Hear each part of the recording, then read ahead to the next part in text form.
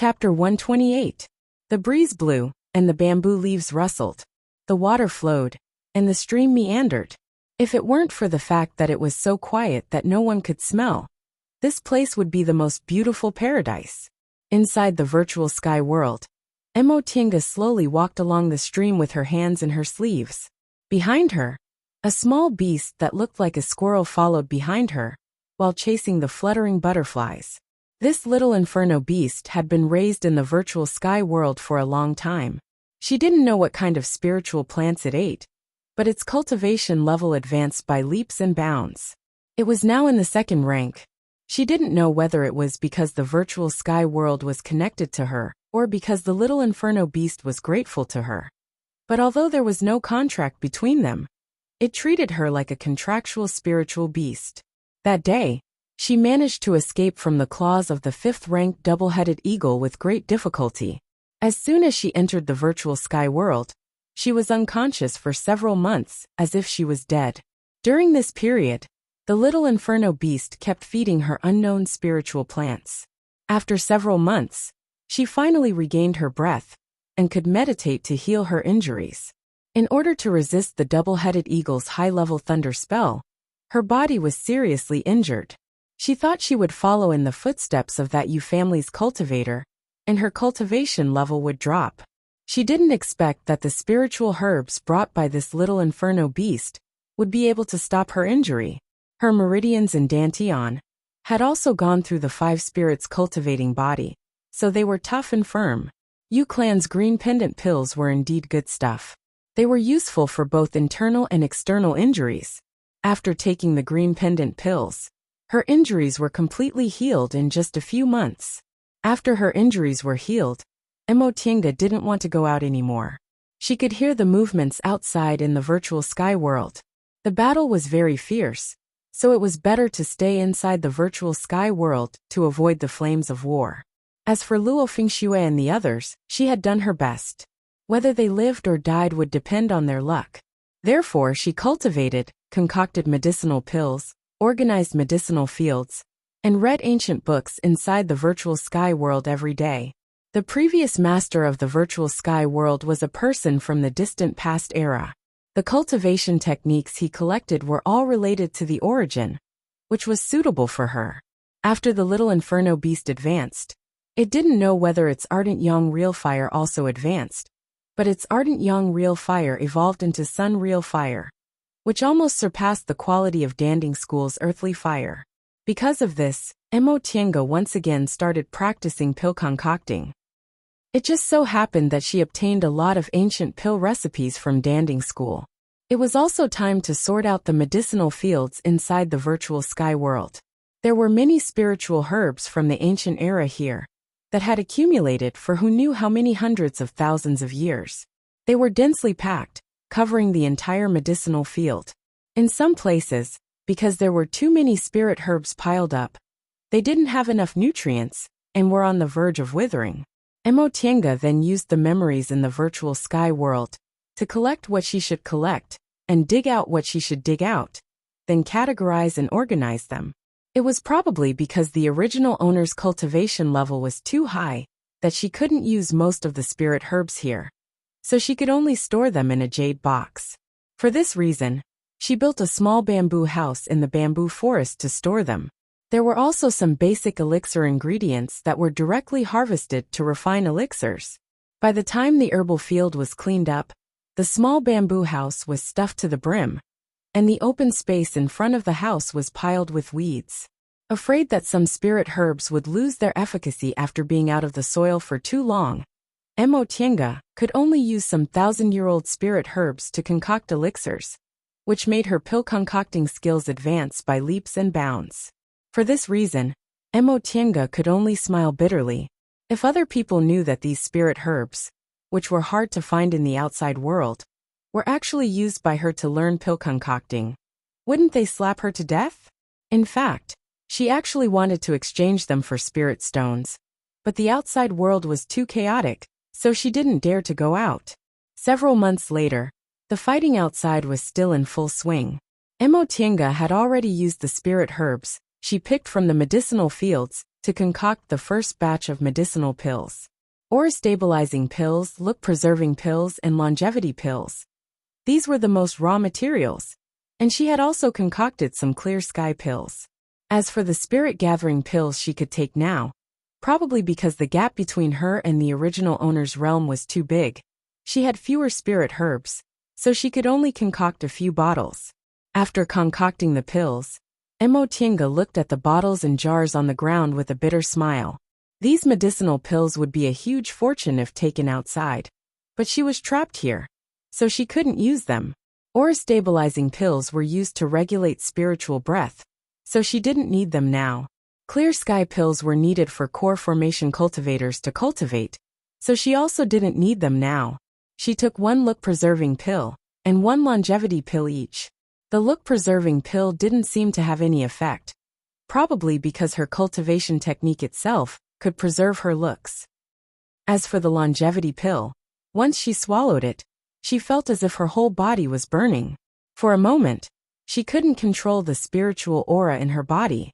After adjusting her breath, when the spiritual aura in her whole body finally calmed down, she had a wonderful and indescribable feeling. It was as if her lifespan was endless. According to the lifespan of a foundation-building cultivator, it was about 300 to 400 years. She was only 25 years old now, so she could live for at least another 300 years. If the longevity pill added 500 years to her lifespan, then that would be 800 years. Emotienga was very happy about this. In 800 years, no matter what, she should be able to advance to the core formation realm, right? If she was lucky, advancing to the nascent soul realm wouldn't be a problem. After she finished concocting all these medicinal pills, Emotienga's pill concocting skills could no longer be mentioned in the same breath as before. She had a 50% success rate in concocting medicinal pills like the longevity pill, so she wasn't much worse than a great concocting master. Unfortunately, there weren't too many pill recipes in the ancient books here. Even if there were, she wouldn't be able to understand them with her current realm, so her pill concocting skills could only stop here. Another piece of good news was that her soul refining art finally showed some initial results. Not only could she refine a physical body, but she could also turn it into a flying knife and hurt people silently. Several months passed just like that. Time passed quickly. By the time the outside world had mostly calmed down, and there were very few people fighting here, Emotienga had already stayed in the virtual sky world for 2 years. During these 2 years, her pill concocting skills progressed unbelievably fast, and her soul refining art also showed initial results. Thus, she decided to go out and see the situation outside. Barren hilltops, rubble everywhere, withered flowers and plants, and dark red ground. This was the first scene Emotienga saw when she came out of the virtual sky world. She remembered that when she entered the virtual sky world, this place was still lush with green grass and fragrant wildflowers. She didn't expect that 2 years later, it would become such a barren scene. The rubble was cracked, which was the trace of spells, and the dark red ground was stained by blood. She sighed softly. After such a fierce battle, she didn't know whether her old friends survived or not. With a flick of her sleeve, she summoned the white silk handkerchief, turned into a streak of light, and flew west. As far as her eyes could see, everything below was the same as the hilltop just now. Almost all the flowers and trees were destroyed, the mountain rocks were cracked, and some were almost razed to the ground. Traces of blood were everywhere, but fortunately, she didn't see any corpses. It seemed that the battle had been over for some time, but there wasn't even a single person. Emotienga frowned and continued to fly west. Even if the demonic beast riot was over, it was impossible to not see a single person. She needed to find a few people first and ask them about the current situation. After flying for about 4 hours, Emotienga's divine sense finally sensed a cultivator's aura. She was delighted and flew towards the place she sensed. Sure enough, it didn't take long before she saw traces of cultivators. This was a ruin with half-collapsed city walls, majestic but unmaintained palaces, and half-collapsed houses. After a glance, Emotienga guessed that this was probably the encampment of a big clan. However, the strange thing was that there wasn't a single defensive formation on it. Occasionally, there were people going in and out of the intact buildings. Judging from their clothes, they didn't seem to belong to the same cultivation group.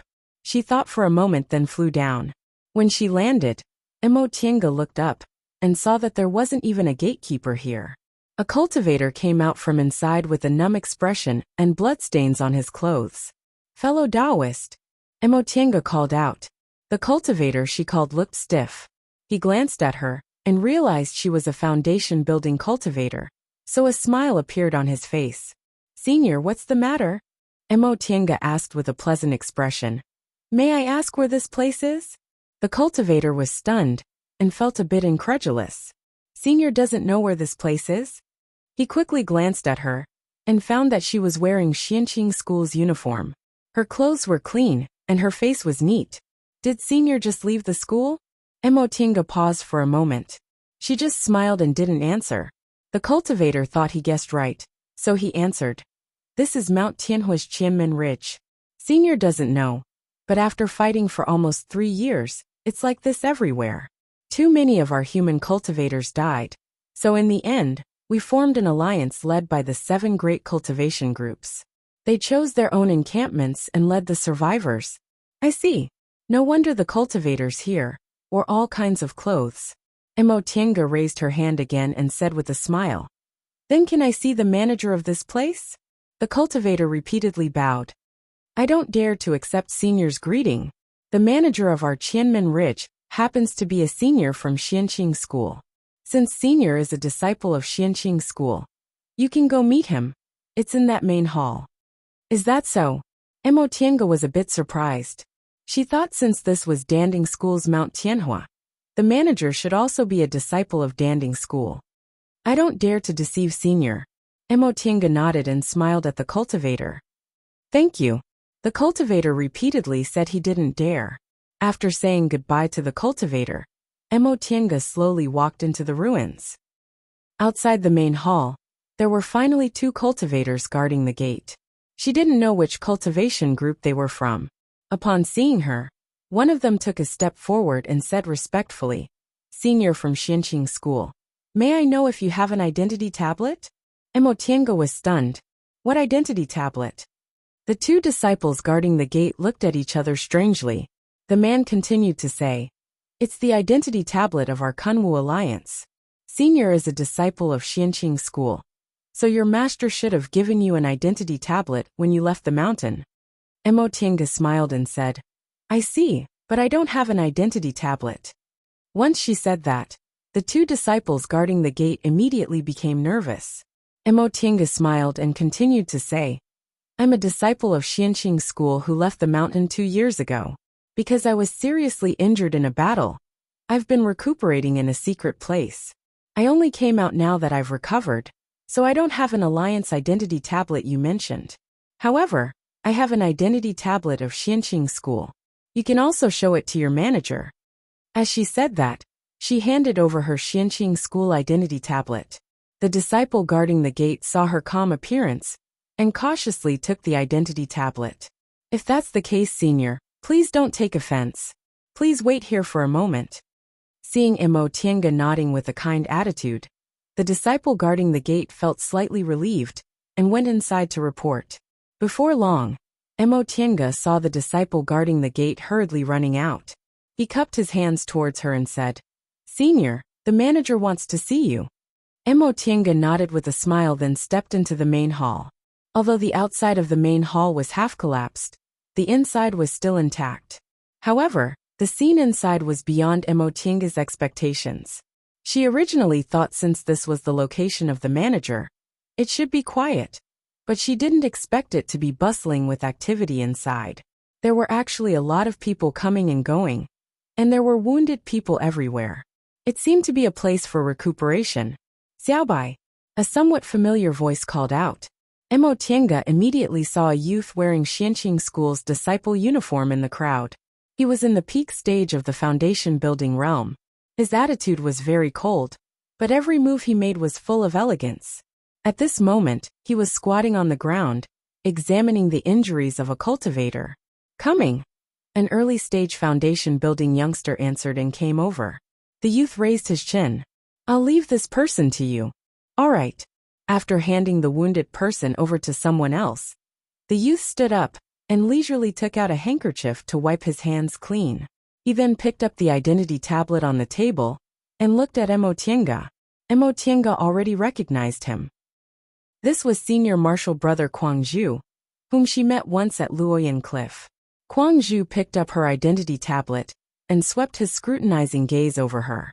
However, this kind of scrutinizing didn't make people unhappy because his gaze was only cold and didn't contain any contempt. Emotienga? Emotienga raised her hand. Yes. Greetings to senior marshal brother Kwang Zhu.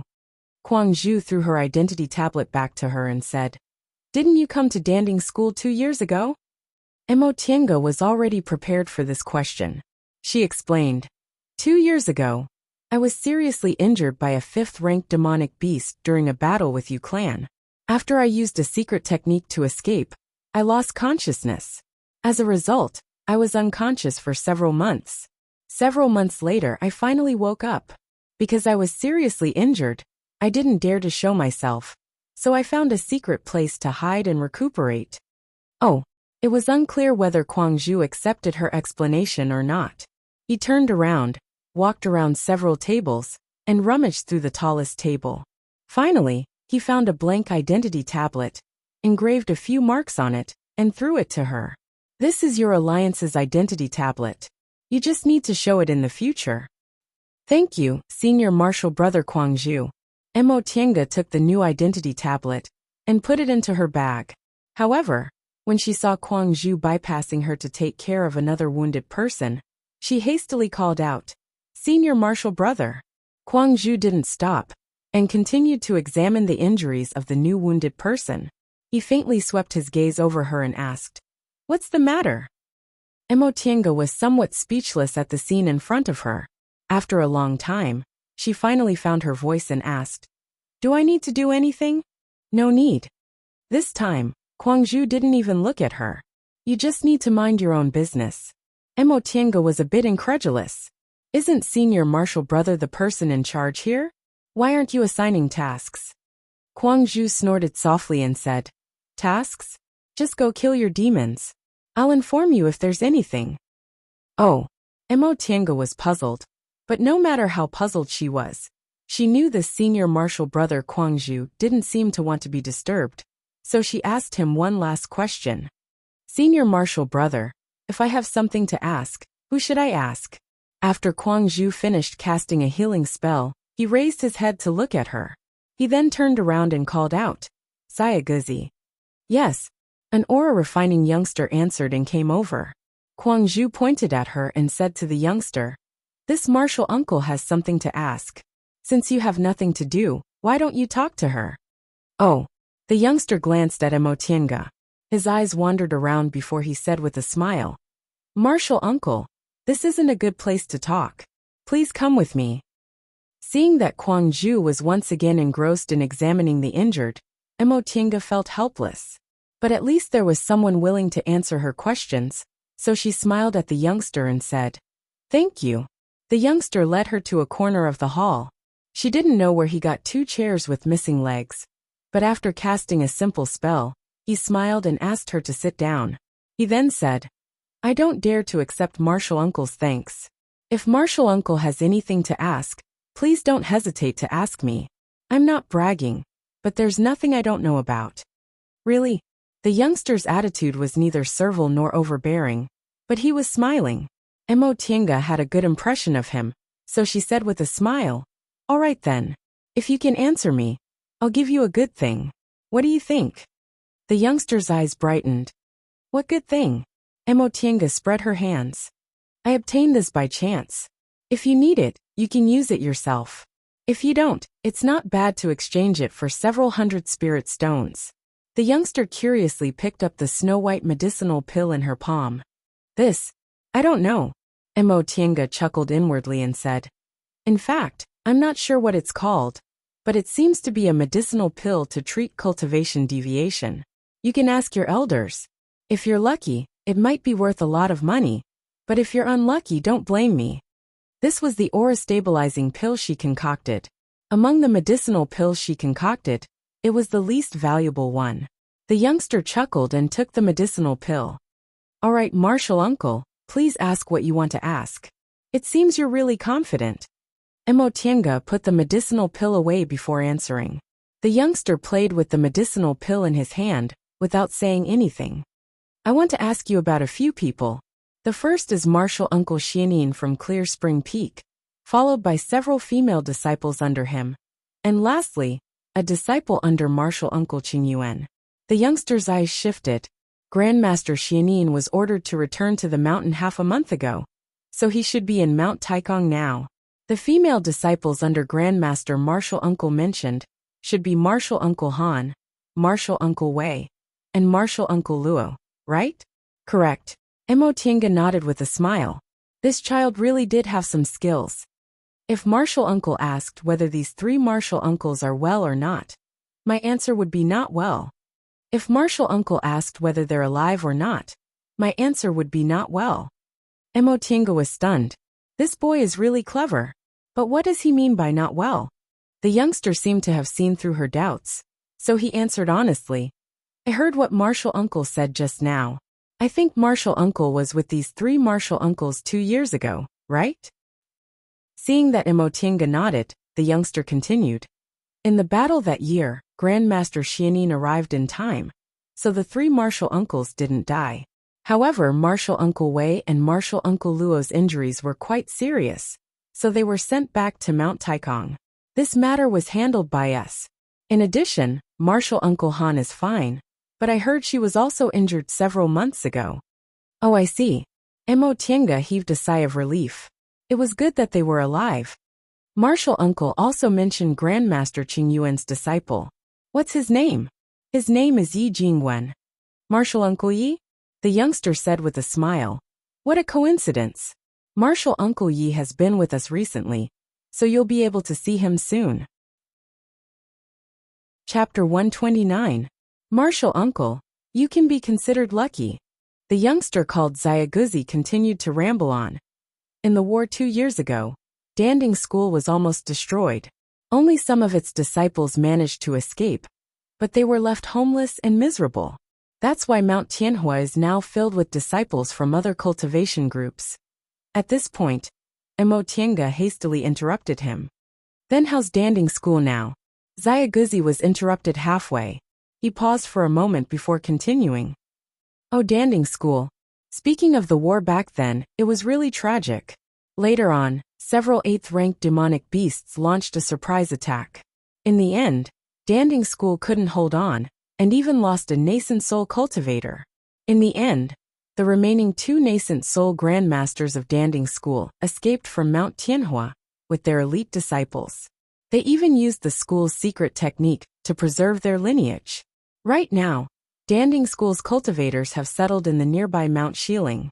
I heard that because of this, the nascent soul grandmasters of Danding School flew into a rage and blamed the other cultivation groups for not lending a helping hand.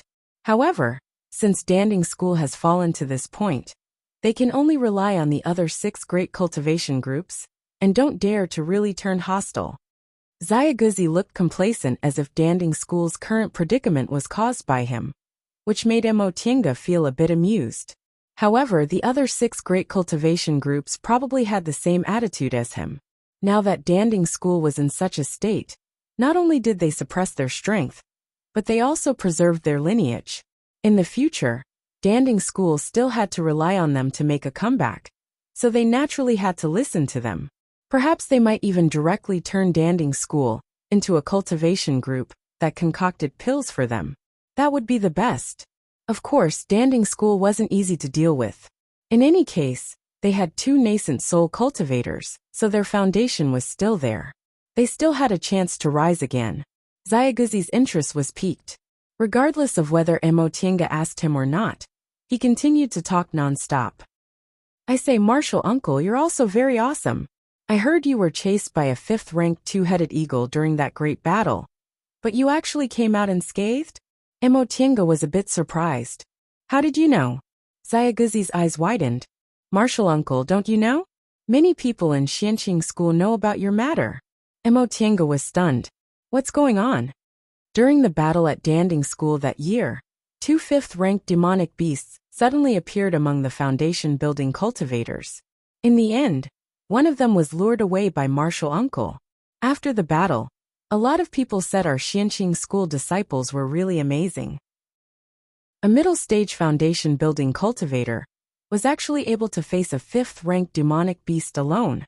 Xiaoguzi's face was full of envy, but he also said regretfully, "Unfortunately, when Grandmaster Xianin arrived and killed those two fifth-ranked demonic beasts, he couldn't find any trace of martial uncle." Many people thought martial uncle had fallen. Because of this, the school head even praised the disciples of Clear Spring Peak. Is that so? If that was the case, didn't that mean that she had become famous after a single battle? Xiaoguzi chuckled and nodded. Exactly. Martial uncle. I recognized senior martial brother Kuangzhu's name as soon as you came in. I didn't expect martial uncle to be completely fine. This is great. You will definitely be rewarded by the sect when you return. Emotienga smiled faintly. She didn't care whether the sect would reward her or not. As long as the sect was satisfied with her, that was enough. By the way, Xiaoguzi said, martial uncle, since you're here, you're under the jurisdiction of our Qianmen Ridge station. If you have any chores you need to do, you can just look for me and Xiaozue. As he spoke, he pointed at a young girl who was busying herself behind Xiaobai. Sure enough, she looked a bit like him. Thank you very much. Emotienga happened to have a matter she didn't know how to deal with.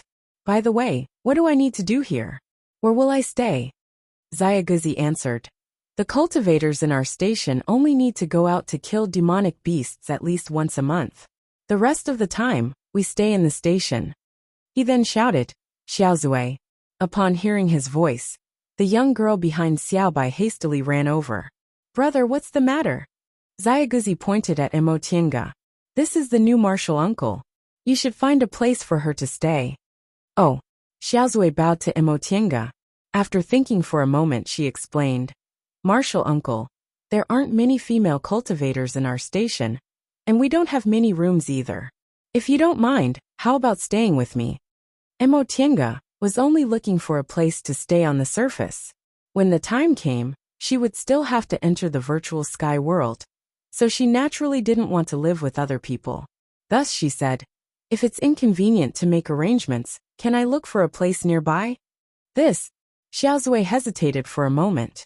She looked at her elder brother and said straightforwardly, if martial uncle doesn't mind, we naturally don't have any objections. However, I hope martial uncle can find a place in the station, lest there's any danger and we can't make it in time. Emotienga smiled. Of course. Before Xiaozue could say anything, the young man called Xiaobai gestured towards them. Xiaoguzi said, Xiaozue, you can go do your work. I'll accompany martial uncle to look around. Since he said that, Emotienga didn't refuse. Xiaozue hurriedly bowed and excused himself. After Xiaozue left, Xiaoguzi led Emotienga to the back of the mountain. When the two of them reached a secluded area, Xiaoguzi said, although it's a station, Kunwu Alliance is a place where several cultivation groups live together. The battle against demonic beasts has already reached this stage, so it's impossible for these cultivation groups to be completely harmonious. Martial uncle, you're a disciple of Xianqing School, so there are several places we'd better avoid. Emotienga smiled. She didn't intend to delve into the matter of whether the alliance was harmonious or not. She just asked, right, doesn't senior martial brother Kuangzhu manage things? Xiaoguzi smiled bitterly. Martial uncle, you might not know, but senior martial brother Kuangzhu mainly cultivates pill concocting and healing techniques. He doesn't like to meddle in these things, so I and my younger sister Xiaozue are in charge of miscellaneous matters. He and senior martial brother Bai are only responsible for treating the injured. Oh, this was indeed a strange relationship. From what he said, senior martial brother Bai seemed to be that early-stage foundation-building youngster. The one senior martial brother Kuangzhu called Xiaobai. Why were the two foundation-building cultivators only responsible for treating the injured, while the aura-refining disciples were in charge of dispatching things?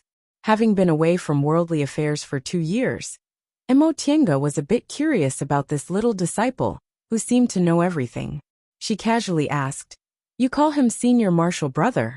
Which martial uncle's disciple is he?" Upon hearing what she said, Xiaoguzi's expression turned solemn. He scratched his head and said, "Martial uncle thinks too highly of me. Xiaozue and I are only ordinary disciples. We haven't entered any core formation grandmaster's tutelage. Since senior martial brother Bai is our sworn brother, we call him senior martial brother Guangzhu just like he did." Sworn brother. Sure enough, this was a strange relationship. Emotienga couldn't help but mutter, "There are actually sworn brothers in the cultivation world?" Upon hearing Emotienga's muttering, a solemn expression emerged on Xiaoguzi's cheeky face. He said very solemnly, "Senior martial brother Bai's kindness to me and my little sister is as heavy as a mountain. In my heart he's not only my sworn brother, but he's also the most important person to me, Zhan Xiaogu." Upon seeing Emotienga's astonished expression, Xiaoguzi felt a bit embarrassed.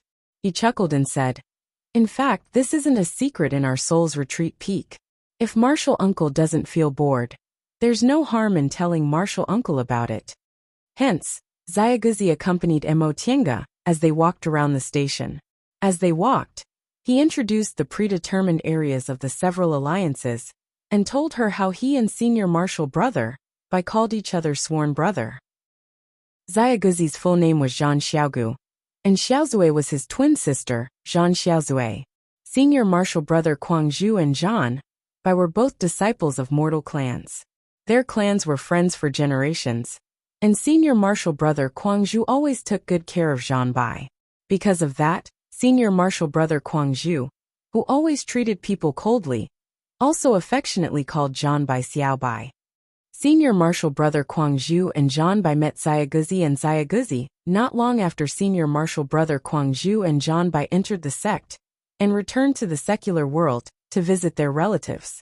At that time, the two of them were seriously ill and were on the verge of death in a dilapidated temple. When senior martial brother Bai examined the two of them, he discovered that the two of them possessed spiritual roots, so he simply picked them up and brought them back to the sect. If it wasn't for senior martial brother Guangzhu's miraculous hands, the two of them probably wouldn't exist anymore. The reason the two of them were able to grow up to this age was because senior martial brother Bai didn't hesitate to sacrifice his own cultivation time and raise them up bit by bit. Emotienga even sighed when she heard the two of them were orphans. However, Xiaoguzi straightened his back and retorted, "Who said I'm an orphan? Senior martial brother Guangzhu, senior martial brother Bai, and my little sister are a very happy family." Emotienga couldn't help but laugh. She couldn't help but tease him. "Martial uncle originally wanted to give you some good things because you're an orphan. That being the case, martial uncle's gifts are actually unnecessary." Sure enough, Xiaoguzi revealed a distressed expression. After struggling for a while, he finally said, "Compared to some good things, my family is more important. Xiaoguzi doesn't want to be an orphan." Upon hearing this, Emotienga couldn't help but recall Tianxiao, second uncle's voice, and second uncle's smile in the past. When Xiaoguzi saw her expression turn gloomy, he, who was used to observing people's expressions, immediately knew this martial uncle must have thought of someone, so he changed the subject. "We've been strolling around for a long time. I wonder if there's any place you like, martial uncle?" When he asked this question, the two of them happened to be standing in front of a stone house that could be considered quiet. Although it was a bit dilapidated, it could still be considered complete. Emotienga wasn't interested in strolling around anymore, so she said casually, "Then let's go here." Xiaoguzi took out a white jade tablet from his chinquan bag and hung it on the stone house's door. He seemed a bit embarrassed that he made his martial uncle sad, so he hesitated for a moment before saying his goodbyes. Seeing that he still hadn't left after saying his goodbyes, Emotienga glanced at him. Xiaoguzi, who was usually eloquent, actually stuttered for a moment before he said, "If martial uncle feels bored living alone, you can come to my house to play." After he said that, he ran away like a wisp of smoke without waiting for Emotienga's response. Emotienga smiled. She looked at the dust-covered dilapidated house and felt a bit bored. She casually cleaned the dilapidated house, laid a defensive formation, and entered the virtual sky world. Once she entered the small house, the little inferno beast ran over unsteadily and moved closer to her, squeaking. Emotinga patted its head. She discovered that the little inferno beast seemed to want to drill into her spiritual beast pouch and was rubbing against her waist. Emotinga was stunned. "You want to go out?" The little inferno beast raised its head and whimpered, its eyes looking pitiful. Emotinga was silent for a long time. She stroked its head and sighed. "Turns out even you can feel lonely." She had put this little inferno beast in the virtual sky world for more than 2 years. There were only some butterflies, flying insects, and other small things inside. There were no spiritual beasts, so it was normal for it to feel lonely. Wasn't she the same? Wasn't the reason why she participated in the demonic beast riot now because she was lonely? This kind of loneliness had nothing to do with Dao heart. Every living creature needed a bit of the aura of another living creature to feel the joy of living. However, this little inferno beast's reaction gave her some other ideas. "It's very dangerous outside. I can't take you out now, but I can bring some companions to accompany you. What do you think?" The little inferno beast raised its head, stared at her with its black eyes, and let out 2 happy cries. Emotinga smiled. She stroked its head, then went back to cultivating.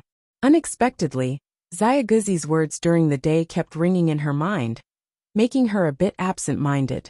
Of course, since she was able to reach the middle stage of the foundation building realm in just a few breaths, the fluctuations in Emotinga's heart had already calmed down. At dawn, Missouri Tinga sensed a summoning talisman flying towards her from outside, so she stopped cultivating and came out of the virtual sky world. It was a summoning talisman from Xiaoguzi, saying that her name had been recorded in the list of cultivators who participated in the battle at Qianmen Ridge, and that he would choose a time to report it to the school. There was also some information about the current war. Emotinga gave a simple reply after reading it, then packed up her things and left the room. Xiaoguzi said the fiercest battle was currently taking place in Tiandao Sec's area. Ever since Danding School was breached, Mount Tianhua became a forgotten place. Whether it was demonic beasts or cultivators, there weren't many demonic beasts or cultivators left here. Emotinga was tempted. Since that was the case, wouldn't it be safer for her to catch some small first-rank demonic beasts here? After notifying Xiaoguzi, she immediately took out the white silk handkerchief and flew towards the forest. Because of the fight of magical powers, the forest had decreased a lot. The demonic beasts that usually lived here were either killed or moved elsewhere. Emotinga used her divine sense to search for a long time, but she couldn't find any traces of demonic beasts. Emotinga simply stopped in midair and concentrated on searching with her divine sense. The coverage range of a foundation-building cultivator's divine sense was several to dozens of miles.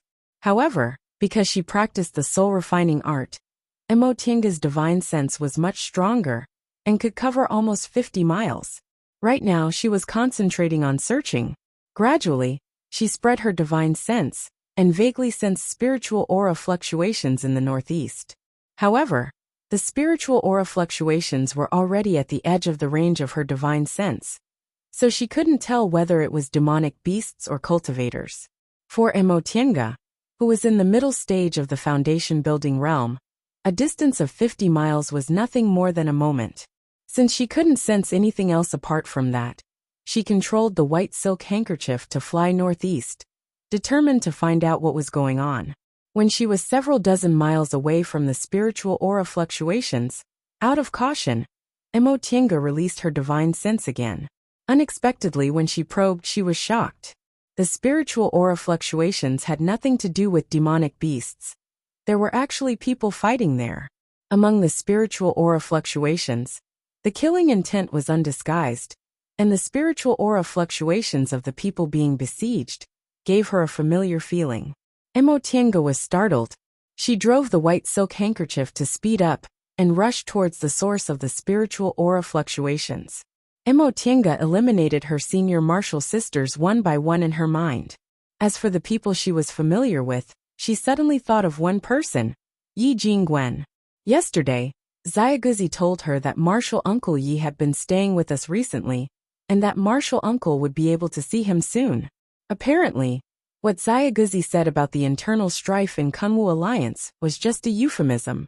Moreover, she and senior Martial Brother Yi hadn't seen each other for a long time. Yet they were actually going to meet under these circumstances? She didn't know whether it was a blessing or a misfortune. Chapter 130. Wanhangan. You and I are both disciples of the 7 great cultivation groups, so why did you ambush me?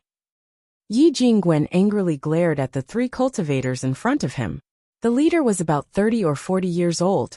His facial features were decent, but he had a mustache, which made him look wretched. That person looked at Yi Jingwen and sneered. 7 great cultivation groups? Humph. Don't make it sound so dignified. You people from Xianqing School also took advantage of the situation to rob others. Now that the demonic beast riot has just been settled, who isn't taking advantage of the situation to make a profit? You. Yi Jingwen's complexion turned pale then red. He naturally knew that the 7 great cultivation groups weren't harmonious. Although he didn't do these things himself, he also knew about his fellow disciples. Although the 7 great cultivation groups belonged to the righteous path, there were always some people with unstable temperaments who took advantage of the situation to do something.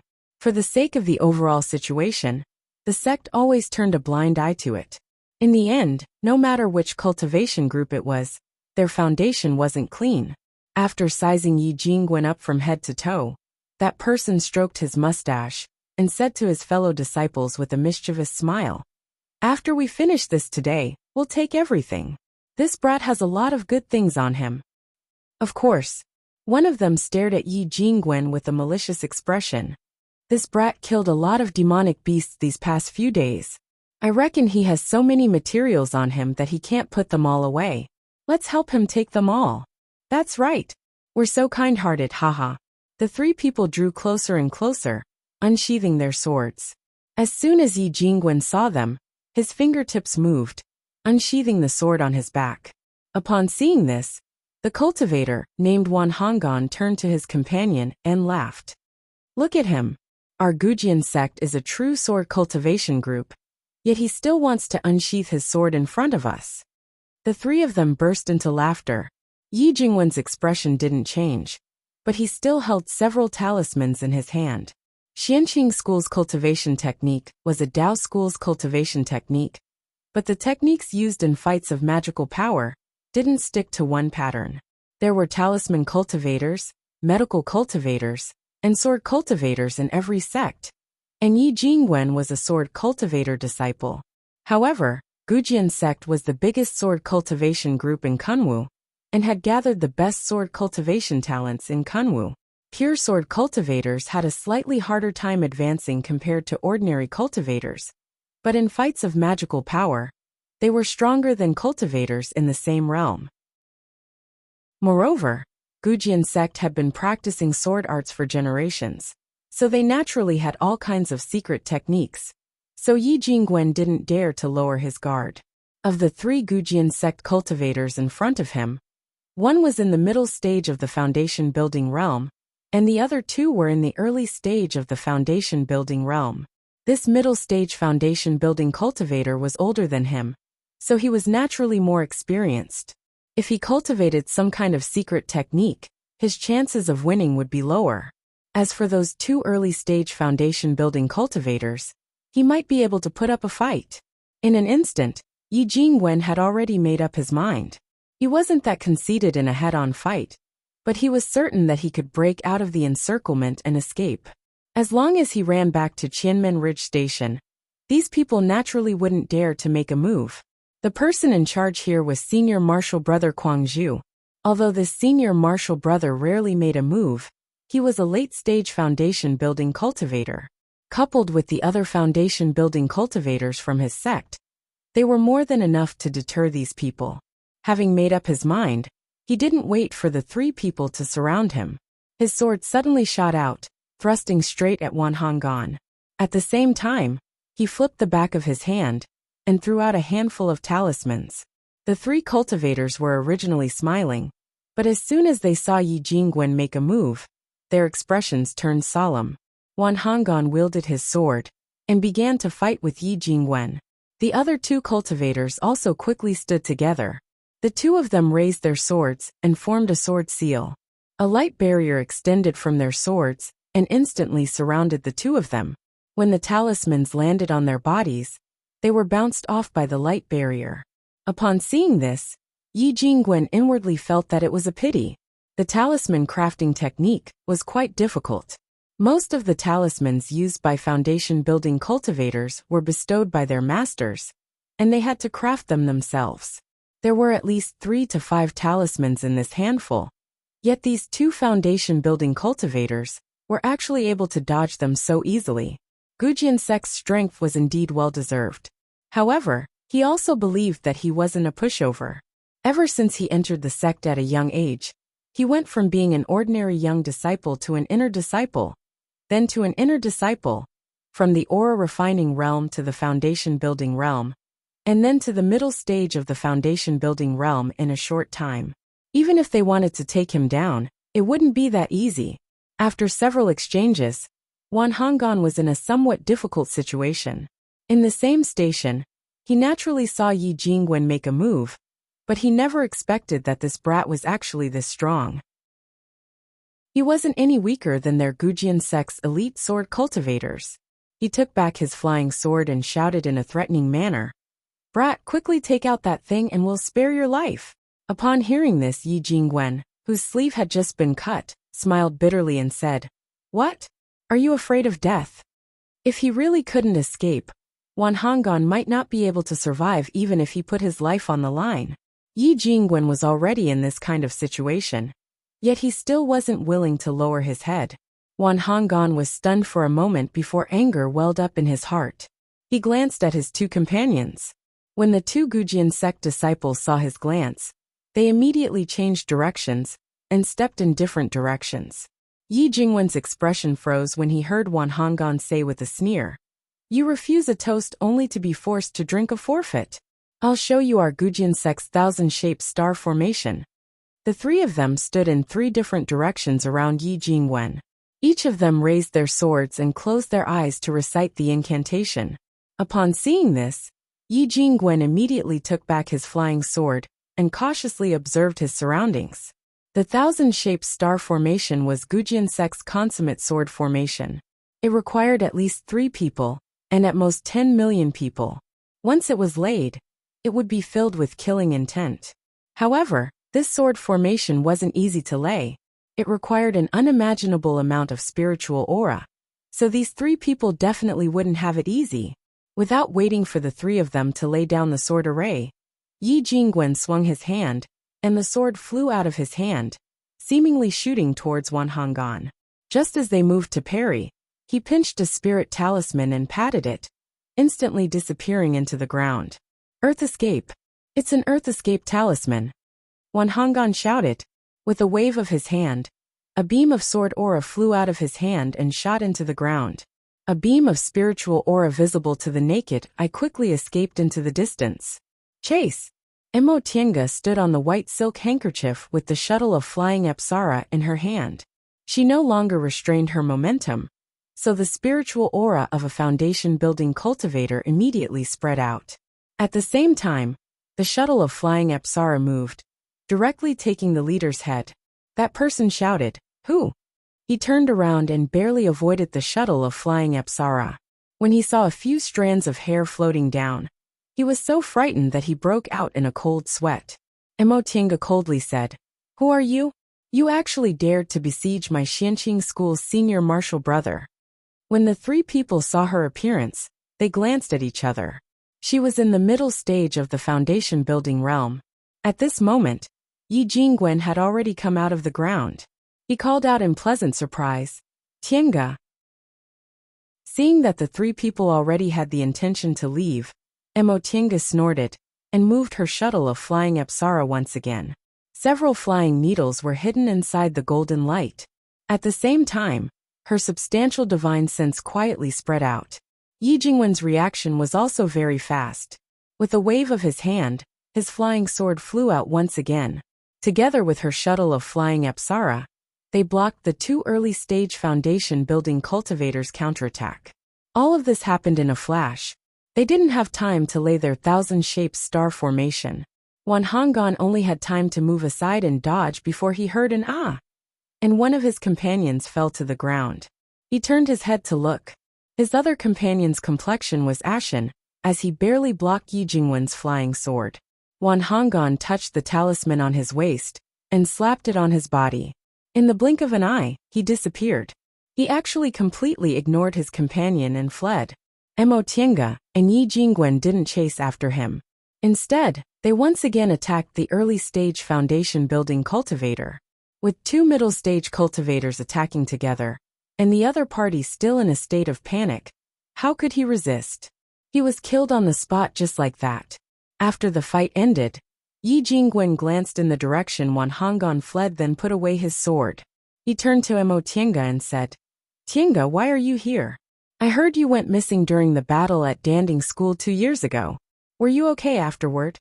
Mo Tiange nodded at him and said with a smile, "Big brother Yi, look at me. Do I look like I'm okay?" Yi Jingwen was stunned. He sized her up and said in astonishment, "You advanced to the middle stage?" Mo Tiange was baffled by his question. "I advanced to the middle stage 2 years ago. Big brother Yi, you didn't know?" "Huh?" Yi Jingwen was confused. "What's going on?" Mo Tiange glanced at the ground and said, "Big brother Yi, let's go back and talk about it slowly." All right. The 2 of them disposed of the corpses of the 2 Gujin sect disciples, then slowly flew back together.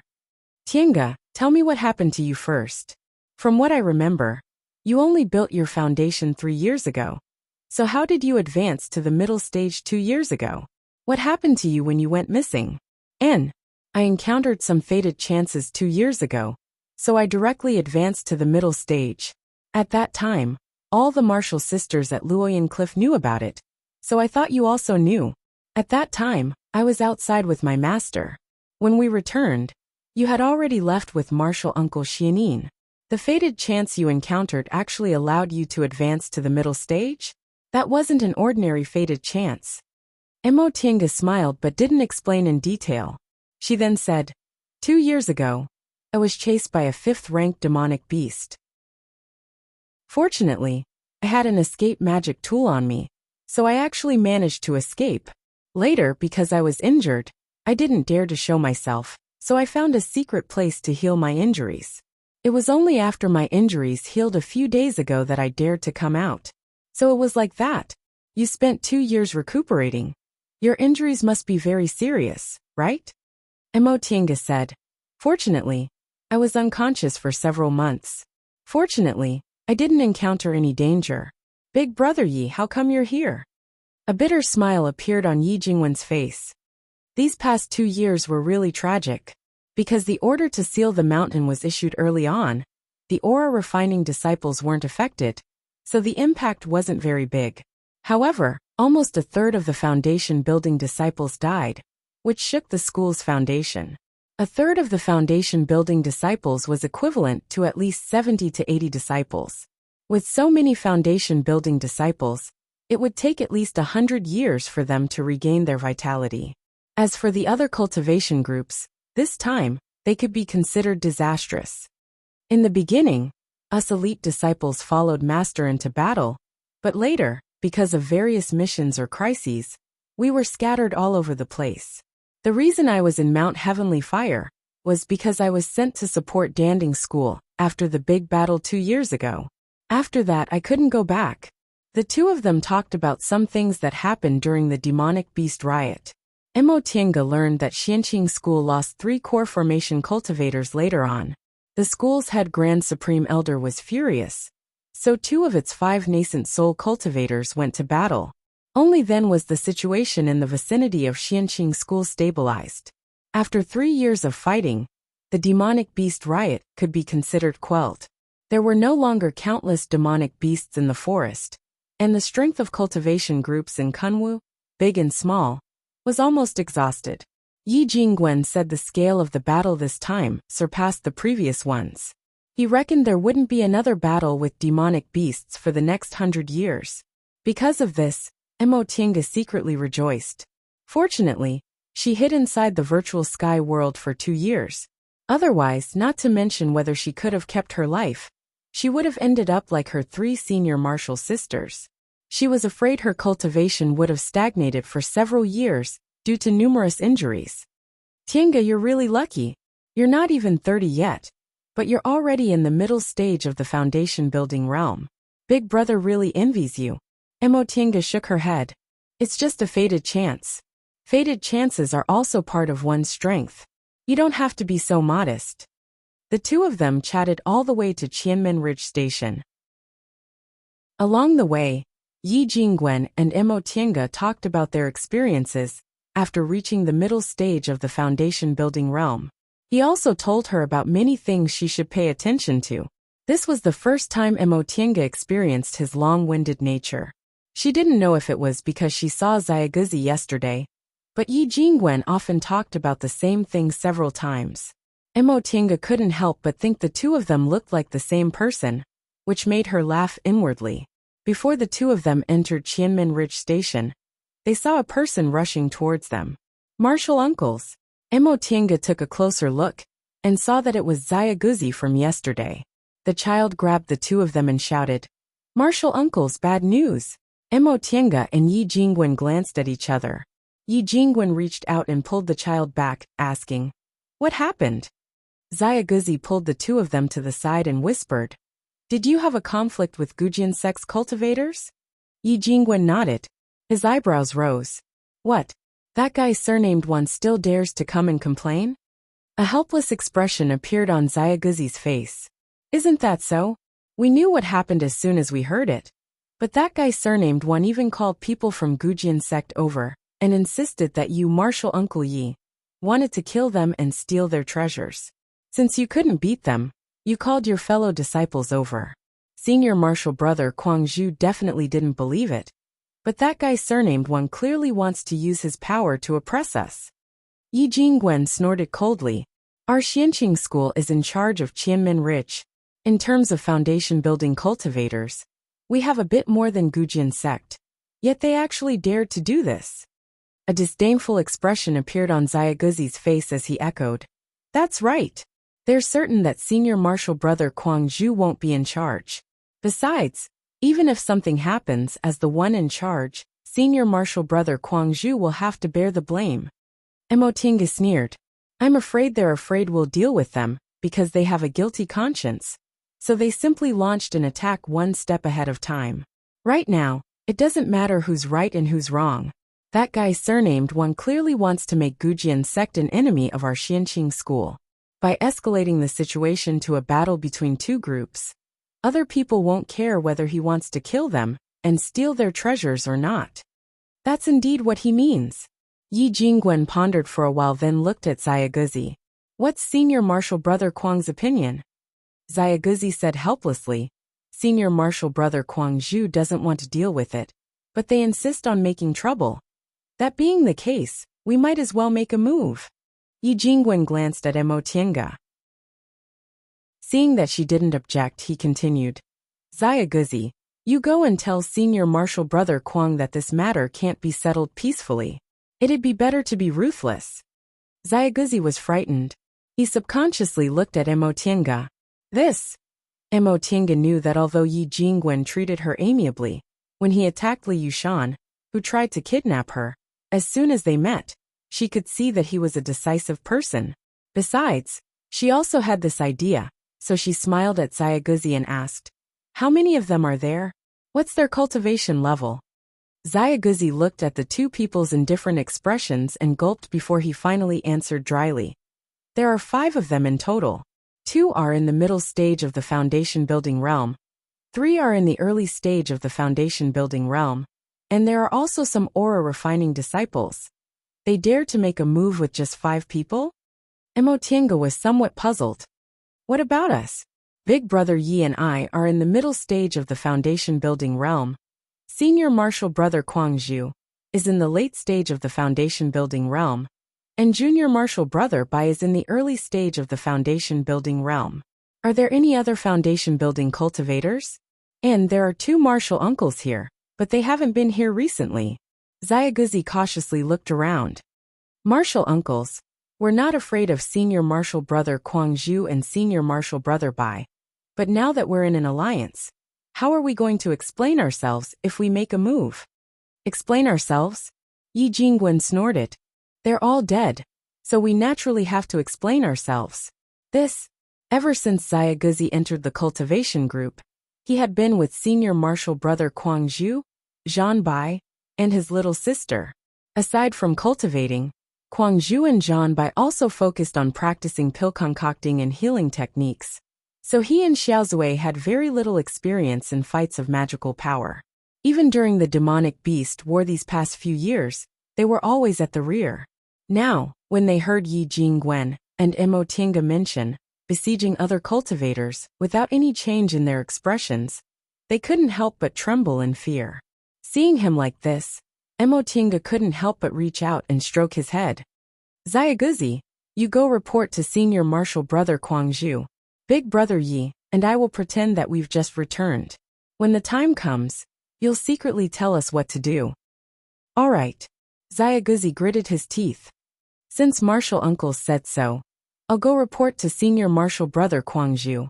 He had to get used to this kind of thing. Yi Jingwen nodded with a smile. Sorry to trouble you. As they watched Xiaoguzi walk into the station, Mo Tiange and Yi Jingwen glanced at each other. They both saw killing intent in each other's eyes.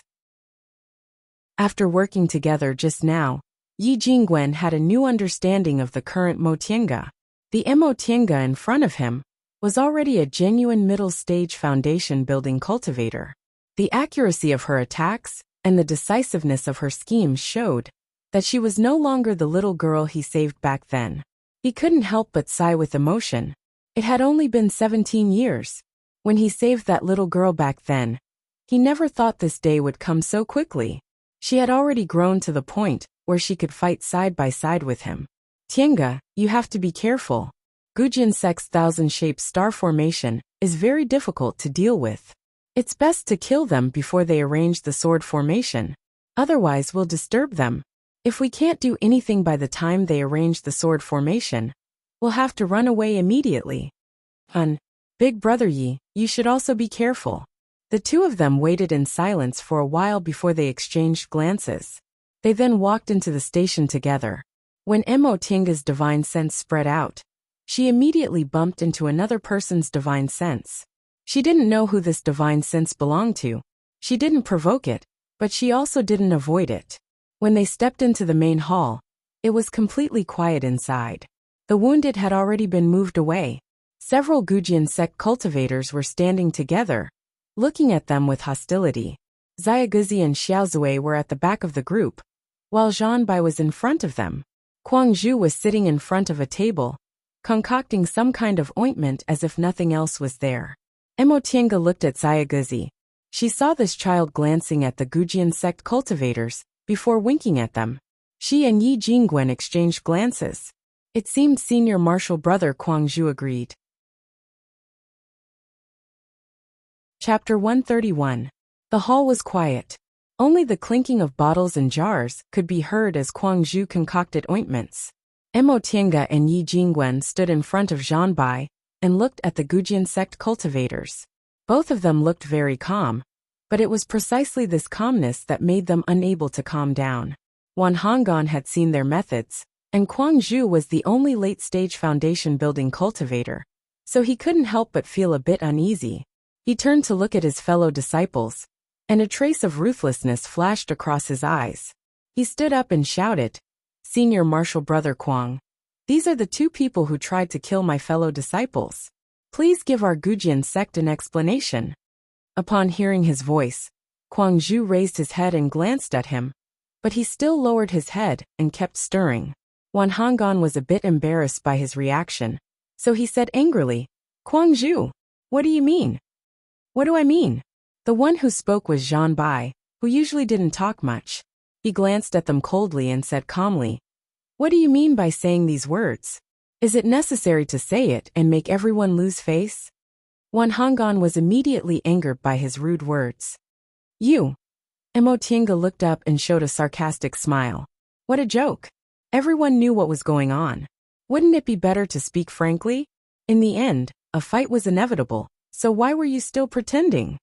Wan Honggan turned to look at his fellow disciples, and a trace of ruthlessness flashed across his eyes. In an instant, the 5 Gujian sect cultivators in black drew their swords and changed their positions.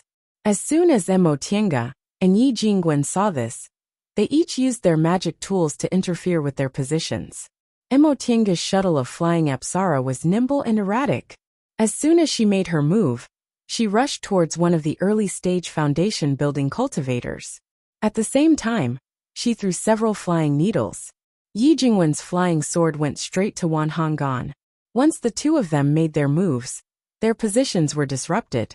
Upon seeing this, Mo Tiange shook her hand and shot out countless flying needles. Unfortunately, this place was too small, so they couldn't use talismans. This wasn't a loss for sword cultivators, but for ordinary cultivators like them, it weakened part of their strength. Stand still. I'll block them. Wan Honggan shouted. Yi Jingwen sneered. Can you block them? Xianqing School's disciples weren't pure sword cultivators, and Yi Jingwen was no exception. His flying sword flew out, and he was holding a kind of magic tool in his hand. He aimed it at Wan Honggan. It turned out that he was intercepted by Wan Honggan, and now the villain was the first to accuse him. Therefore, his hatred toward Wan Honggan grew, and each and every one of his moves was aimed at him. Mo Tiange swept a glance at him. She knew this was the case, so she mustered all of her concentration to disrupt those people's footwork, to prevent them from laying the 10,000 shapes star formation. Right now they were fighting in full swing. Zhanbai was vigilantly protecting Xiaoguzi and Xiaozue. If they accidentally hit them, he would hit them back one by one. At this moment, Kuang Zhu was still buried in his desk, as if he hadn't seen anything, fiddling with his bottles and jars. Both Mo Tiange and Yi Jingwen were stronger than ordinary middle-stage foundation-building cultivators. Even when facing those 5 people, they were still able to fight evenly. Before long, the Gujian sect cultivators became restless. Mo Tiange and Yi Jingwen frowned. Zhanbai raised his head and looked at Kuang Zhu.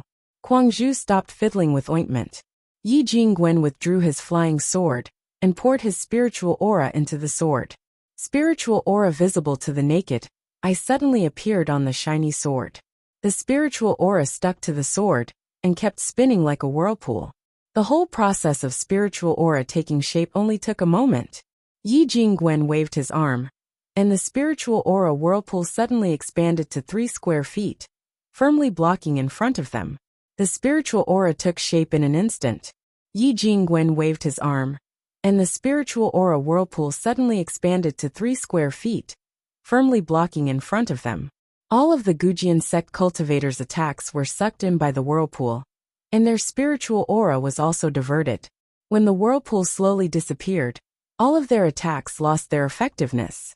The Gujian sect cultivators' faces turned pale, but they quickly withdrew their flying swords and continued to attack. Mo Tiange summoned the white silk handkerchief. All of a sudden, countless bricks fell from the sky and formed a brick wall, once again blocking all of their attacks. The Gujian sect cultivators were already panicking. If they weren't sword cultivators who were more outstanding than ordinary cultivators in fights of magical powers, they would have already fallen. Wan Honggan shouted, "Sword aura! Sword aura!" Right after he said that, the Gujian sect cultivators immediately changed their sword moves. In an instant, sword aura flooded the main hall.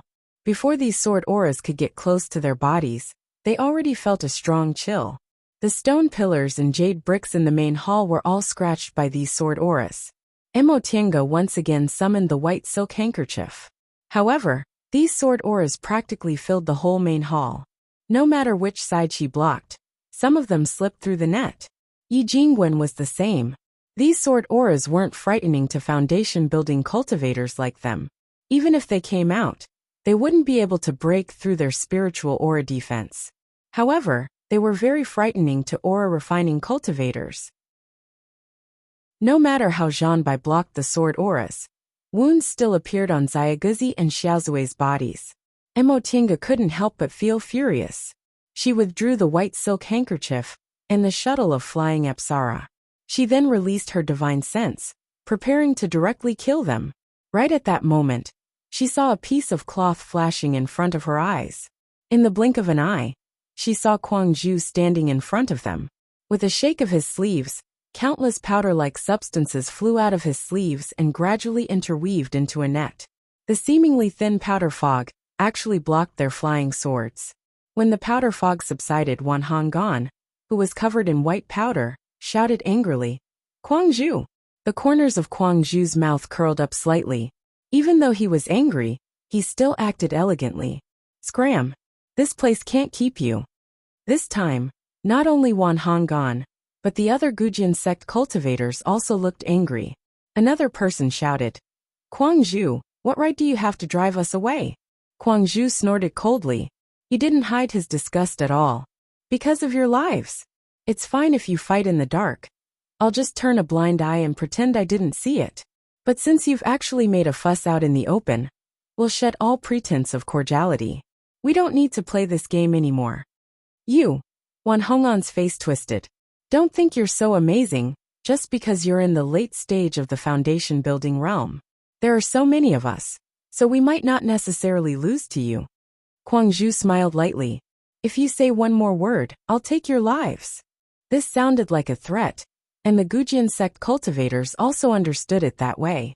However, Kwang Ju's ice-cold expression was filled with a deathly aura, making them speechless. The last one to break the silence was Yi Jingwen.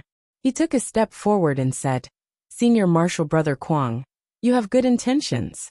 Normally, I should listen to you, but I want to keep all of them here."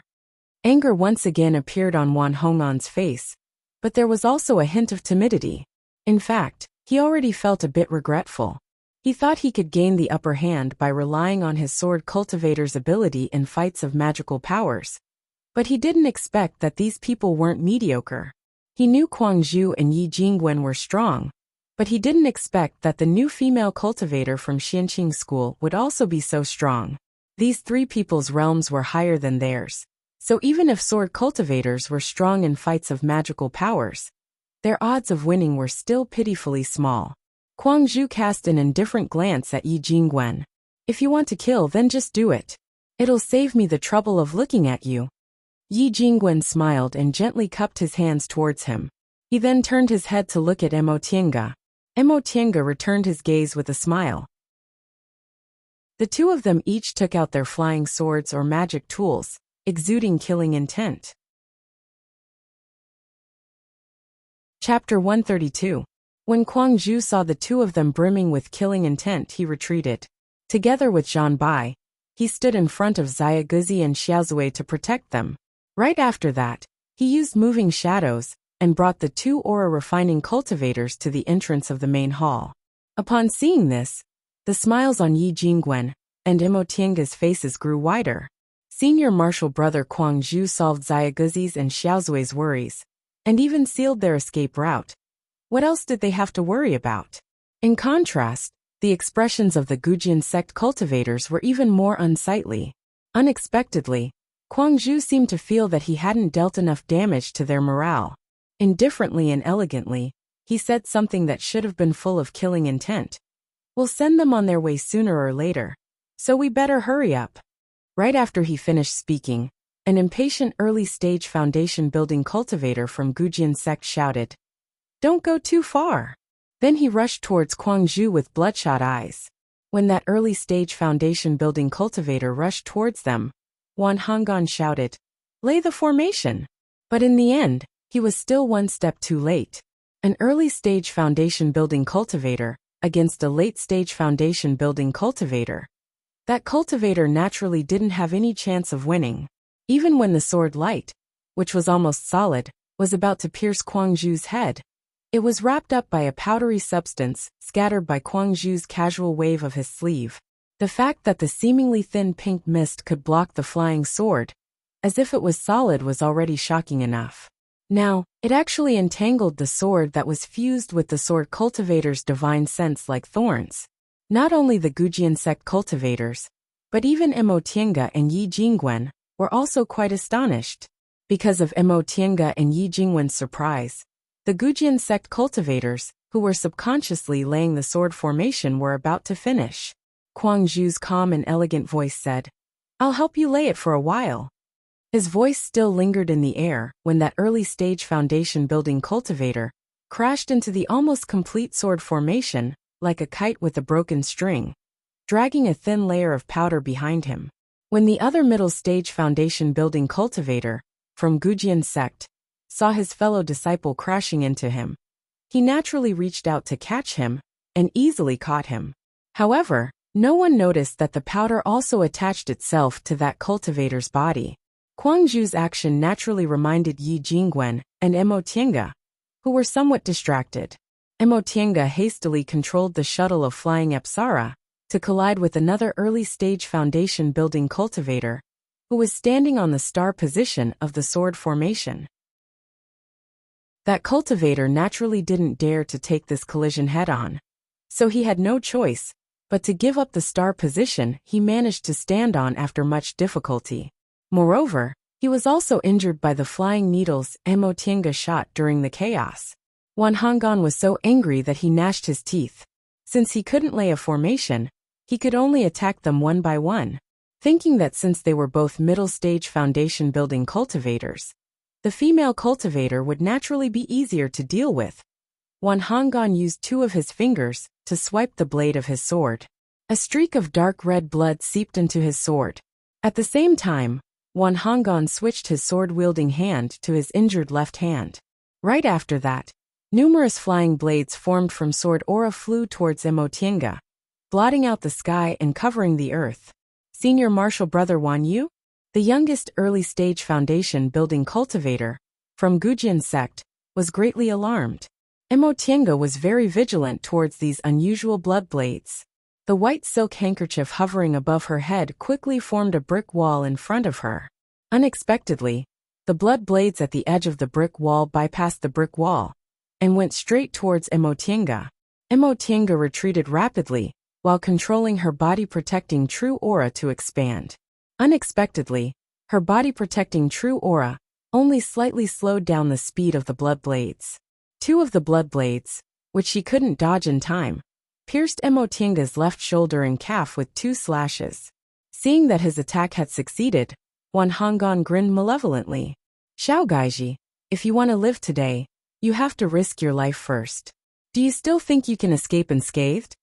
Upon hearing Wan Honggan's words, the young cultivator named Xiao Gaiji also injured himself as a sacrifice to the sword, just like Wan Honggan. When the 3 Gujian sect cultivators who were fighting with Yi Jingwen saw this movement, they also cooperated and injured themselves as a sacrifice to the sword, just like Wan Honggan. For a moment, the blood blades danced chaotically. Yi Jingwen and Emo Tiange were suppressed to the point where they couldn't control the situation. As for the 5 people from Gujian sect, they relied on the blood blades to open a path, and once again tried to lay a formation. A sneer appeared on the corners of Kuang Zhu's mouth. After pushing his hand away, he took out the bottle of medicinal pills he had been fiddling with before the battle. He poured out several bluish-green pills, then raised his hand and threw them towards the center of the battlefield. The people from Gujian sect naturally dodged in panic, but Emo Tiange and Yi Jingwen, who were being attacked, weren't so lucky.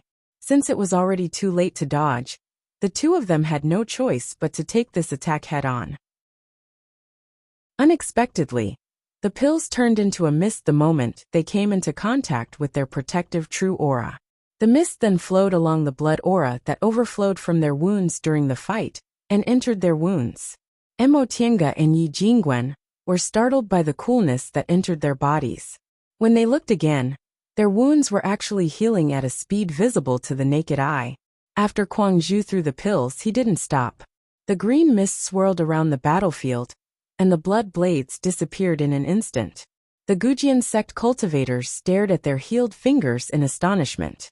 Their fighting prowess had decreased sharply. Yi Jingwen and Emo Tiange didn't know whether to laugh or cry.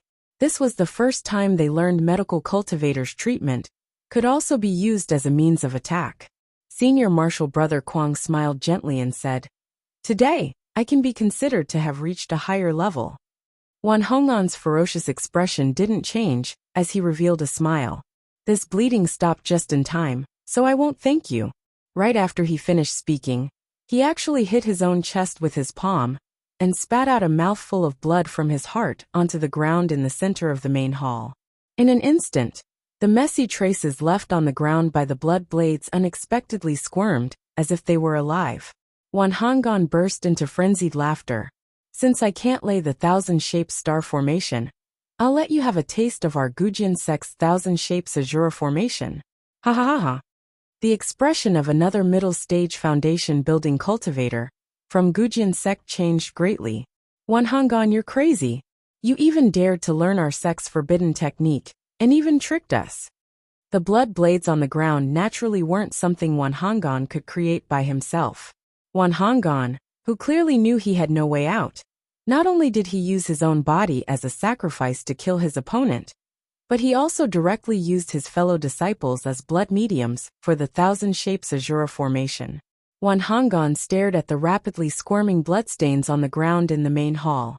He laughed until his strength was almost exhausted, but he still said, "Since you can't live, follow me to hell."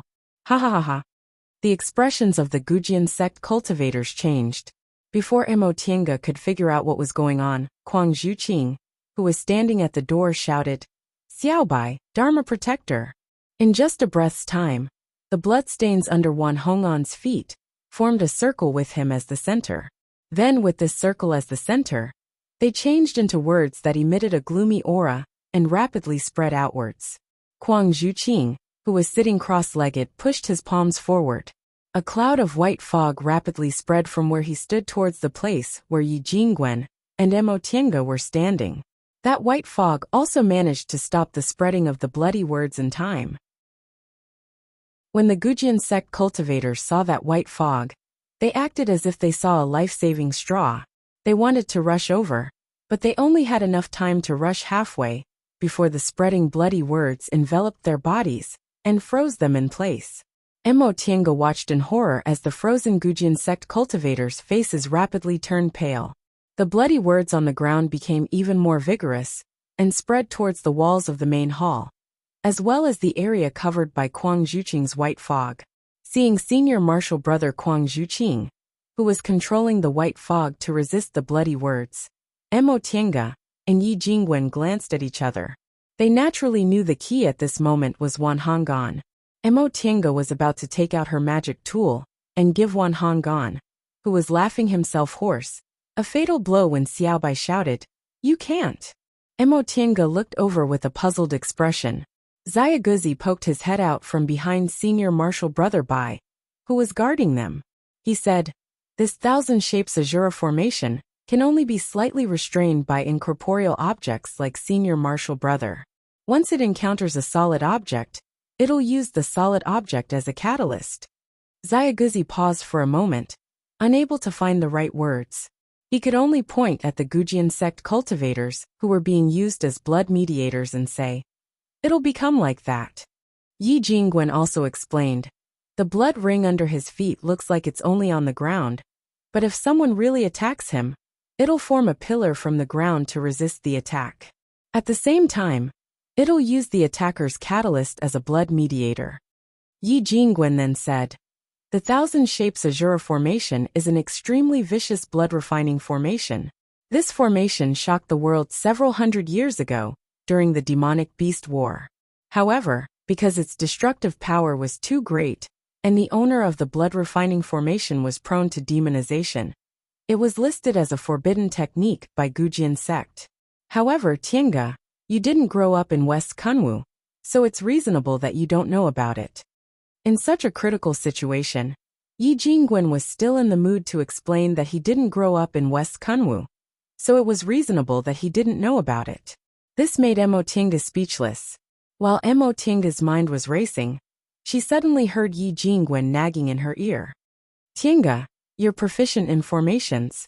If there's an illusory beast inside the formation, you can attack. However, this place is too small, and formation discs and the like are also solid objects. What a pity." Mo Tiange was delighted. "Illusory beasts?" Yi Jingwen nodded.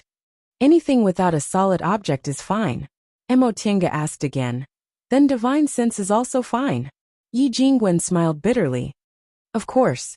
However, when it comes to divine sense, sword cultivators also cultivate their divine sense while cultivating their swords. Even senior martial brother Kwang, who's in the late stage of the foundation building realm, might not necessarily be able to defeat the divine sense of a middle stage foundation building sword cultivator.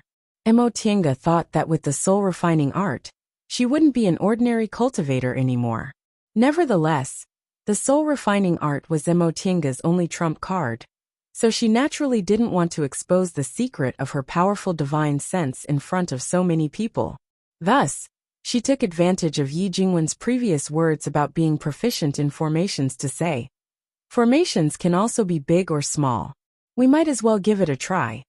Yi Jingwen didn't know much about formations, so he didn't doubt Mo Tiange's words at all. He said happily, "In that case, let's give it a try quickly." However, he didn't know that formations that could summon illusory beasts were all complicated big formations. Just the eye of the formation alone wasn't something a few people could set up. Judging from Kwangju's expression, Mo Tiange knew Xiaobai, and Kwangju wouldn't be able to hold on for much longer. She didn't dare to hesitate, took out several spirit stones from her Qianquan bag, laid a metal element formation that could sense spiritual aura, and said to Yi Jingwen, "Senior martial brother Yi, I'll have to trouble you to protect me." Yi Jingwen was very anxious. He also didn't know why laying a formation required protection, so he just nodded and agreed. Mo Tiange quickly released her divine sense, using the soul refining art's only divine sense technique, to kill the defenseless one Hong'an's primordial spirit. A primordial spirit was naturally weaker than a tyrannical body, let alone a defenseless primordial spirit. Once the soul refining art was used, it would naturally be a one-hit kill. Kwangju felt his body lighten. When he opened his eyes, he saw Wan Hong'an lying on the ground. The blood-refined characters around him also lost control and rushed towards Wan Hong'an's body. Kwangju hastily clasped his palms together. The white fog only had enough time to block several people before Wan Hong'an's body exploded and died. The power of a foundation-building cultivator's body explosion was so great that it actually raised the main hall of Qianmen Ridge to the ground.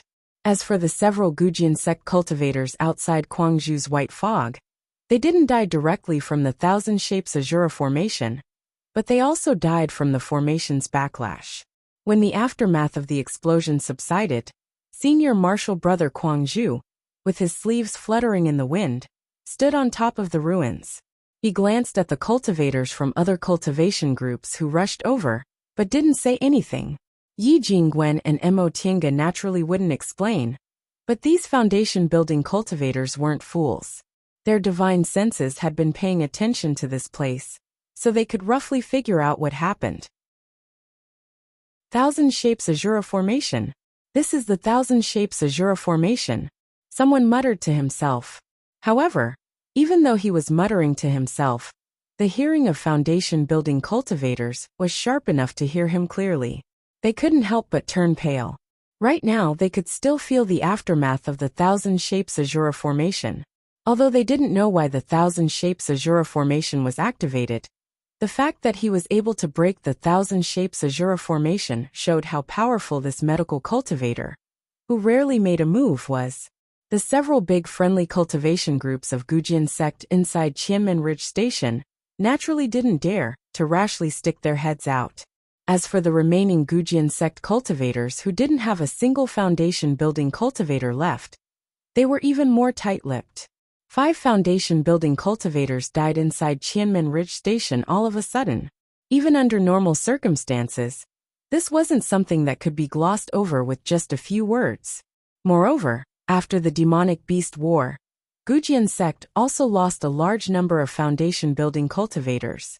Coupled with the 2 early-stage foundation-building cultivators Mo Tiange and Yi Jingwen, killed outside the station, Gujian sect actually lost 7 foundation-building cultivators in this internal strife. When this matter was spread to the sect head of Gujian sect was furious. He actually didn't hesitate to travel thousands of miles straight to Qianmen Ridge Station, wanting to behead Kwangju and the others who were directly involved in this matter. Among the 6 people in the room, 4 were foundation-building cultivators, and 2 were ore-refining cultivators. We'd better leave quickly. If this matter spreads out, their Gujian sect cultivators will definitely rush over here. At that time, we'll be in trouble. That won't do. Big brother, we've already alarmed a core formation grandmaster. How can we escape? Then what should we do?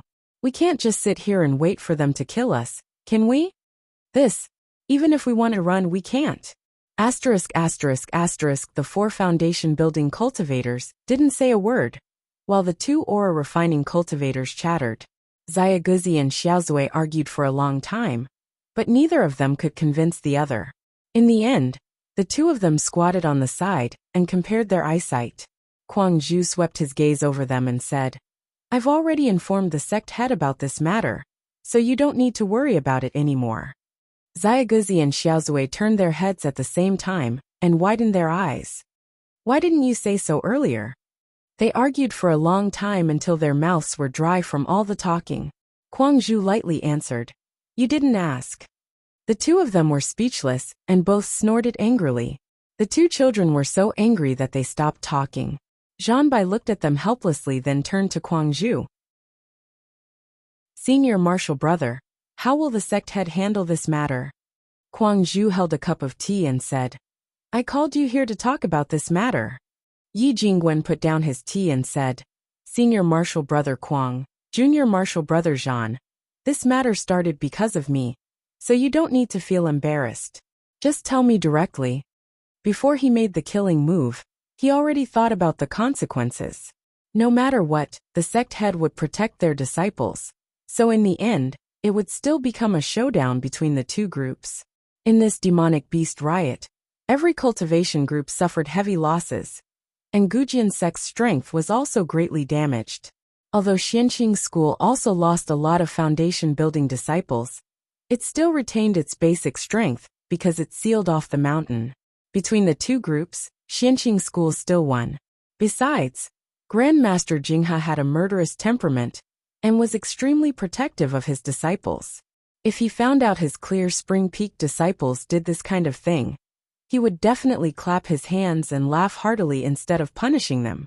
With Grandmaster Jinghe's protection, what was there for him to be afraid of? Nevertheless, Kuang Zhu said faintly, No, I think it's better if you don't say it directly. Yi Jingwen was puzzled. Why? Kuang Zhu's gaze circled around the scene and finally landed on Mo Tiange, who was quietly drinking tea. We might as well push this matter onto junior martial sister Mo. Once he said that, not only were Mo Tiange, Yi Jingwen, and Zhanbai stunned, but even Xiaoguzi and Xiaozui, who were squatting angrily, raised their heads. Yi Jingwen blurted out again, Why? Kuang Zhu didn't answer, and just lowered his head to drink his tea. Mo Tiange, on the other hand, quickly calmed down and nodded. Okay. Yi Jingwen was even more surprised and turned to Mo Tiange. Mo Tiange smiled and said softly, Big brother Yi, have you forgotten my identity in the school? Yi Jingwen was stunned, but then he suddenly understood. You mean, junior martial sister Mo is Grandmaster Jinghe's registered disciple. Kuang Zhu took over the conversation. What junior martial brother Yi said just now is very reasonable, but for the same reason, it's more appropriate for junior martial sister Mo to come forward. Grandmaster Jinghe indeed had that kind of temperament. However, Yi Jingwen and Mo Tiange, on the other hand, were separated by a layer. Since Mo Tiange was Grandmaster Jinghe's registered disciple, it was reasonable for Grandmaster Jinghe to come forward. Even if Grandmaster Jinghe didn't come forward, Martial Uncle Xianin, who had the most seniority in Clear Spring Peak, would come forward.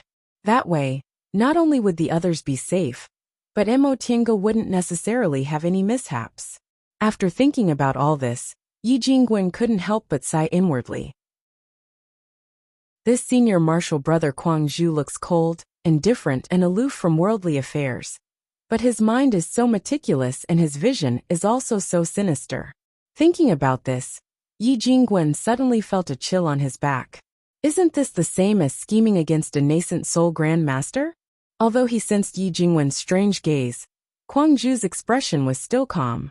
Mo Tiange, on the other hand, pondered for a moment then said, That being the case, we might as well go all the way. We'll just say they wanted to kill me and rob me of my treasures. Moreover, they even harbored improper thoughts and didn't let me off after they failed. Senior Marshal Brother Kwangju, does this mean I can get some benefits from Grandmaster Jinghe? Yi Jingwen felt even colder on his back. Based on Grandmaster Jinghe's temperament, if his disciple was plotted against but was able to counterattack and kill the plotters, not only would he not blame her, but he would also reward her greatly. Mo Tiange chuckled softly, then turned towards Yi Jingwen and said, Big brother Yi, if I get any benefits, I naturally won't keep them to myself. Before Yi Jingwen could answer, he heard Kwangju's voice. Then what about us? Mo Tiange's gaze fell on Xiaoguzi and Xiaozui's sparkling eyes in the corner. She smiled and said, Of course we'll get both. Yi Jingwen was drenched in a cold sweat. He thought he was vicious and merciless, but he never expected these people to be much bolder than him. Not only did they want to scheme against a nascent soul grandmaster, but they also wanted to divide the spoils in advance. Kwangju smiled and took out a summoning talisman. In that case, I'll have to thank Junior Marshal Sister Mo's generosity in advance. The sect head replied that Grandmaster Jinghe is already on his way here. Chapter 133. Mo Tiange withdrew her aura and breath, ended her cultivation, and opened her eyes. Divine sense was born from one's primordial spirit. If one didn't deliberately cultivate it, one's primordial spirit would slowly strengthen along with one's cultivation level. The divine sense of a person with a high cultivation level would naturally be powerful. If one's cultivation level reached the core formation or nascent soul realm, their divine sense could also cause harm. However, this kind of harm was produced with the spiritual aura pressure.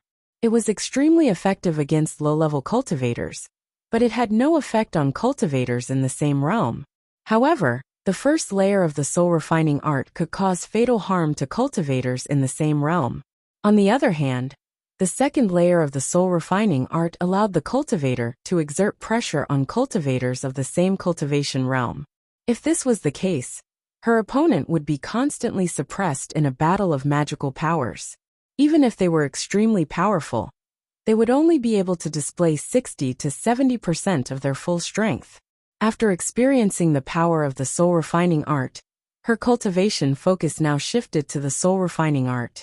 After going through the 5 spirits body cultivation method, her meridians were tough, and her spiritual aura was stable, so she wouldn't be possessed by the devil again.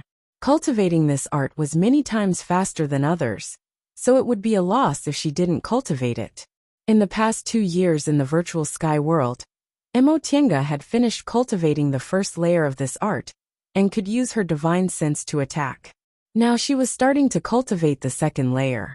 If she completed the second layer, she would be able to directly exert pressure on other people's divine senses, which would allow her to seize the initiative in fights of magical powers.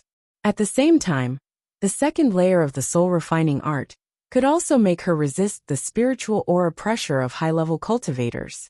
However, Gujian sect people probably came very quickly. The second layer of the soul refining art had just started, so it probably wouldn't have any effect in this fight.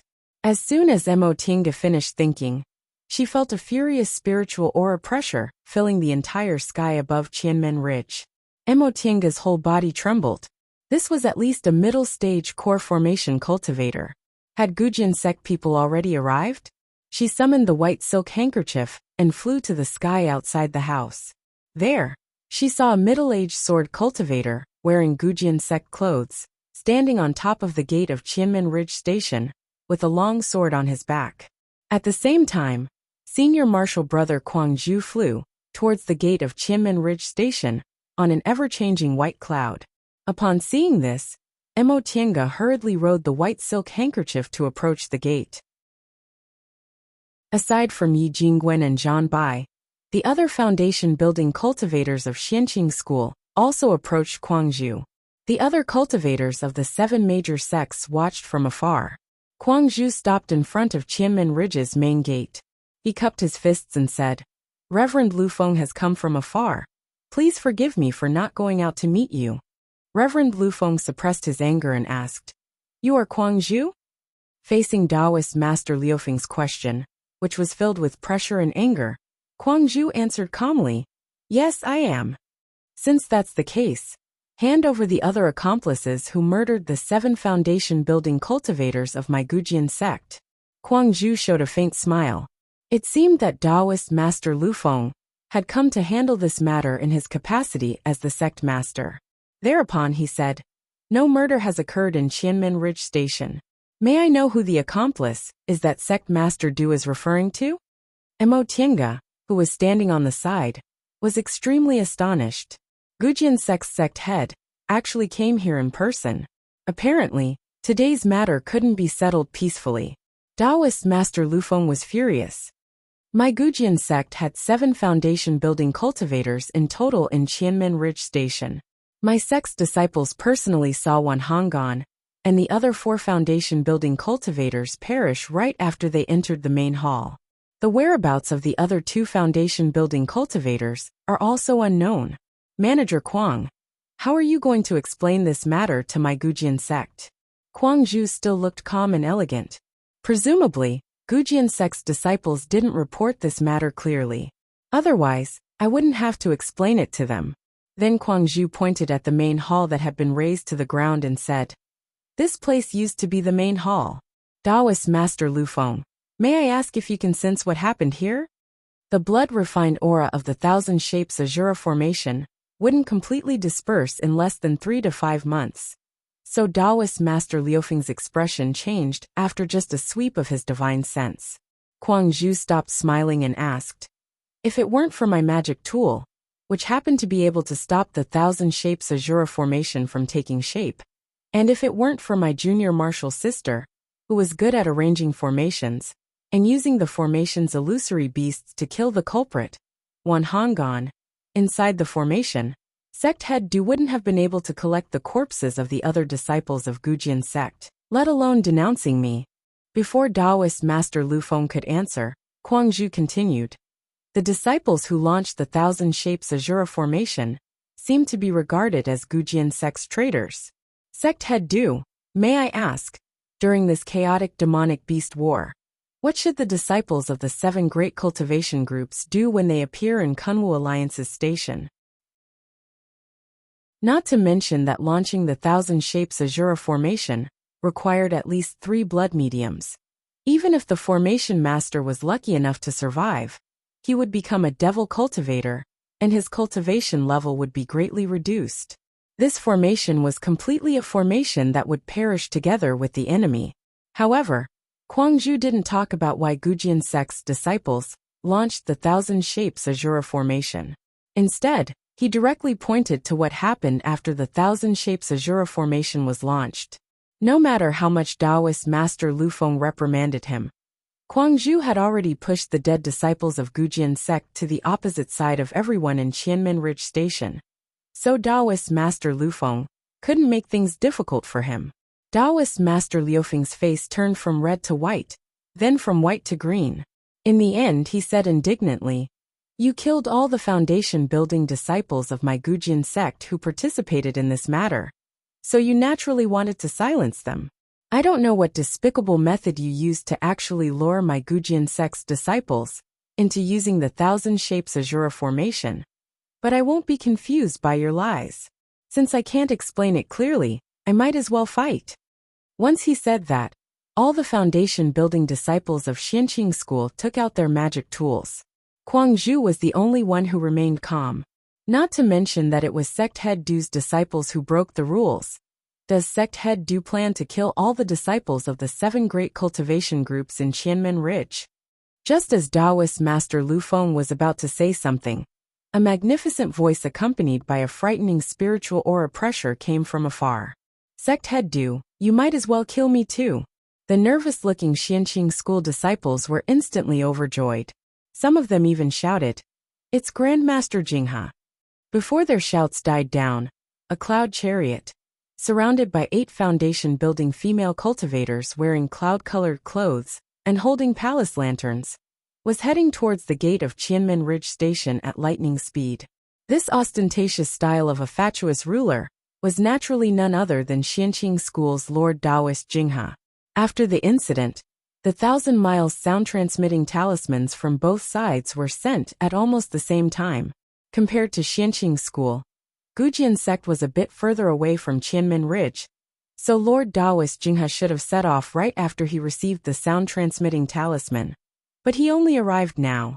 Presumably, the speed of the cloud chariot was hindered by those female cultivators. Kuang Zhu's usually calm face seemed to be a bit gloomy as he watched the cloud chariot leisurely moving under the escort of female cultivators. The magnificent cloud chariot paid no attention to these people's gazes. The 8 female cultivators beside the cloud chariot were presumably also experienced people. They actually put away their palace lanterns with smiles on their faces and took out identical flower baskets from their qianquan bags. Under everyone's gazes, they scattered fragrant flower petals from the air, as if they were performing. When the flower petals completely covered the ground, the cloud chariot slowly landed on the ground. Everyone watched as 2 maids pulled up the gold-painted curtain in front of the cloud chariot. A middle-aged man wearing a golden crown and a king's robe, full of nobility, was sitting inside the cloud chariot, casually glancing at the people in front of him. Some people might have thought this cloud chariot was too ostentatious before, but now that they saw the master of the cloud chariot, they felt this ostentatious display wasn't excessive at all. In the end, Lord Taoist Jinghe stared at Master Lu Feng, who looked as if he was facing a formidable enemy, and smiled amiably. Your Gujian sect advocates the supremacy of force, but our Xianqing school is a Dao school. Dao schools naturally have to be reasonable. All the Xianqing school disciples were greatly embarrassed. Our Dao is the Dao of unity with the heavenly Dao. It's the Dao of balance. What does this have to do with reason? Besides, this Grandmaster Jinghe has always been a bloodthirsty person. When has he ever been reasonable? Lord Taoist Jinghe didn't wait for Master Lu Feng to answer. He turned to Yi Jingwen and said, Jingwen brat, it'd be better if you tell me the whole story. I can also properly reason with sect head Du. Yi Jingwen first glanced at Kuang Zhu. Kuang Zhu nodded. Yi Jingwen then looked at Mo Tiange. Mo Tiange said, Big brother Yi, just tell me the truth. Yi Jingwen naturally wouldn't be stupid enough to tell the truth, so he could only optimize the story they'd discussed. He cupped his hands and said, Grandmaster, this matter has to start from when Junior Marshal's sister Mo arrived at Qianmen Ridge Station. Lord Taoist Jinghe said carelessly, There's no harm in telling me the details. A few days ago, Junior Marshal's sister Mo, who went missing during the battle at Danding School, finally recovered from her injuries and found our Qianmen Ridge Station. Senior Marshal brother Kuang arranged a place for Junior Marshal's sister Mo to rest, and then assigned her a mission to leave the station. Because Junior Marshal's sister Mo was new here, and the demonic beast war in the past 2 years caused a lot of changes, Junior Marshal's sister Mo decided to take a look around after she accepted the mission. Because of what happened that year, most people in the station didn't know Junior Marshal's sister Mo. Moreover, I was also carrying out a mission outside and hadn't returned yet, so Junior Marshal's sister Mo had no choice but to leave the station alone. Wan Honggan from Gujian sect took advantage of this, so he and 2 other early-stage foundation-building disciples from Gujian sect followed Junior Marshal's sister Mo out of the station with ill intentions. That day, I finished my mission and happened to be returning from outside the station. When I was about to reach the station, I suddenly sensed some people ganging up on Xianqing school cultivators. When I arrived, Wan Honggan and the others from Gujian sect bullied the Major General and surrounded Junior Marshal's sister Mo. At first, Yi Jingwen still felt a bit guilty because he was lying, but now, because he was the one who was involved and Mo Tiange was merely his name, he was furious.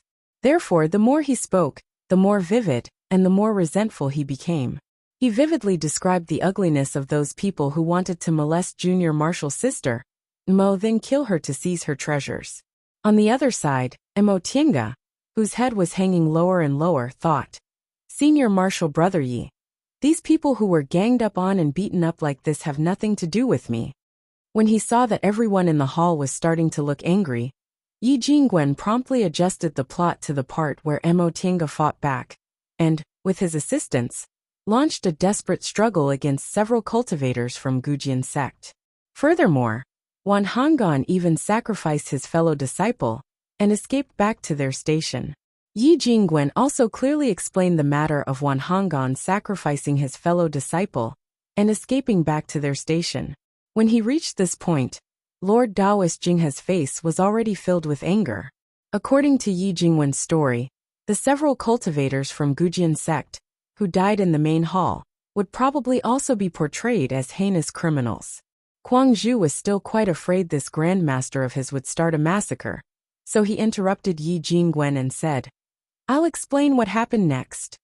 Everyone heard Kuang Zhu's calm and elegant voice continue. After two of his fellow disciples died, this Wan Honggan came back and instigated several other Gujian sect disciples to come to the main hall and frame Junior Marshall's sister Mo.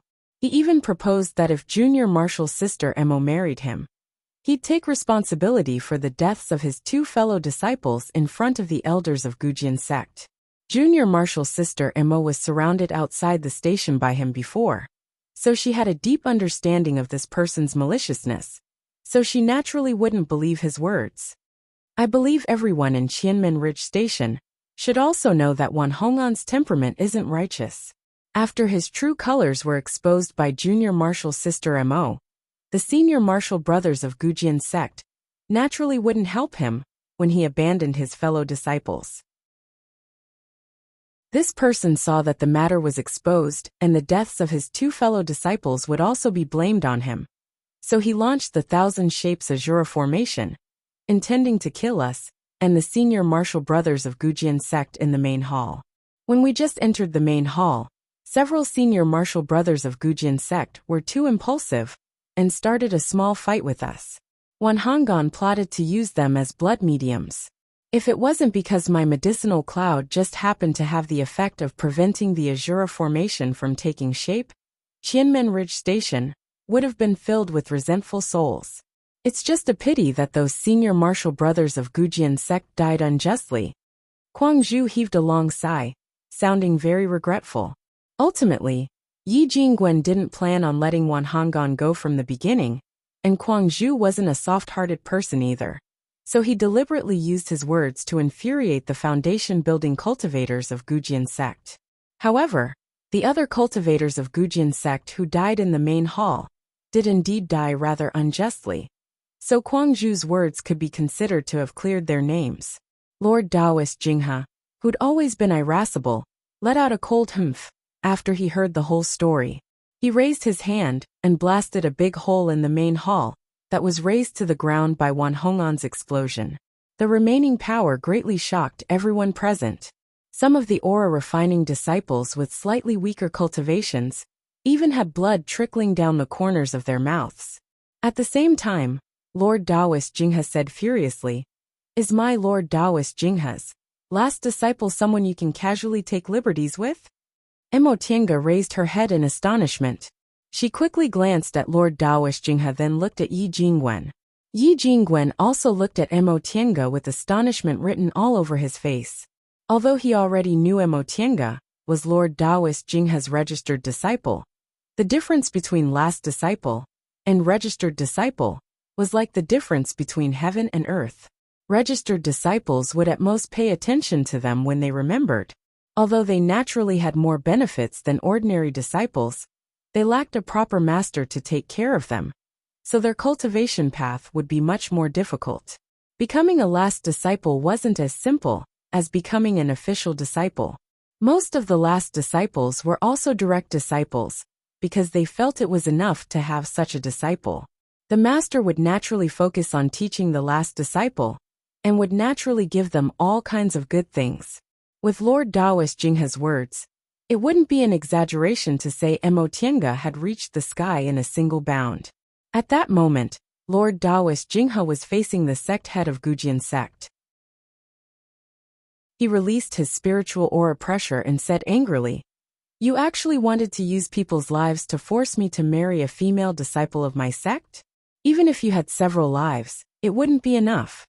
Since the person is already dead, I won't start killing today. However, in the end, it's your Gujin sect that isn't strict.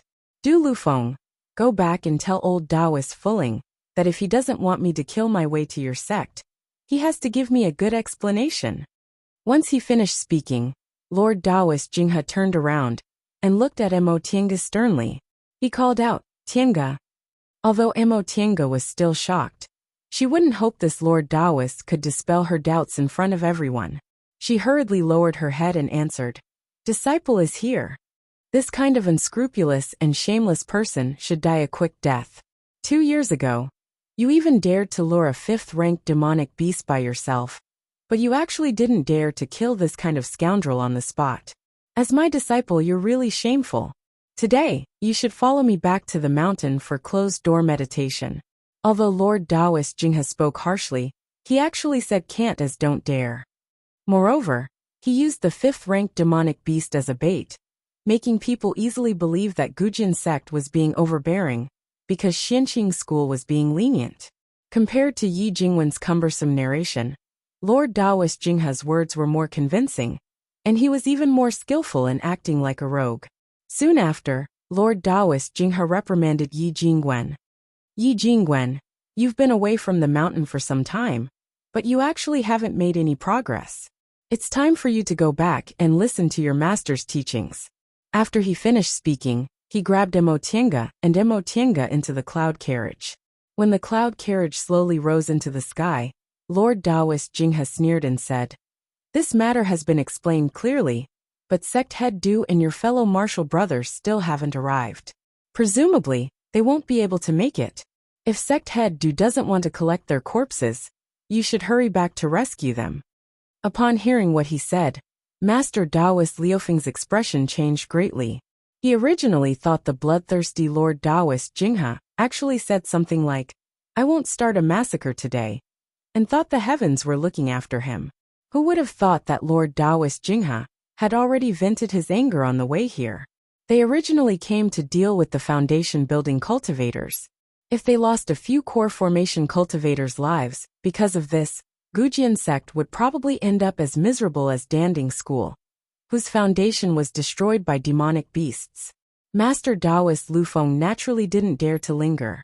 By the time Lord Taoist Jinghe finished speaking, he was already gone. After the cloud carriage rose into the sky, Lord Taoist Jinghe once again shouted, Guangzhu. Guangzhu hurriedly answered, Disciple is here. I'll give this to you as a reward. If those ignorant people from Gujin sect come looking for us again, beat them up and kick them out. You can't be lenient. The female cultivator next to the cloud carriage took a medicine bowl from the carriage, then stepped on a flower basket, and floated to Guangzhu's side. After presenting the medicine bowl to Guangzhu, she gracefully flew back to the side of the cloud carriage. Lord Taoist Jinghe's voice, which no longer contained any anger, came from inside the cloud carriage. This bowl is called the Heaven Mixing Bowl, and the medicinal pestle inside it is called the Earth-Splitting Pestle. One for offense, and the other for defense. They complement each other, and they can even strengthen the medicinal properties of spiritual plants. It's most suitable for you. Right after that, the female cultivator next to the cloud carriage took a dress from inside the carriage. Lord Taoist Jinghe said from inside the cloud carriage, This 100 fragrances gorgeous dress is for your family's xiaobai. A girl should look like a girl. Is it interesting to dress like a man all day long? This lord hates this kind of thing the most. All the Xianqing school disciples widened their eyes when they heard what he said. In an instant, Zhanbai became the focus of everyone's attention. This time, everyone saw senior martial brother Guangzhu's face, which had always been calm and collected, darkened. The female cultivator next to the cloud carriage gave the 100 fragrances gorgeous dress to Zhan, by then left Qianmen Ridge Station with Lord Taoist Jinghe's cloud carriage. All the Xianqing school disciples watched as Grandmaster Jinghe left. They then turned their heads to look at Zhanbai again, but then they heard senior martial brother Guangzhu, who wasn't very quiet, roar, What are you looking at? All of you go back. He then pulled Zhanbai away. Chapter 134. Mo Tiange stood inside the carriage, listening to the whistling sound of the wind. She kept her eyes on her nose, and her nose on her heart, standing motionlessly and obediently. Yi Jingwen had also practiced this set of etiquette to the point of perfection, so he didn't make the slightest mistake. The two of them were like statues, perfectly embodying the image of obedient good disciples. Lord Taoist Jinghe stared at the two of them for a while. Seeing as neither of them had any intention of taking the initiative to explain anything, he slowly took out a cup of steaming hot tea. Lord Taoist Jinghe didn't know where he got this tea in his flying cloud carriage. Mo Tiange and Yi Jingwen didn't make a sound, and Lord Taoist Jinghe didn't say anything either. There was only the steaming tea in the cloud carriage. Aside from the sound of Lord Taoist Jinghe drinking tea, there was no other sound. Lord Taoist Jinghe only breathed a sigh of contentment when the cup of tea was finished and threw it outside. Mo Tiange immediately thought that if there happened to be a cultivator below, would his head be smashed? But when she heard Grandmaster Jinghe's voice in the next second, she immediately collected her scattered thoughts. I say, Lord Taoist Jinghe leaned against the back of the chair and stared at the two of them indifferently. Do you really think I'm someone you can fool? Although he didn't release his spiritual aura pressure, a drop of cold sweat dripped from Yi Jingwen's forehead. He knelt down and said, Grand Disciple is incompetent. Please forgive us, Grandmaster. Mo Tiange's alarm clock was still full of Lord Taoist Jinghe's words about last disciple just now. She was still having some random thoughts, so she didn't think about this at all. However, when she saw Yi Jingwen's reaction, she immediately reacted, and also knelt down with clenched teeth. Lord Taoist Jinghe snorted softly, then suddenly roared at the two kneeling people. Little brats! Do you think I don't know anything? You really have guts. Not only did you kill 7 foundation-building cultivators in one go, but you also hoped that I, your Grandmaster, would help you solve this matter. But now, you actually want to take advantage of me, your Grandmaster. As he roared angrily, the spiritual aura pressure of a nascent soul cultivator spread. Mo Tiange, who was originally reluctant, felt her whole body couldn't move when the spiritual aura pressure touched her. She was firmly pressed to the ground. Moreover, his forehead was drenched in cold sweat, and the spiritual energy in his body was surging. He was actually unable to control it. However, in the next moment, they heard Lord Taoist Jinghe's light voice again. But in the end, you're my disciple, Lord Taoist Jinghe. How could I let people come knocking on my door at will? His tone was full of complacency and complacency. Mo Tiange was stunned. What kind of play is this? She thought even though Lord Taoist Jinghe was proud of himself, he'd still publicly reprimand them, then give them rewards. She never expected him to be so direct. Yi Jingwen was the first to react. He immediately said, Grandmaster is right. Grand Disciple also thinks so. These Gujian sect cultivators were really shameless. How could they let them bully them? However, we also can't let those old men of Gujian sect ruin Grandmaster's reputation. So Grand Disciples and the others decided to act on their own. These words made Mo Tiange sweat once again. She had just realized Big Brother Yi was quite long-winded, but she never knew Yi Jingwen could actually be so flowery. Not only did he push all the blame away, but he also made it sound like they were thinking about Grandmaster. Lord Taoist Jinghe, on the other hand, enjoyed it very much. He laughed heartily while stroking his short beard. Not bad, not bad. You're quite clever. Although I know you're not telling the truth, I like you, so I won't argue with you. Yi Jingwen heaved a sigh of relief, and Mo Tiange's body also felt lighter. He had finally passed this stage. But the two of them shuddered again. They saw Lord Taoist Jinghe looking at them with a profound gaze. This matter of yours is to my liking, but you're too daring. In order to stop others from talking from today onwards, you'll be in seclusion at Clear Spring Peak for 10 years. Within 10 years, you're not allowed to go out without orders. Do you hear me? They weren't allowed to leave Mount Taikong for 10 years, so under Grandmaster Jinghe's protection, outsiders naturally wouldn't dare to do anything to them. Grandmaster Jinghe was deliberately letting them off. Both Mo Tiange and Yi Jingwen were delighted. They glanced at each other, then prostrated on the ground with sincerity. Thank you, Grandmaster. Yes. Lord Daoist Jingha's eyes were still closed, but he raised one of his eyes and cast a glance at Emotienga. Why are you still calling me Grandmaster? Emotienga was stunned. For a moment she didn't know what to say. What's wrong with that? Lord Daoist Jingha snorted. Do you think my words are all farts? Since you're my last disciple, you naturally don't need to address me like that. Ah! Emotienga was really dumbfounded this time. She just thought Grandmaster Jingha said it as a stopgap measure for other people to hear. Did he really think she was his last disciple? What ha? Lord Daoist Jingha glanced at her. His words were full of intimidation. Don't tell me you still don't want to be my disciple. Emotienga blinked. Before she could come back to her senses, Yi Jingwen bumped into her and whispered, Why are you in a daze? Quickly kowtow. Emotienga kowtowed in panic. Disciple kowtows in salute to master. What was this? She had seen deification cultivators before, so she wouldn't be scared to death by Grandmaster Jingha. However, she really couldn't adapt to the way this Grandmaster handled things. Lord Daoist Jingha nodded with satisfaction. That's more like it. Master is very unhappy now, so there's no master-disciple ceremony. Do you have any objections? No. Did she dare to have any objections? She was merely a foundation-building cultivator without any foundation, yet she could be accepted as the last disciple of a middle-stage nascent soul cultivator. What kind of glory was that? Even core formation cultivators would fight to the death for it.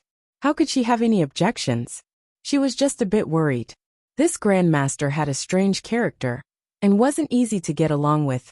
Emotienga's heart was in turmoil. Before she could figure out what was going on, she heard Lord Daoist Jingha's humph.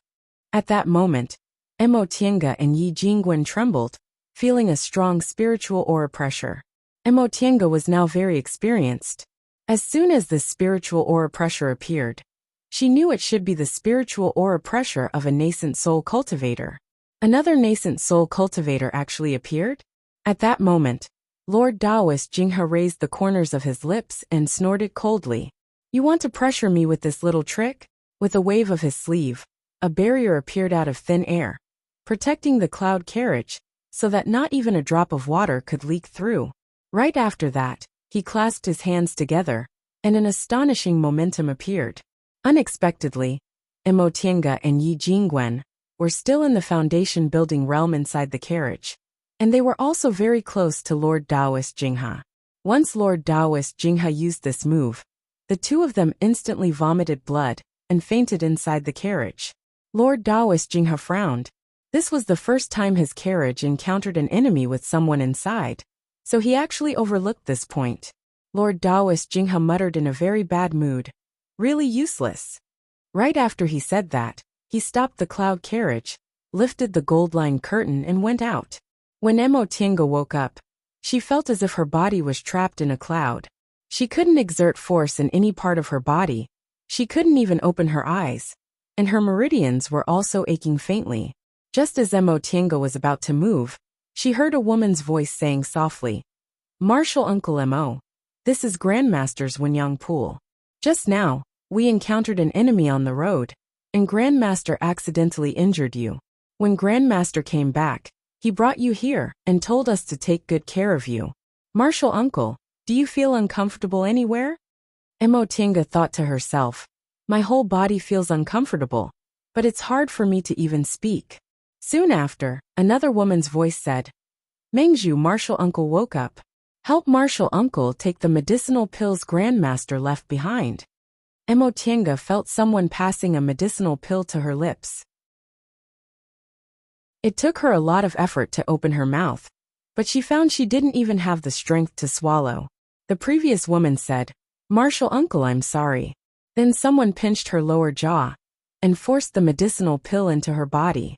Once the medicinal pill entered her body, its medicinal power spread along her meridians, and her aching meridians felt a lot more comfortable. However, the medicinal effect couldn't be compared to the medicinal herbs gathered by the Inferno Beast in the virtual sky world. Emotienga frowned. While she was doing her best to absorb the medicinal power, she felt extremely unlucky. In the battle of demonic beasts, she had to provoke a 5th-rank demonic beast. If it wasn't for her 5 spirits cultivation body and her virtual sky world, she would have died a long time ago. She finally healed with great difficulty and met up with her fellow disciples. But then she encountered Big Brother Yi being ganged up on. Because of this incident, she was accepted as an advanced inner disciple by a nascent soul grandmaster. Who would have thought that before the title of advanced inner disciple could warm up, she would be seriously injured by her own master? How many advanced inner disciples in this world would be seriously injured by their own master right after they accepted him as a disciple? In all of West Kunwu, Imo Tienga was probably the only one who was a weirdo. She really didn't know what kind of fate she had. After thinking about this, Imo Tienga finally felt she had some strength. She struggled to ask, "Is Big Brother Yi alright?" Martial Uncle, Senior Martial Brother Yi, has been taken back to Clear Spring Peak by Martial Uncle Qingyuan to heal his injuries. Grandmaster has already given him medicinal pills, so presumably, he should be fine. Given, you're obviously the one who injured him, yet you still gave him. Imo Tienga felt very helpless when she felt the circle of people surrounding her. If she was still a registered disciple, she would have definitely been left to fend for herself. That way, she could enter the virtual sky world to heal her injuries. Whether it was medicinal plants or spiritual aura, it was many times better than the rewards bestowed by this master. With this thought in mind, Imo Tienga felt a lot better. In all of West Kunwu, she was probably the only one who dared to disdain the rewards bestowed by a middle-stage nascent soul master. However, Big Brother Yi was probably in a miserable state this time. Not to mention the damage to his meridians, his cultivation level might even regress. She didn't know whether she was the one who got him into trouble, or whether she was the one who got into trouble with him. As she thought up to this point, Imo Tienga suddenly remembered another matter. "Why are you guys fine?" Imo Tienga remembered that the several female cultivators outside the cloud carriage were also in the foundation building realm like her. How could they still have the ability to take care of her when she and Yi Jingwen were seriously injured? Reporting to Uncle Master, "The 8 of us are protected by the formation that comes with the cloud carriage. So no matter how earth-shattering the battle between Grandmaster and others is, it won't affect us. However, Grandmaster is usually the only one in the cloud carriage, and Uncle Master and Senior Brother Yi are close to each other. That's why we're implicated." Before Imo Tienga could slander them, she heard the female voice say, "Riding in the same carriage with Grandmaster is such a rare honor. If word of this spread, countless fellow disciples would be envious of us. Moreover, Grandmaster really didn't do it on purpose, so I hope Martial Uncle won't take it to heart." Imo Tienga thought to herself, "You guys ride the same carriage every day, but I don't see how many people would be envious of you." However, she heard a slightly sarcastic female voice say, "Senior Martial Sister Mengzhu, I'm afraid it's not up to you to explain whether Martial Uncle takes it to heart or not." And such an impolite tone made Imo Tienga a bit dumbfounded. What's going on? At that moment, the female cultivator called Mengzhu changed her gentle tone and snorted coldly. "I'm talking to Martial Uncle Mo. Why do you need to interrupt?" The female cultivator who ridiculed Mengzhu became even more annoyed when she heard her reply. She sneered and said, "Grandmaster told us to serve Martial Uncle Mo together, not just Senior Martial Sister. Why can't I interrupt?" "Junior Martial Sister Ruolin." Mengzhu's voice suddenly became a lot stricter. "Are you the Senior Martial Sister, or am I the Senior Martial Sister?" "You." Ruolin paused for a moment then said reluctantly, "Of course you're the Senior Martial Sister." Mengzhu's slightly arrogant voice once again returned. "Since I'm the Senior Martial Sister, it's naturally up to me to speak." After she said that, the scene became quiet for a while. The woman called Ruolin once again said angrily, "Even if you're the Senior Martial Sister now, so what? Who Grandmaster likes doesn't depend on the ranking." After listening up to this point, Imo Tienga finally understood. Could this be the legendary fight for a man's affection? Thinking about that unreliable Grandmaster Jingha. Oh, he was now her master. As well as these beautiful female cultivators, who were probably no more than 100 years old, she felt a chill run down her spine. Tao schools promoted purity of heart and few desires. Although dual cultivation was prohibited, very few of them liked to take concubines. Could it be that her new master was an exception? Mengzhu Rulin, these names were really vulgar. Grandmaster Jinghe, who considered himself to be extraordinary, noble and graceful, actually liked this kind of name. Would there be a plum or a chrysanthemum next? Just as this thought crossed her mind, she heard Mengzhu call out, "Shuangju, what's with your expression?" Mo Tiange almost vomited blood. Unfortunately, she didn't have any strength now. She could only keep a distorted expression on her face, while doing her best to absorb the medicinal power, so that she could regain control of her body as soon as possible. At the same time, she continued to listen to these female cultivators' verbal attacks. Senior Martial Sister Mengzhu, I didn't say anything. Shuangju's voice was cold. It seemed she didn't want to get involved. Mengzhu sneered. You didn't say anything, but it's written all over your face. Shuangju didn't answer, and remained silent for a while. Rulin laughed contemptuously and said, Senior Martial Sister Mengzhu, in terms of ranking, you're not the eldest. Why did you have to bully Shuangju? When did I bully her? Unconvinced, Mengzhu argued. I only asked her a question. What does she mean by ignoring me? Enough. Once Rulin spoke. The female cultivator who rarely spoke said in a dignified manner, If I don't speak, you'll really think I'm just a decoration. What's the use of arguing about this? Grandmaster told us to take care of Martial Uncle Mo. Aren't you afraid Martial Uncle Mo will take offense at your words? Once she said that, everyone became silent for a while. Shuangju said, Senior Martial Sister Mame, don't be angry. We'll stop talking. But right after she said that, Rulin continued to say, Senior Martial Sister Mame, you're so attentive in taking care of Martial Uncle Mo. Don't tell me you want to use Martial Uncle Mo to curry favor with Grandmaster? I'm just afraid you've miscalculated. Upon hearing that, Mo Tiange felt even more helpless. These people quarreled in front of her. Although they called her Martial Uncle, they didn't show any respect. Weren't they just bullying her because she was a foundation-building cultivator? Lord Taoist Jinghe's way of controlling his subordinates really wasn't good. Chapter 135. After soaking in the Wenyang pool for a long time, Mo Tiange finally had the strength to open her eyes. She looked around, and finally saw the appearance of the Wenyang pool clearly. It was a pool made of irregularly shaped warm jade.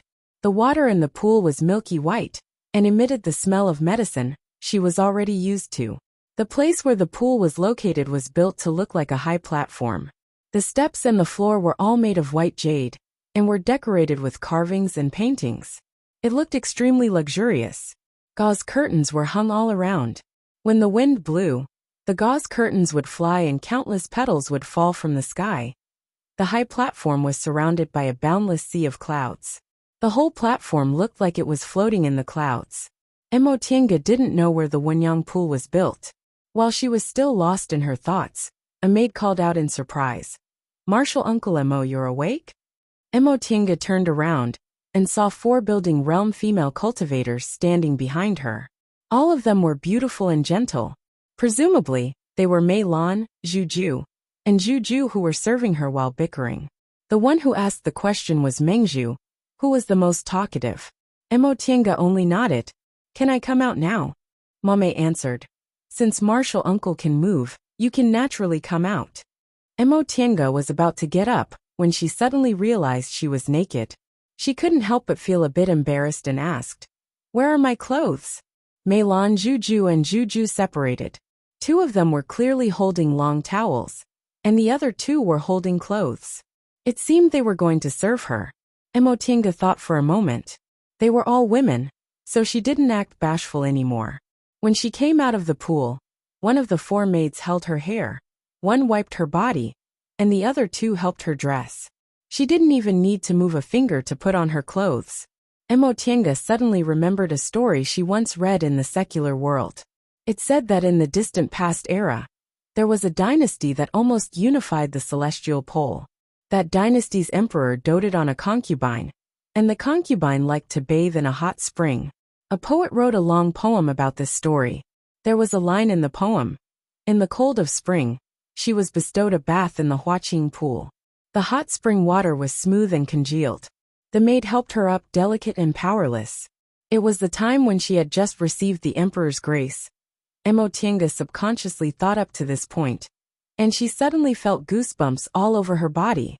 Even if Lord Taoist Jinghe behaved like an incapable ruler, she was his disciple, not that hapless concubine. They were completely unrelated. Emotienga shook off her uneasiness, then turned around and asked, "Should I go see Master now?" "Yes," Mengzhu replied. "Martial Ant, please step onto the lotus platform."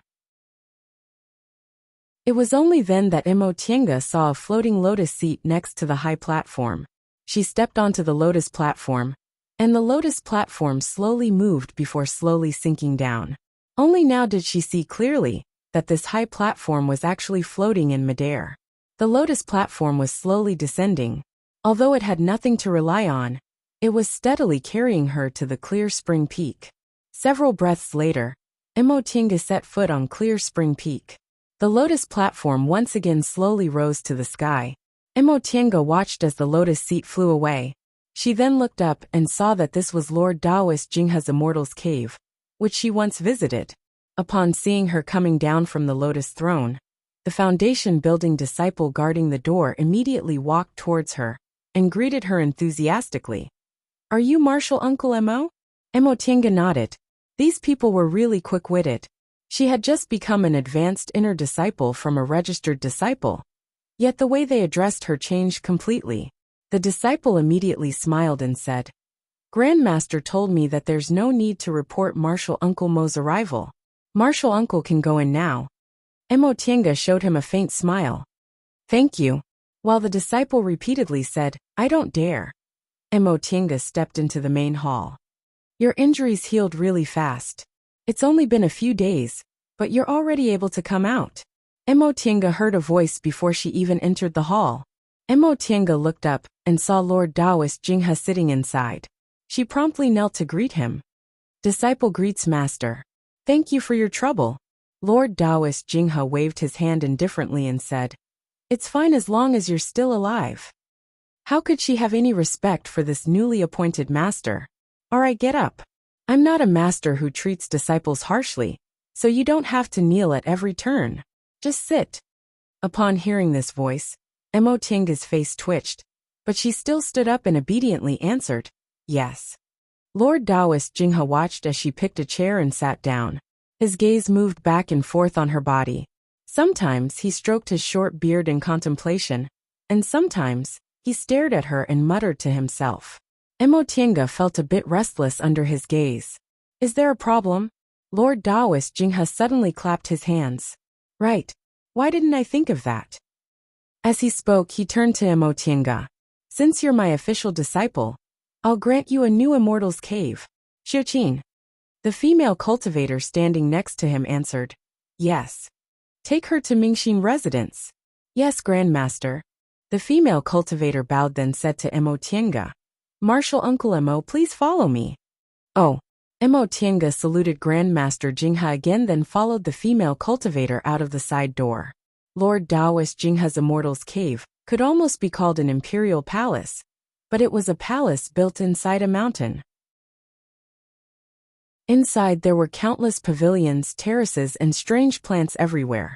Emotienga had never seen such a gorgeous and extravagant Immortal's Cave, so she couldn't help but exclaim in admiration. Even cultivators were different. There were those who cultivated painstakingly, and there were also people like Lord Taoist Jinghe, who loved to enjoy life. If mortals saw this Immortal's Cave, they'd definitely think it was a paradise, right? She passed through the moon door, walked through the veranda, and finally went around to a small courtyard. This small courtyard was completely different from other buildings. Although it was made of jade steps and stone walls, it was very simple. Aside from the necessities, there were no luxurious decorations. There were 5 small rooms in a row. The maid named Xiuqin introduced them one by one. "Martial Uncle Emo, there's a small hall in the middle where you can receive guests. This is a cultivation room. This is a concocting room. This is a tool refining room. This is a resting room. Also, if you have spiritual beasts, You can build a nest outside. This medicinal field was originally planted by Martial Uncle Shojing, but it'll be yours in the future. Emotienga was dumbfounded. Who originally lived here? The maid answered with a smile. This was Martial Uncle Shojing's childhood residence. It was only after he formed his gold core that Grandmaster gave him another immortal's cave. Emotienga looked around. The pond in front of the house and the medicinal field behind the house didn't need to use moonstones because they brought in sunlight. She stepped into the small hall and saw a simple mahogany table and chairs by the wall. Aside from the tea set on the table, there was nothing else, not even a plaything. Emotienga originally thought the things here were taken away by the original owner, but when she walked around to the cultivation room, she saw 2 bookshelves by the wall, filled with books, jade slips, and other old things. Xiuqin explained. After Martial Uncle Shojing moved away, he didn't take these things with him. Then should we move now? Xiuqin paused.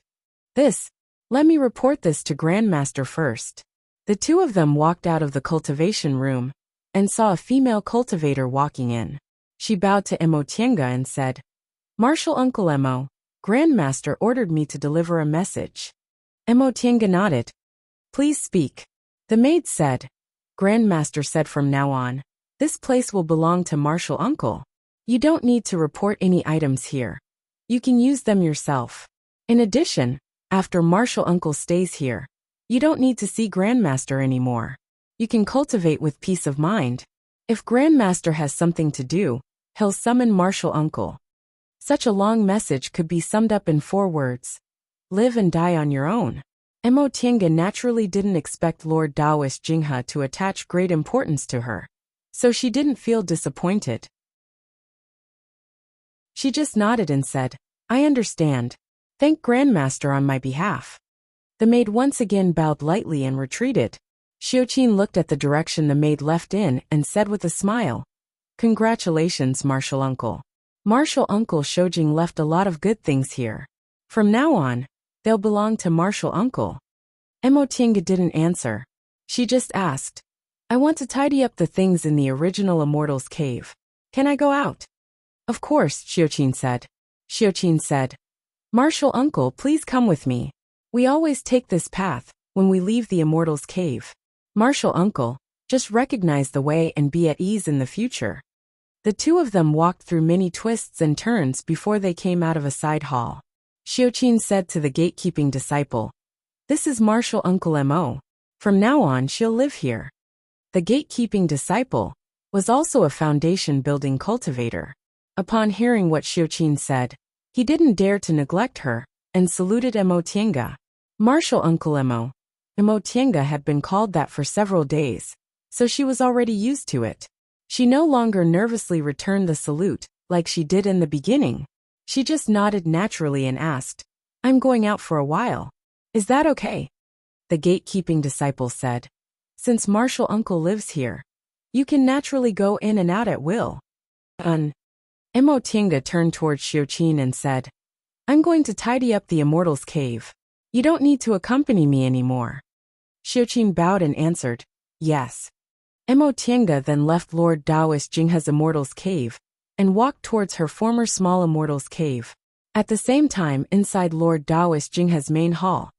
This little girl. She's really different now. Did you say her meridians were transformed by that deification cultivator? Lord Taoist Jinghe turned towards the youth sitting in the chair. She nodded with a wooden expression. With spiritual roots of the origin and the art of the origin, this girl's innate talent can be said to not be inferior to any genius cultivator. On the contrary, I should rejoice that I accepted her as my disciple. In time, advancing to the nascent soul realm won't be a problem for her. At that time, our Clear Spring Peak will have more than 3 nascent soul cultivators. Haha. Halfway through his laughter, Lord Taoist Jinghe noticed that she didn't react at all. He raised his eyebrows and said, What? Isn't that something to be happy about? She finally moved. He stood up and said tiredly, I'll go back first. His reaction surprised Lord Taoist Jinghe. Wait, could it be that your injuries haven't healed yet? They've healed a long time ago. Then what's the meaning of your dead face? It's nothing. As if it's nothing. Lord Taoist Jinghe didn't believe him in the slightest. Brat, have your wings grown hard? You actually dared to give me your master an unpleasant look. Tell me, what do you want? Qin, she said helplessly. I'll go back and cultivate, all right? Cultivate again. Lord Taoist Jinghe shouted. You just came out of closed-door meditation. What's there to cultivate for? I just want to form my nascent soul as soon as possible. His words surprised Lord Taoist Jinghe. Why are you in a hurry to form your nascent soul? Didn't you say that deification cultivator also gave you a lot of benefits that would make it a lot easier for you to form your nascent soul? That being the case, why are you in a hurry? At that moment, Qin Shi curled up the corners of his lips and snorted softly. Benefits? You beat me half to death first, then gave me benefits. You call that a reward? You probably don't know the feeling of powerlessness in front of absolute strength, right?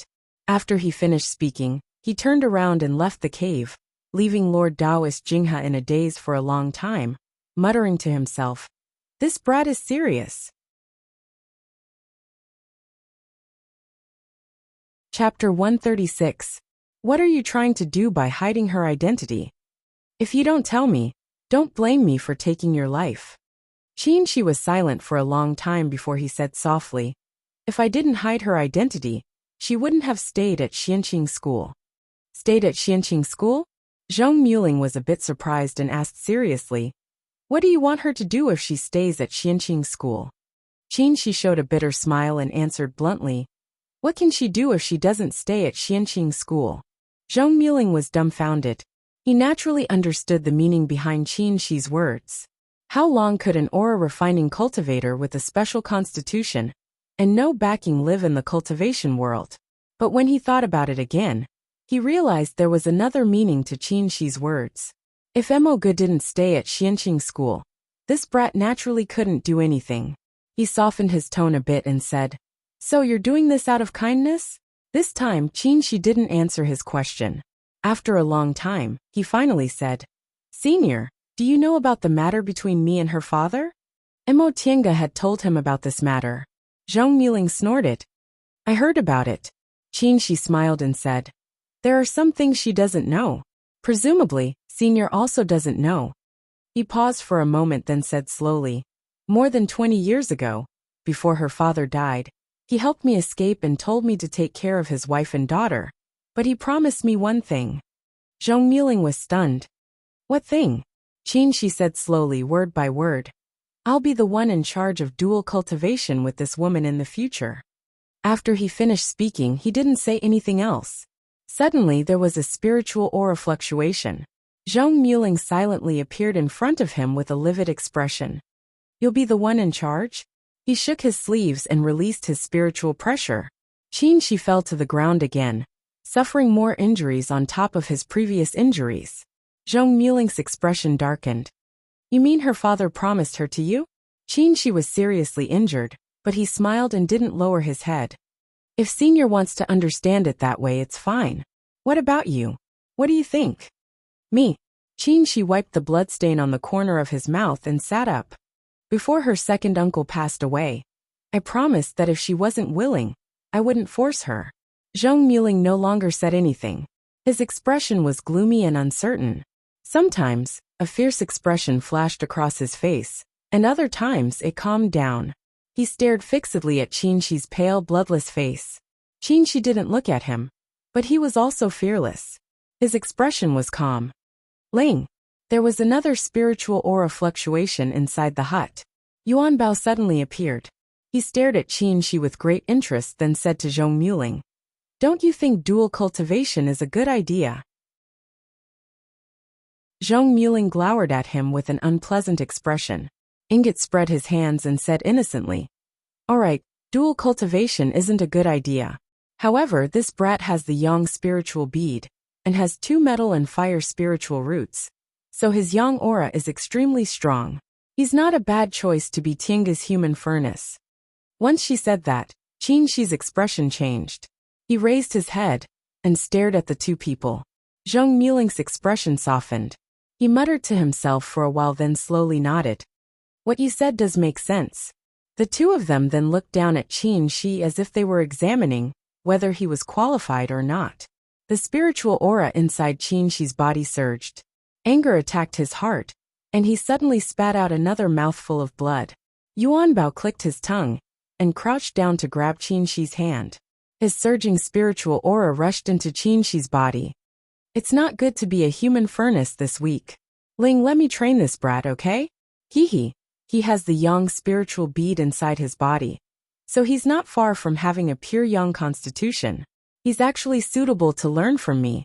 Zhong Muling snorted, then flicked his sleeve and disappeared from the hut. If you like him, then take him. Why are you asking me? Asterisk, asterisk, asterisk, human furnace.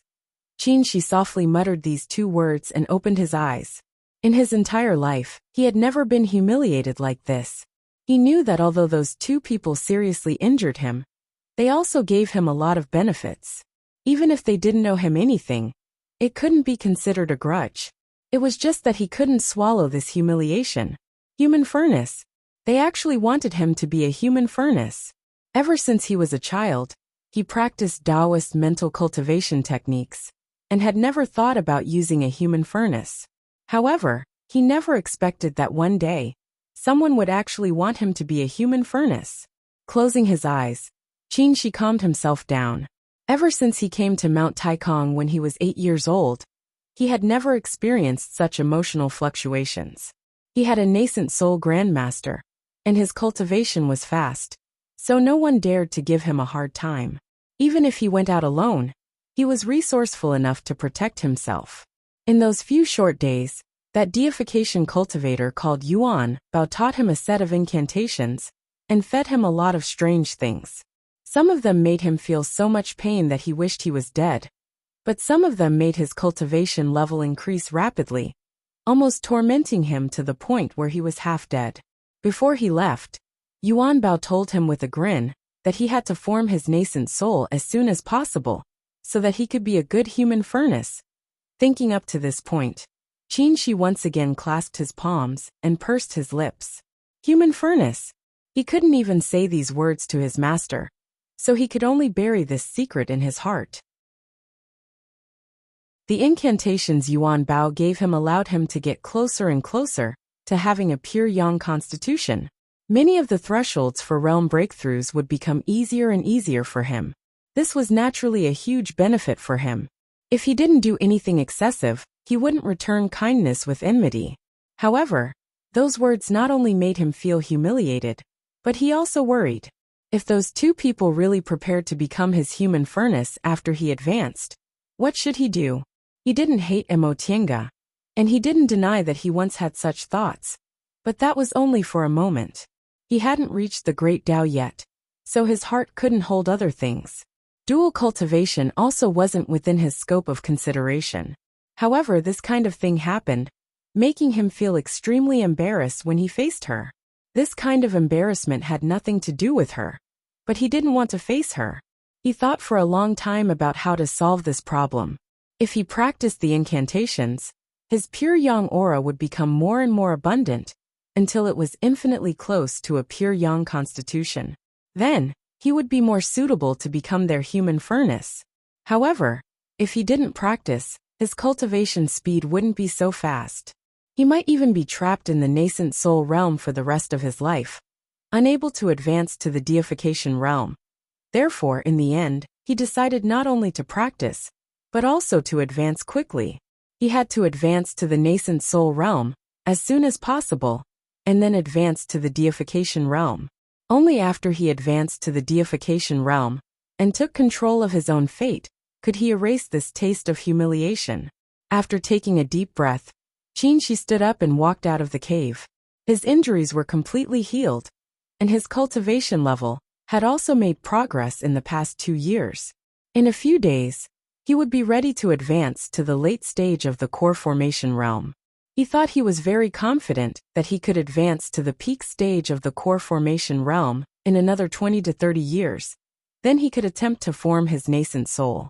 In this way, he was 143 years old now, so it was very possible for him to form his nascent soul in 200 years. As for after that, he didn't know how many years it would take.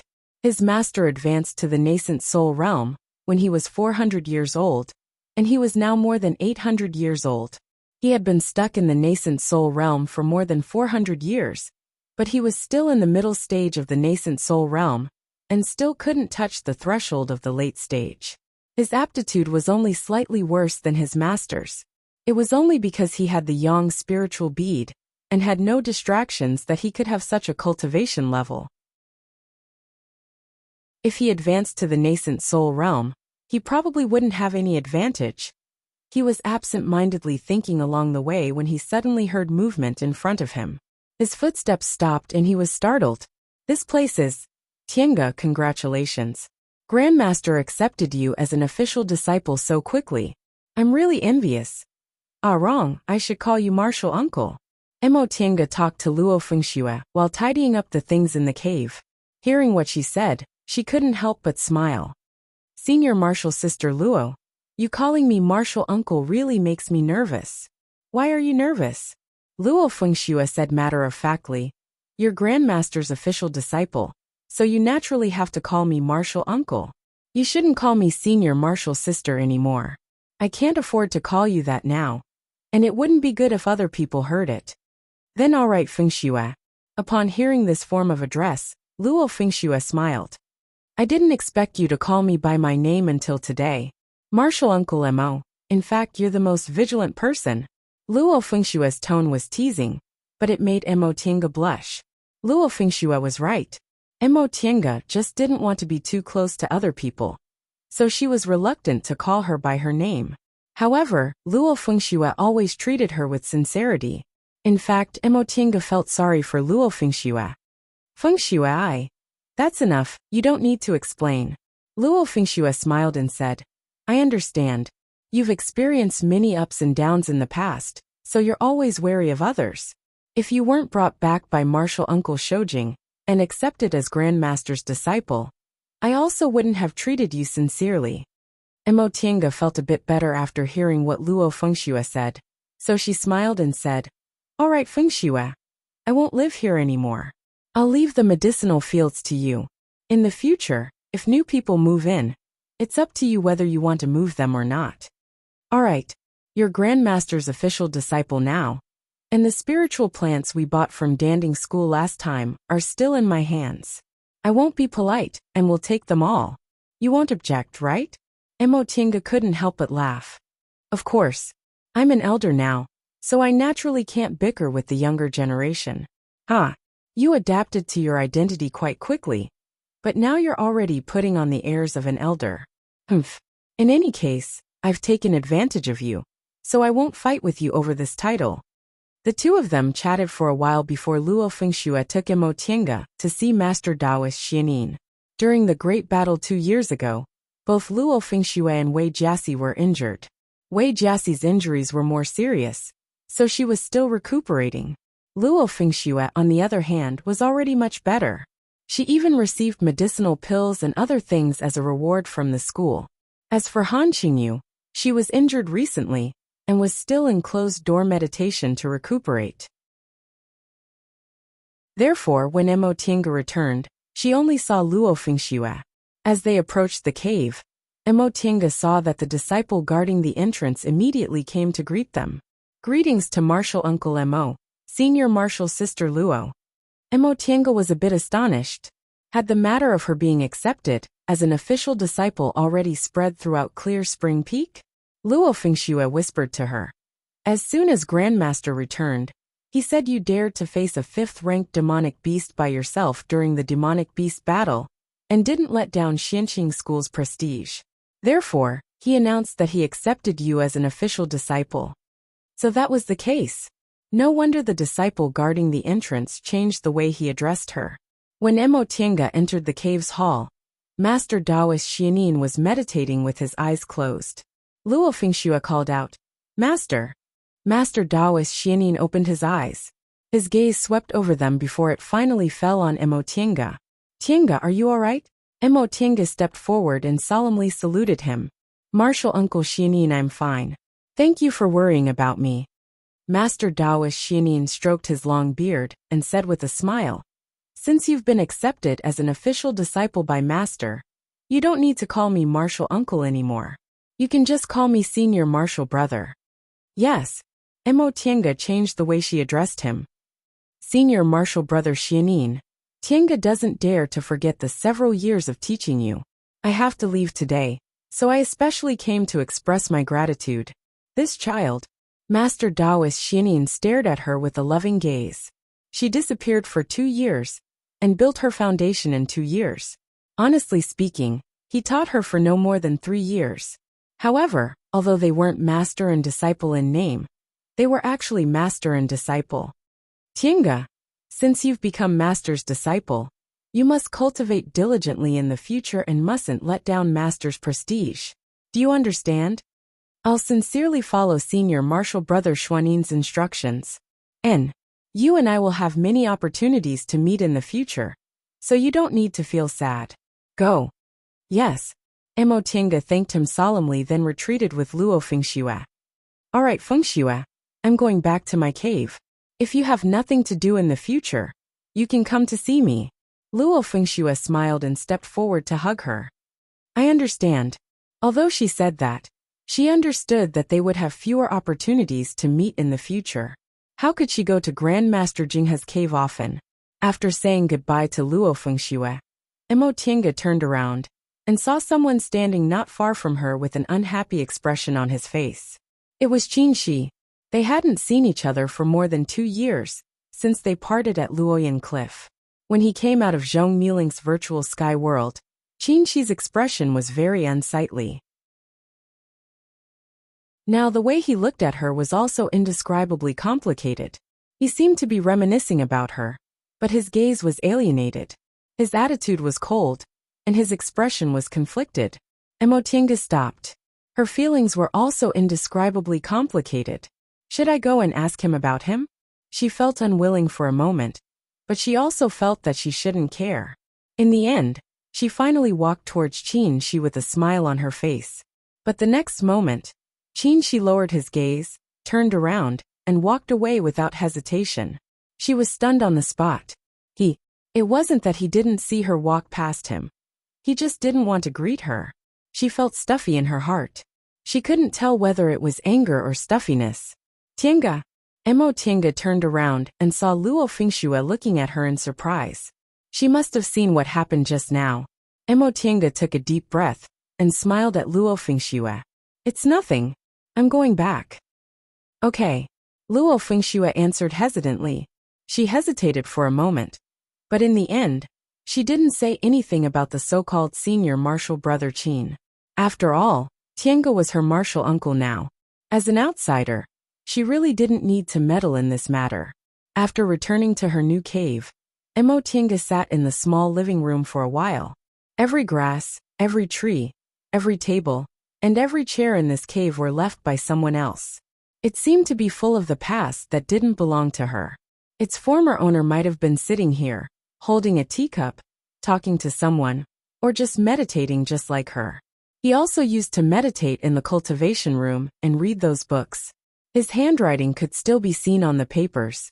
The pill concocting room, pill concocting tools, the lounge. Everything had his traces. In the end, she smiled, stood up, took a deep breath, and put all the things in the room into an empty storage bag. Whether it was the tables, chairs, or books, none of them belonged to her, so she might as well replace them all. Martial Uncle Mo. A cry of surprise came into her ears. Mo Tiange glanced around and saw 2 female cultivators standing at the door, looking at her with great astonishment. What's wrong? Do you need something? She asked expressionlessly. What are you doing? Tidying up my cave. Huh? Mo Tiange glanced at them coldly. What's wrong? Didn't you say everything in this cave belongs to me? Can't I use it even if I want to? The 2 female cultivators stared at her helplessly. That being said, they never expected this martial Uncle Mo would throw away all of martial Uncle Shoujing's things. Chapter 137. Lord Taoist Jinghe's Immortal's Cave was called Shangqing Palace. When Mo Tiange saw it, she was surprised. She thought it would be called Myriad Flowers Palace, or 100 Fragrances Palace, or something like that. She didn't expect it to be called such a normal name. In this palace, aside from Lord Taoist Jinghe, there were only her and 16 maids. These maids were all foundation-building female cultivators in the school. Their spiritual roots were ordinary, so they weren't qualified to be accepted by core formation cultivators. Therefore, they volunteered to be the maids of a nascent soul grandmaster, hoping to get some pointers. Lord Taoist Jinghe wasn't a stingy person. As his maids, they could indeed often get pointers and rewards from him. In the beginning, these maids might really have come for the advancement of their cultivation levels.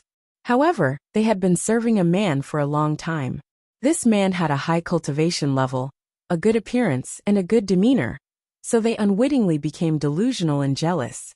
During her days in Wenyang Pond, Mo Tiange was used to seeing Mei Lan, Zhu, and Chrysanthemum bickering, so she didn't think much of it. Now that she was in Shangqing Palace, she realized that bickering among them was really nothing. These 16 maids were named Mei Lan, Zhu Zhu Qin Qi Hua Hua, Chen Xia Qiu Dong, Yu Shui Feng Shuang. The names were all given by Lord Taoist Jinghe, so they were extremely cliché.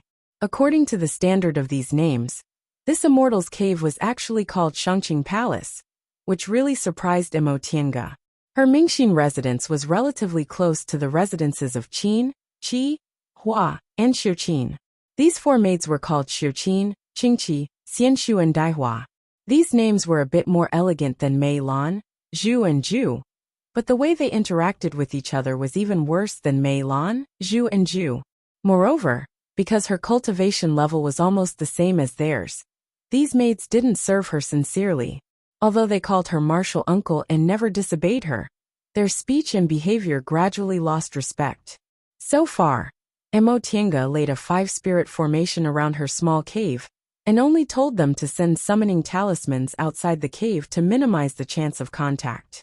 Since she blocked these maids outside the cave, and Lord Taoist Jinghe left her to fend for herself, Mo Tiange was finally able to enter the virtual sky world and continue her cultivation. With the Sinu art of the origin, her cultivation progress was extremely fast. She only needed to cultivate for 6 hours a day, and she would be able to achieve the same results as before. Nevertheless, Mo Tiange wasn't in a hurry to cultivate. Every day, she would cultivate for 6 hours. Once she achieved the same results as before, she would stop. That was because she knew her cultivation level was forcibly raised to the middle stage of the foundation building realm, so her temperament and realm weren't stable yet. If she impatiently sought quick results, her temperament wouldn't be enough when the time came, and she would most likely fail to form her gold core. She would have to turn back and continue on this path, so it was better to walk slowly now and firmly lay a solid foundation. Because she had forcibly suppressed her cultivation speed, she had also slowed down the pace of her soul-refining art. Any art used in fights of magical power had to be based on mental cultivation techniques, and the soul-refining art was the same. She was only in the middle stage of the foundation-building realm now. Although her primordial spirit and meridians were different from those of ordinary foundation-building cultivators, she couldn't ignore her cultivation level. If her cultivation level wasn't high enough, the soul-refining art would eventually backfire on her. Therefore, Mo Tiange devoted the remaining 12 hours to other skills. Array formations, alchemy, weapon forging, talisman crafting, medicine, and mechanisms. The so-called mechanism technique was one of the more unique techniques. According to legend, in the distant ancient times, the school of Mo once appeared in the human world. Their grandmaster, Moz, was skilled in craftsmanship and could use wood, fine iron, and other materials to create extremely powerful mechanisms. One of them could fight against 100 enemies, and they could even attack cities and plunder lands. In the immortal cultivation world, this was naturally a small skill that was not worth mentioning. However, the immortal cultivation world also had its own mechanism technique. Puppets made from various spiritual objects and crystals could also obtain the same power as human cultivators. Unfortunately, after Mo Tiange flipped through the books on mechanism technique, she found these puppets needed something called crystals to be activated. Now that crystals couldn't be found, it was no wonder the mechanism technique was also lost. cultivating, farming and practicing skills. The days passed by just like that. Emotinga holed up in this small immortal's cave, but the more she learned, the more fascinated she became. She didn't even see other people. She didn't know how much time had passed in this kind of lonely, but not lonely life. But her nominal master finally remembered her. Emotinga sat on the chair, still looking down, and letting Lord Taoist Jinghe examine her without raising her eyes.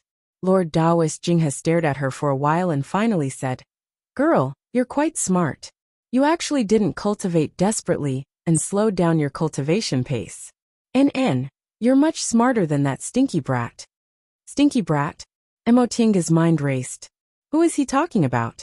After saying that, Lord Taoist Jinghe lay down again. You deliberately suppress your cultivation speed every day. Are you very idle?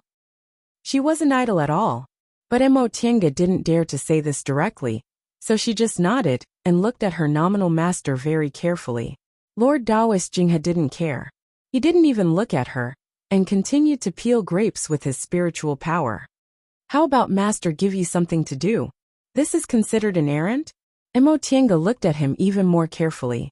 Lord Taoist Jinghe glanced at her, chuckled and said cordially, "Disciple, master is thinking about you. Look at you. You still have more than 9 years to live. Locking yourself up like this doesn't seem good, does it?" "Master," Emotinga said thoughtfully, "disciple thinks it's very good. I like this kind of life very much." Lord Taoist Jinghe raised his eyebrows. "How is it very good? You don't need to be embarrassed. Master has already thought about it for you. I'm guessing you don't cultivate more than 10 hours every day, right? There are 24 hours in a day, and there's still half of it left. You don't need to sleep, so why are you idle? Therefore, master thought of a way for you. I'll give you something to do." Seeing that Emotinga didn't object, Lord Taoist Jinghe immediately smiled. You're so obedient. Do you think master will harm you? I'm telling you, aside from cultivation, there are some things that are also very important. Master won't harm you." Emotinga sighed. "Master, if you have something to say, please say it directly." Lord Taoist Jinghe immediately took out a jade slip. "You just need to follow what's written on this, and finish your tasks at a fixed time every day." Emotinga doubtfully sank her divine sense into the jade slip. She suddenly wanted to vomit blood. Collect dew at the Yin hour. Take care of spiritual plants at the Mao hour. Take care of spiritual beasts at the Qin hour. Go out to preach Tao at the Si hour, and return at noon. Out of the remaining 14 hours, 10 hours were arranged, and most of them were done by his maids. What does this master want to do? Does he want me to run around in circles every day? Master? Emotinga's expression was a bit dark. Aren't these tasks a bit too much? Too much, Lord Taoist Jinghe said. Back then, when Xianin Qingyuan and those brats just entered the sect, they did a lot of things, but you didn't do much. Fine, disciples have the duty to serve their masters. But the problem was that masters also have the duty to teach disciples. This master never taught her, so why should she fulfill her duty as a disciple? Seeing that she didn't speak, Lord Taoist Jinghe blew his beard and glared at her. Is there a disciple like you? I ask you to do something, yet you're so reluctant. Back then Xianin and the others. All right, Emotinga said helplessly. I'll do whatever master says. Disciple will just do as you say.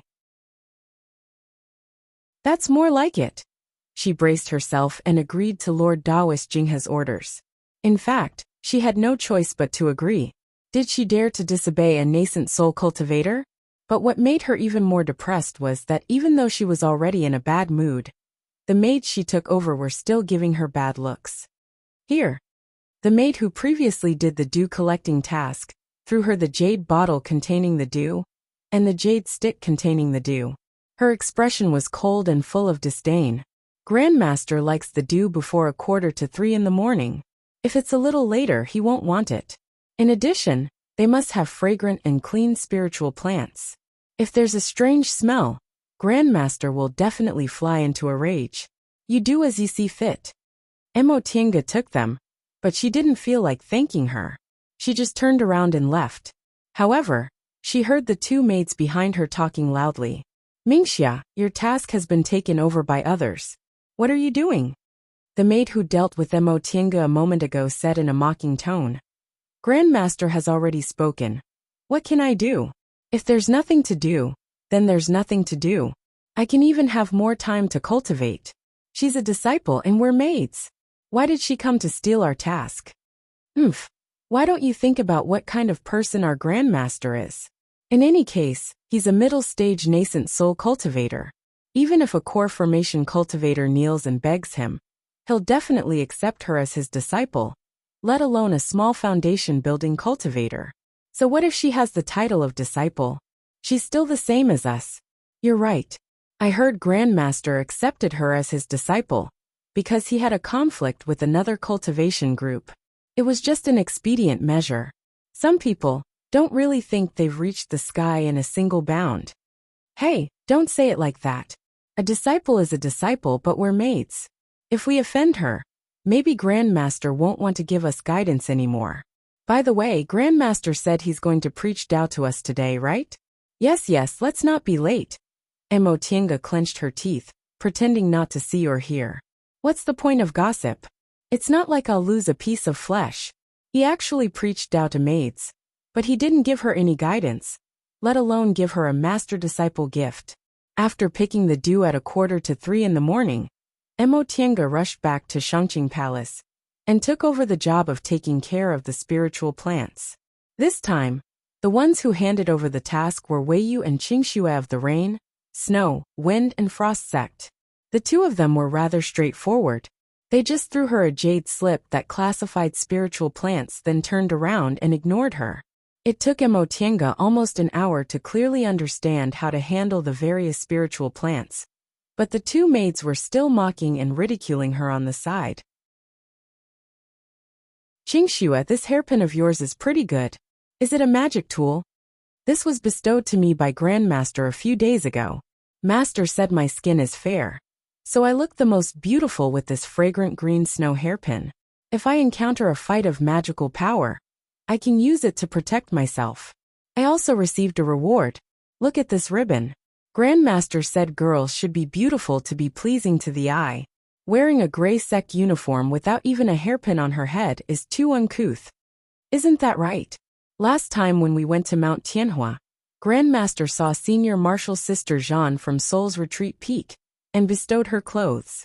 As maids, we have to serve Grandmaster every day, so we have to dress even more beautifully. But it's really strange. It's not like Grandmaster hasn't accepted any female disciples. Marshal Uncle Sushin is also extraordinarily beautiful. So why did he accept a completely unremarkable one now? That depends on whether she can dress herself up or not. Say she looks like that. What else can Grandmaster do? You're right.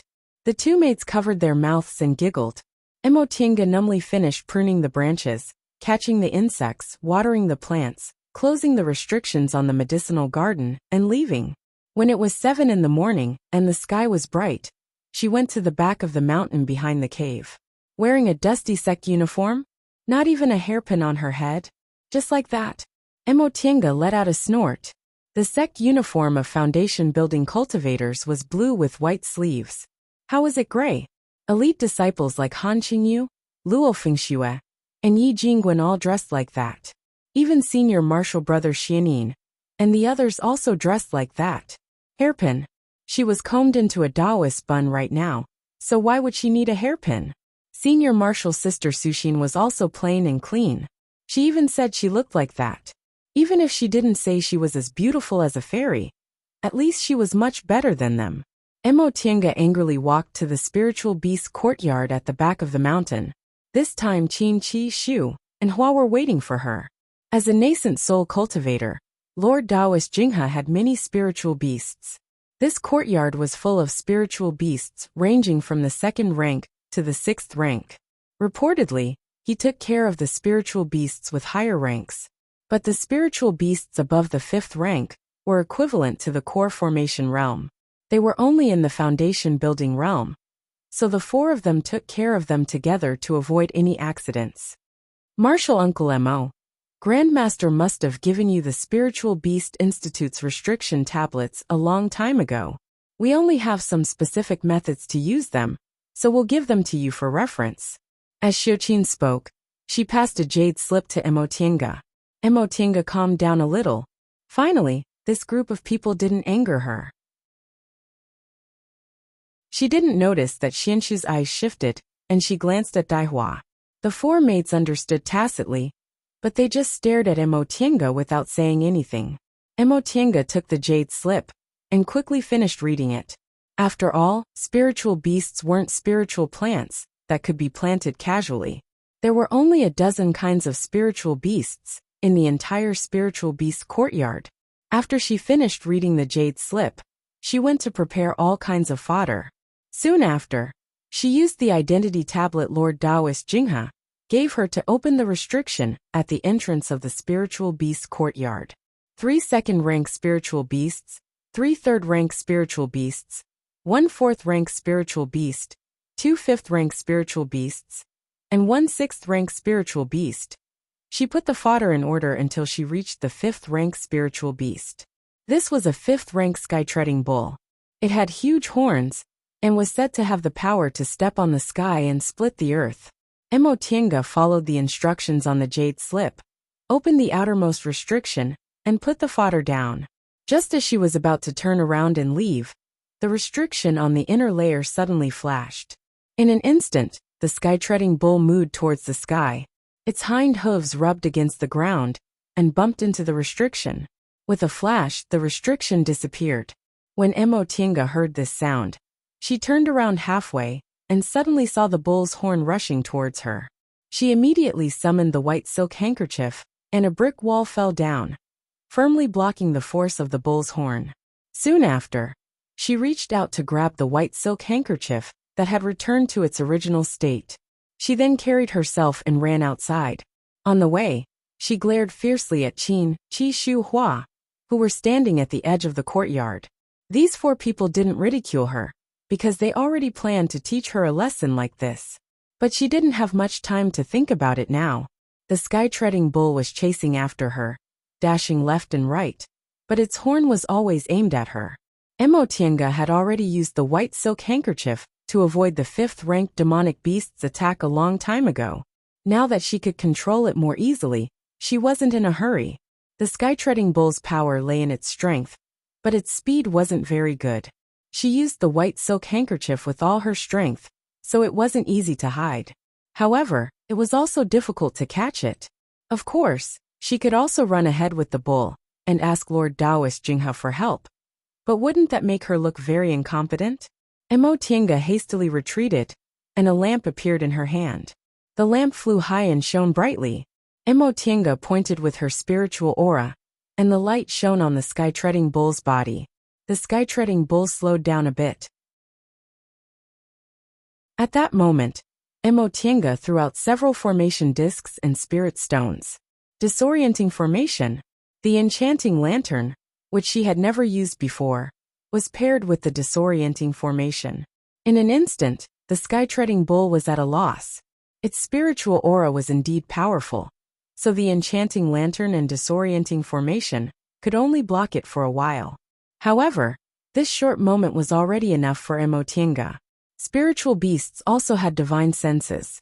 In the disorienting formation, spiritual beasts would instinctively use their divine senses to sense their surroundings, giving Emotienga a chance to take advantage of.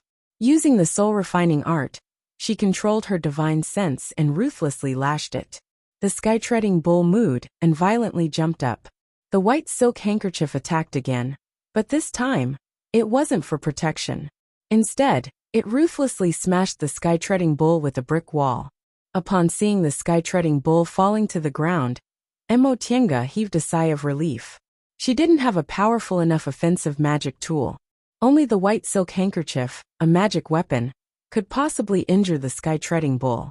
Coupled with the soul-refining art's unexpected attack, she was able to temporarily immobilize the sky-treading bull. Emotienga locked the sky-treading bull back into the spiritual beast compound, opened all the restrictions, then walked out of the compound. She coldly stared at Qi Shu Hua, who had been standing on the side from the beginning. She clearly saw that when the sky-treading bull rushed out, Smiles appeared on these four people's faces. They were obviously ready to scheme against her. If she didn't have the soul-refining art and several treasures on her, as well as the several restrictions here that limited the sky-treading bull's power, she would have most likely lost half her life just now. Right now, when these four people looked at her, the mocking expressions on their faces were no longer there. Instead, they were replaced with terror. From the moment the sky-treading bull broke through the restrictions to when Emotienga knocked it out, only a few breaths had passed. A middle-stage foundation-building cultivator was actually able to subdue a fifth-rank spiritual beast. Although it was also because the restrictions in this place limited the sky-treading bull's power, it was still enough to shock them. They were just unconvinced, so they wanted to borrow the power of the fifth-rank spiritual beast to teach this martial uncle, who was also a foundation-building cultivator, but was looked upon favorably by Grandmaster, a lesson. There were restrictions here, and the four of them were ready to attack at any time, so presumably, they wouldn't take her life.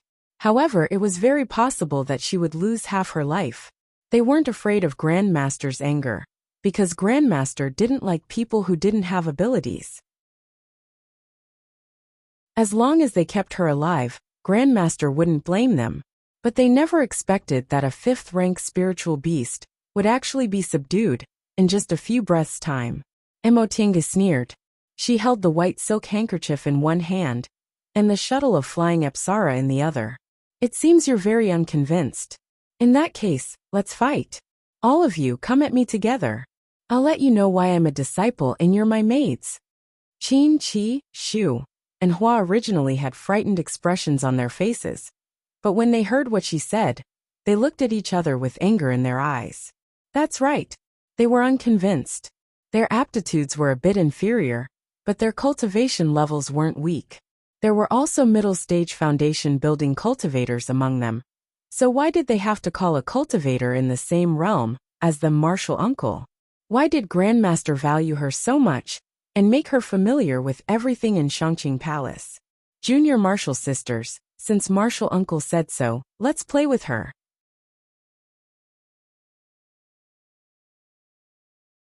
Chapter 138. Except for Xiuqin, who was in the middle stage of the foundation-building realm, the other maids were all in the early stage. Their aptitudes were average, and they didn't have a strong backer, so they were already very lucky to be able to advance to the foundation-building realm. Even with the guidance of a nascent soul cultivator, only a few of them could advance to the middle stage. But in any case, they'd been serving nascent soul grandmasters for a long time, so they'd seen a lot of big scenes. Emotienga's disregard for them immediately aroused their anger. Once Xiuqin finished speaking, Qingqi took out her magic tool, while Xianshu and Daihua took out their flying magic tools and chose their positions. Emotienga raised her eyebrows. Based on their positions, they had some knowledge of fights of magical powers and weren't idiots. But so what if they weren't idiots? 4 foundation-building cultivators and female cultivators, with no experience in fights of magical powers. They weren't worthy of her attention. The 4 of them stood in their positions, but didn't attack immediately. They seemed to be waiting for her. Emotienga smiled and raised her left hand. The shuttle of flying Apsara rushed towards Xiuqin, while she stepped on the white silk handkerchief, and instantly flew away from her original position. Seeing her attack, Qin, Qi, Shu, and Hua each took out their magic tools. Some were flower baskets, some were ribbons. In short, they were all beautiful things that women liked. Although Emotienga didn't take them seriously, she had a good habit. No matter who her opponent was, once they started fighting, she would treat them with caution. The shuttle of flying Apsara turned into a golden light and enveloped Xiuqin. Xiuqin raised a Rui jade, which emitted light and blocked the attack. At the same time, the other 3 people used their own methods to attack. Emotienga didn't even look at them. She waved her hand and retrieved the shuttle of flying Apsara, instantly changing her position. With this move, Emotienga had a rough idea of the situation. The 4 people's magic tools were good, but they didn't have much experience in fighting. Presumably, they didn't need to fight when they followed Lord Taoist Jinghe. Moreover, female cultivators didn't like fighting, so their knowledge of fights of magical powers probably came from Lord Daoist Jinghe's explanations. This made things a lot easier. Ever since Emotienga entered Kunwu, she'd experienced countless life and death battles. At first she followed second uncle, but later she fought on her own. The dangers she went through were beyond these four people's imagination. Battles of magical powers did not only rely on cultivation and magic tools. Sometimes, in the face of life and death, one could even rely on a flash of intuition. This was the accumulation of countless experiences. Opponents without experience were the easiest to deal with, because even if they knew what they should do at this time, they often couldn't do it. After a series of probing attacks, Emotienga released the enchanting lantern. If an experienced cultivator saw the sky-treading bull's reaction after she took out this lamp, they would know it was a hallucination-type magic weapon, and they would just retreat a certain distance away from it. Therefore, this kind of magic weapon had very little use against cultivators who were good at fights of magical powers. However, these four people didn't notice it at all. They were still focused on their own magic weapons. The enchanting lantern flew up and shone brightly. Emotienga condensed her aura on her fingers and guided the light to shine down slowly. Qin Qi Shu, Hua and Hua immediately felt their vision darken, and the surrounding scenery disappeared. They were at a loss of what to do. Suddenly, a golden light appeared above Xianshu's head, instantly covering her. Ah! Hearing their companions scream, the other three were shocked. Xiaoqin was even more flustered. She shouted, "You dare to kill them?" What answered her was Qingqi's scream. Qingqi was fighting with a flying sword. Her flower basket had the upper hand, so she was feeling proud of herself when several flying needles silently appeared beside her and shot into her body. Next was Daihua. It was still the shuttle of flying Apsara that dealt with Daihua, but this time, it formed a square formation and trapped Daihua inside. Martial Uncle Mo. Hearing her junior martial sister's screams one after another, Xiaoqin couldn't help but shout, "Even if you're Grandmaster's disciple, killing people is too much." Right after she said that, her eyes suddenly lit up. Emotienga, who was flying in the air, smiled coldly. "Too much? You also know I'm Master's disciple, so why do you want to take my life?" Seeing her smile, Xiaoqin felt cold, but she still answered, "We sisters don't want to take Martial Uncle's life.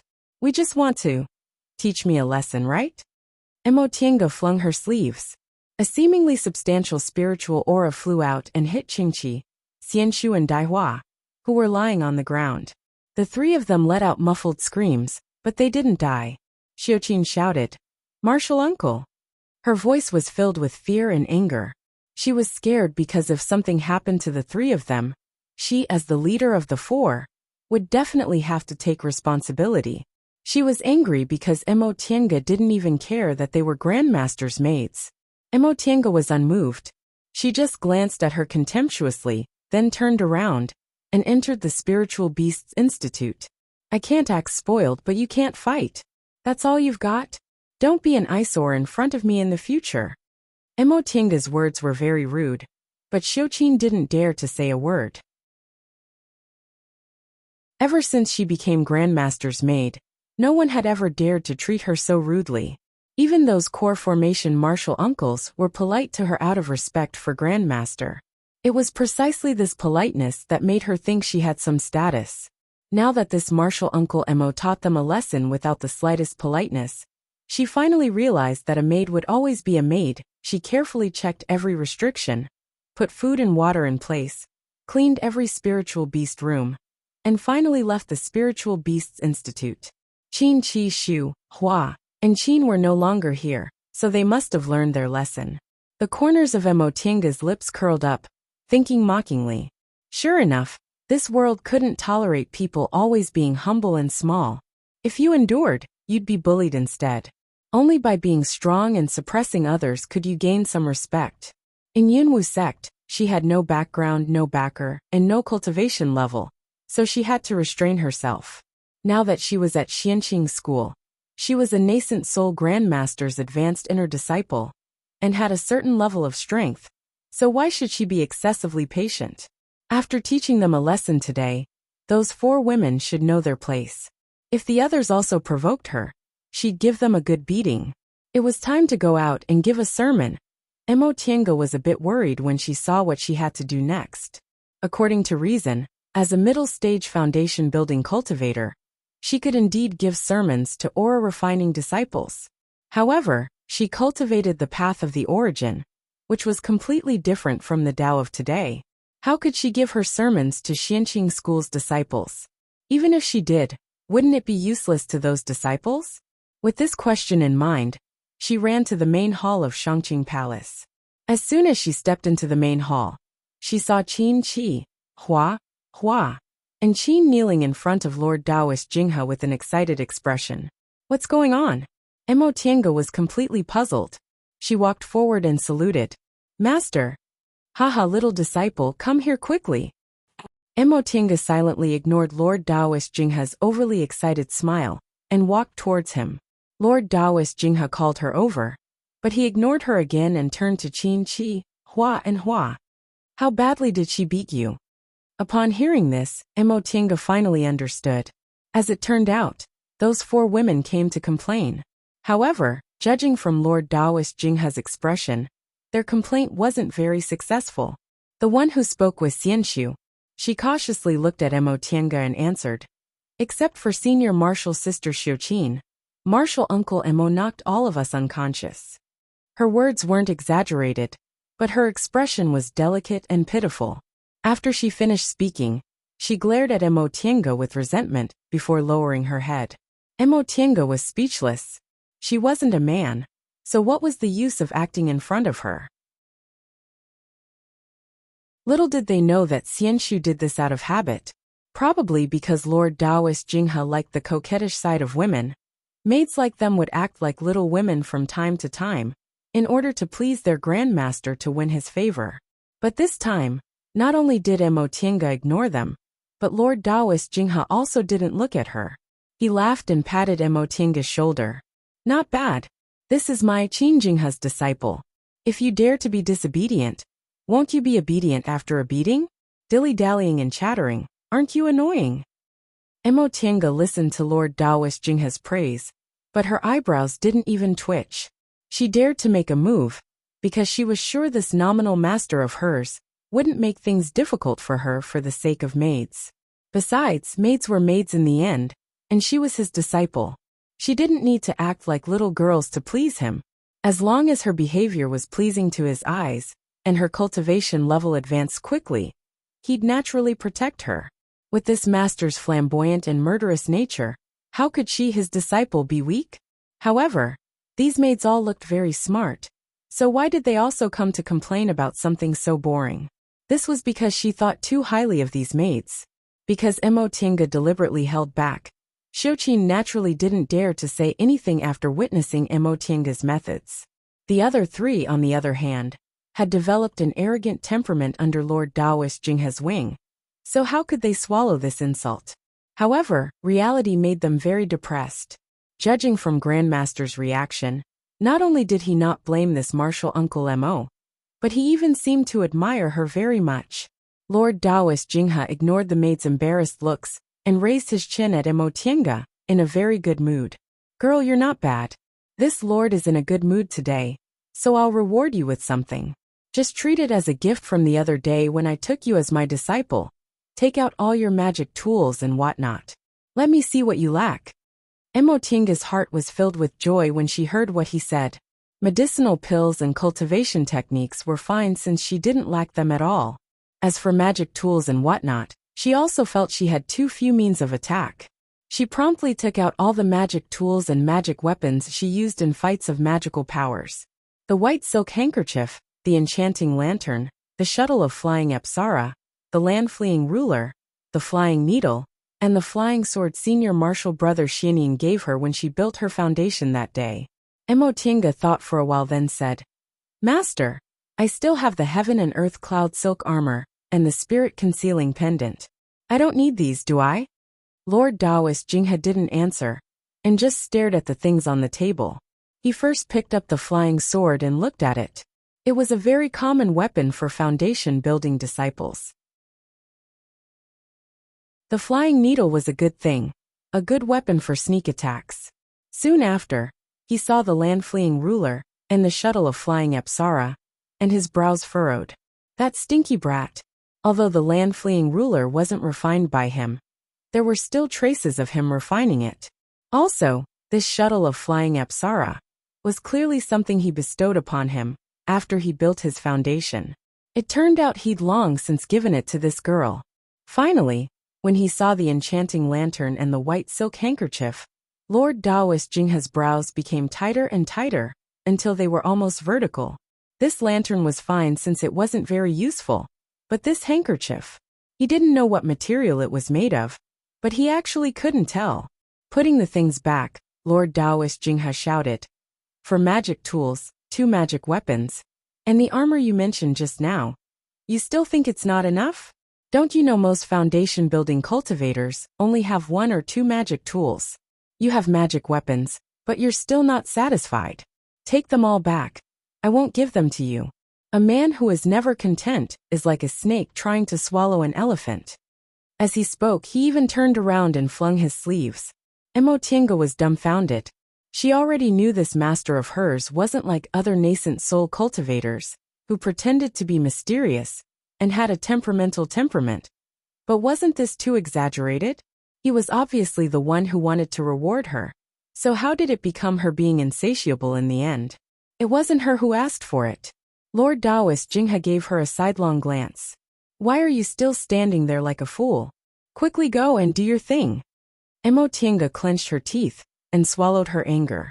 She put away the things, then turned around and walked away. Halfway there, she suddenly stopped, turned around and asked, "Master," disciple wanted to ask, "Disciple isn't qualified to preach Tao, right?" Lord Taoist Jinghe shouted again, "You're not qualified? You're my disciple, but you actually said you're not qualified to preach Tao to aura-refining cultivators? You must be joking." "But, disciple now practices the art of the origin, which is different from their Tao. What does it have to do with being different? They won't divide it among themselves. If they tell you to go, just go." "Yes, disciple will take her leave." Emotinga rubbed her head, walked out of Shangqing Palace and silently asked the heavens, "What kind of sin did I commit to have such a master? He doesn't give me pointers, doesn't reward me, and is temperamental and emotional. Having him is equivalent to not having him. Preach Tao, preach Tao." While muttering these words, Emotinga went to the steward's hall. "Marshal, Uncle Mo." The one who received her was Luo Fengxue, who was still a bit unaccustomed to calling her that. Emotinga saw her expression and understood tacitly. She then followed her into the hall. Since there was no one else there, Luo Fengxue changed the way she addressed her. "Tienga, what brings you here?" Emotinga smiled bitterly. "Master arranged for me to preach Tao." "Oh." Luo Fengxue suddenly understood. "You're in the foundation building realm now, so it's not strange for him to arrange for you to preach Tao. That being said, I've never preached Tao. That doesn't matter." Luo Fengxue said. "Since you've built your foundation, you naturally have more experience than aura-refining disciples, so you can preach anything you want. What did Grandmaster say?" Master told me to preach Tao every day for 4 hours." "Ah." Upon hearing this arrangement, Luo Fengxue was puzzled. What's Grandmaster thinking? Our Xianqing school already gives Tao preaching to disciples frequently, once every 3 days. Even if you preach Tao every day, you won't have a place to do it.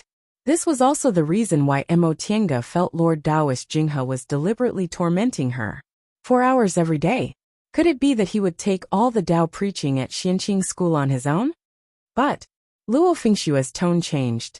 "If you think it's too troublesome, I can arrange for you to teach new disciples. That way, it'll be easy and you can report to the higher-ups." Emotinga thought about it and felt this seemed right, so she smiled and said, "Then I'll have to trouble you. I can't refuse Master's arrangement. Right now, I'm having a headache about how to report to the higher-ups." Luo Fengxue smiled and walked to the table. She took out a blank jade slip, wrote something on it, and gave it to Emotinga. "If you want to preach Tao to all aura-refining disciples, and have to go to the main peak, you can't teach new disciples. Just take this to Mengxue Hall on the mountainside. Someone will receive you there." Finally, Luo Fengxue satisfied her for once. Mo Tiange heaved a sigh of relief. She took the jade slip and went to the mountainside according to Luo Fengxue's instructions. Xianqing School had 3 ways of accepting disciples. One of them was the same as other big cultivation groups. Every 10 years, the school would open its gates and select individual cultivators from various clans with excellent spiritual roots or strong abilities. The other way was like Mo Tiange, which was recommended by cultivators in the foundation building realm and above. However, she was actually brought into the school by a core formation cultivator, so she didn't have to pass the test. The last way was to find mortals with outstanding spiritual roots from the secular world and bring them into the school. The last type of disciples usually had outstanding spiritual roots and were accepted by core formation cultivators as soon as they entered the school. Luo Fengxue was one of them. In the past, her elder brother also worshipped Master Daoist Xianin as his master. After he failed in his realm breakthrough and died, Master Daoist Xianin took care of his disciples' funeral affairs and went to the secular world. He happened to find that Luo Fengxue also had spiritual roots, so he brought her back to the school and accepted her as his disciple. Apart from the third type of disciples who were directly accepted by high-level cultivators, the other 2 types of disciples had to start at Mengxue Hall if they were in the 5th layer of the aura refining realm or below. Therefore, Mengxue Hall was divided into 2 types of disciples. The first type was children with 3 spiritual roots or above. They were accepted because their aptitudes were high enough, so there were no requirements for their cultivation levels. The second type was disciples with poor aptitudes, but still had potential. These disciples were usually the descendants of cultivators in the school, so the requirements were relaxed. When Mo Tiange arrived at Mengxue Hall, the cultivator in charge was very respectful when he saw her. "Grandmaster Mo, I didn't expect you to grace us with your presence. Please forgive my rudeness." Grandmaster. Mo Tiange trembled when she heard this title. The person in charge of Mengxue Hall was naturally a foundation-building cultivator, but the people who usually did things were all aura-refining disciples. She was now the advanced inner disciple of a nascent soul grandmaster, so her seniority was equivalent to a core formation grandmaster, so there was no problem with this title. However, it hadn't been long since she advanced to the foundation-building realm. Originally, she was just an insignificant aura-refining cultivator like these people. But all of a sudden, she became a grandmaster. The contrast was too big. Moreover, the one who addressed her like this was a white-haired old man, so it was even more difficult for her to adapt. "No need to be so polite. The reason I came here is clearly written in this jade slip. If there's anything you need me to do, just tell me." Yes. This aura-refining cultivator, who was nearing the end of his lifespan and had no hope of advancing to the next realm, didn't dare to be rude to her in the slightest. He still bowed and said, "Martial Uncle Luo explained in the jade slip that Grandmaster came here to teach the new disciples of Mengxue Hall. However, Martial Uncle Luo probably doesn't know that all the new disciples of Mengxue Hall have teachers who are directly responsible for teaching them. I'm afraid. Is that so?" Mo Tiange was stunned. "Then just find me something to do." This. Mo Tiange was a bit annoyed that the old man was still hesitating when she said anything. "Are you saying that I can't do anything here?" The old man repeatedly shook his head. I don't dare. Grandmaster, I'll tell you the truth. The highest cultivation level among us is only in the 9th layer of the aura refining realm. You can teach us directly. So why do you need to give sermons to the new disciples? Does this mean my cultivation level is too high and I'm being disliked? Mo Tiange resisted the urge to roll her eyes. She just wanted to muddle through this period of time. Why didn't this old man understand? I said anything. Do you understand? If there's nothing else, just let me sweep the floor, okay? I don't dare to trouble Grandmaster. Mo Tiange felt helpless. Then I won't do anything. I'll just sit here for 4 hours, okay?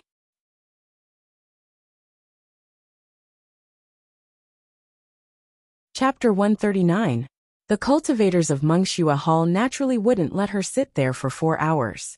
After the cultivator who received Mo Tienga reported to the manager of Mengshua Hall, an early-stage foundation-building cultivator, learned that it was Patriarch Jinghe's idea. So he came to pay a visit and gave Mo Tienga all the tasks she needed to do at Mengshua Hall. After reading the contents of the jade slip, Mo Tienga realized the cultivator who received her was right. These new disciples all had special teachers to teach them, so they didn't need to do anything. Besides, it wasn't convenient for her to do other chores. After a while, Mo Tienga looked up at the manager of Mengshua Hall and said, "That being the case, how about I help teach them their homework?" New disciples had to start teaching Taoist scriptures, and teaching Taoist scriptures had to start from learning how to read. Since the distant past era, many characters had been left behind. Cultivation techniques and treasures from different eras might use different characters. Disciples who had just come into contact with cultivation had to spend a lot of time learning how to read every day. The manager naturally didn't have any objections. After repeatedly agreeing, he informed the supervising disciple that Mo Tienga only needed to follow the supervising disciple to teach her homework. Mo Tienga sighed inwardly when she saw the various teaching methods of Mengshua Hall. When she embarked on the path of cultivation, all she knew was a cultivation technique. When she was in Mo family's village, even the old master didn't know that knowledge, so she could only explore it bit by bit. Later she found second uncle, and was taught by him personally. But how could uncle and niece take care of everything when they were wandering? Second uncle wasn't a teacher. Most of what she knew and learned were things she encountered on her own, and second uncle only remembered to teach her. In Xianqing school, each subject was clearly separated and taught by different cultivators. If she could do this back then, she wouldn't have had such a hard time. Nevertheless, she was just sighing. She was already very lucky to be able to reach this point. With second uncle's guidance, she was much better than individual cultivators who struggled to survive. After being led into the hall by the supervising cultivator, Mo Tienga saw that the prayer mats in the room were full of children between 6 and 17 years old. Their cultivation levels were between the first and third layer of the aura refining realm. When they saw her walking in, their gazes all fell on her. She didn't conceal her aura. In front of these early-stage aura-refining disciples, the aura of a foundation-building cultivator was naturally very powerful. The steward coughed, and the children immediately stood up and respectfully saluted him. Disciple greets teacher. Although the steward was in the same realm as them, he was in charge of teaching them, so they addressed him as teacher. The steward led Mo Tienga to the center and said, "Disciples, this is Grandmaster Mo, the disciple of Patriarch Jinghe of Clear Spring Peak." Grandmaster Mo's talents were outstanding. She wasn't even 30 yet, but her cultivation level was already in the middle stage of the foundation-building realm. Patriarch Jinghe specially ordered Grandmaster Mo to come to Mengshua Hall. "From today onward, Grandmaster Mo will teach all of you together with me. I hope you'll seize this opportunity and cultivate diligently with Grandmaster Mo as your example." Mo Tienga saw that these children's eyes were filled with amazement and admiration. For them, nascent soul cultivators were like immortals. Furthermore, when they saw that Mo Tienga looked like she was in her 20s, yet she already had this kind of cultivation level, they were even more amazed. Under their attentive gazes, Mo Tienga recalled the first time she met Yi Jingwen. She was also amazed and thought how great it would be if she had this kind of power. She never expected that she would also become the object of admiration for these young disciples, who had just entered the path of immortality. All right, all of you can sit down. Today, we'll continue to study the Nanhua Heart Sutra. This mental cultivation technique is Xianqing School's basic mental cultivation technique, so it can't be underestimated. If there's anything wrong, please correct me. Grandmaster Mo. The steward bowed towards Mo Tienga, then invited her to sit on the praying mat in front of him. Last time, it was mentioned that it's not the other who has no self. It's not me who has no gain. It's near, but I don't know why. Do you all know what it means? A boy about 10 years old immediately raised his hand. The steward nodded with a smile. He was just worried that these children wouldn't dare to answer in front of Grandmaster Mo. But now that someone stood up, he felt relieved. The child stood up and looked at Emotienga before he answered. It's not the other who has no self. It's not me who has no gain. This sentence means that without the other, there's no me, and without me there's no the other. For example, if there's no good there's no bad, and if there's no bad there's no good. Two opposite things often need each other to present themselves. And very good. The steward asked again. Then do you understand the meaning of the second sentence? It's near, but it's near, which means that it's close to the root of things. I don't know why, which means that I don't know whether there's something pushing behind the scenes. This explanation makes sense. The steward nodded and looked at Emotienga. Seeing that she didn't have any intention to speak, he continued to say, if this sentence is used on the path of cultivation, it's neither good nor evil. Everything's at its source. Our Tao school pursues the way of the celestial being. The so-called Tao is like the laws of heaven and earth. There's a law in the dark. Therefore, although we don't insist on doing good, we can't act recklessly. After listening to the steward's explanation, the child bowed his head and said, yes, disciple will earnestly comprehend it. Good, continue. Things are nothing but that. Things are nothing but this. If you see that, you don't see it. If you know it, you know it. This steward was in the 8th layer of the aura refining realm. Judging from his age, he should be in his 40s, so it naturally wouldn't be a problem for him to explain this basic mental cultivation technique. Emotienga also didn't interrupt, and just listened silently. It could be seen that the boy who answered at the beginning was quite outstanding when it came to Taoist scriptures. 70 to 80% of the questions asked by the steward were answered by him. However, Emotienga also discovered that the others seemed to be very unfriendly towards him. Whenever he answered a question, several people would secretly make faces at him. A slight frown appeared on Emotienga's face. Could it be that there were also cases of bullying and humiliation in this school? For hours passed very quickly. Emotienga discovered that this errand actually passed time very quickly. She only needed to answer some questions the steward found hard to answer. For her, aura refining realm questions were very simple, so she didn't need to think too much about it. She even had to thank Luo Fengxue for thinking of a good solution for her. After she finished her time at Mengxue Hall, Emotienga returned to Shangqing Palace. Once she finished her errands for the day, she went to report to Lord Taoist Jinghe. Master, Lord Taoist Jinghe, who was peeling grapes with his spiritual power, only looked at her. Oh, you're back.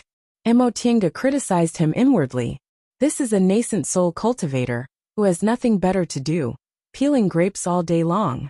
Nevertheless, she still looked well-behaved on the surface. Yes, master. I've finished my errands for today. Finished. Lord Taoist Jinghe propped himself up and sat up. He said to her with great interest, tell me about it. Emotienga braced herself and said, the steward's hall arranged for me to go to Mengxue Hall. So I went. I mainly had to answer some questions from new disciples. Mengxue Hall? Lord Taoist Jinghe nodded carelessly. It was arranged by that girl Fengxue, wasn't it? Yes, I thought so. Aside from that girl, who else would think of letting you go to Mengxue Hall? That's for the best. New disciples will leave Mengxue Hall sooner or later, and at that time. Emotienga pricked up her ears. Could it be that there's a purpose to this arrangement? Unfortunately, Lord Taoist Jinghe didn't say anything more. He once again glared at her and said, why are you standing there in a daze? Quickly go and cultivate. Yes. Emotienga swallowed her words sullenly. I don't need to think too highly of this master. He's just torturing me.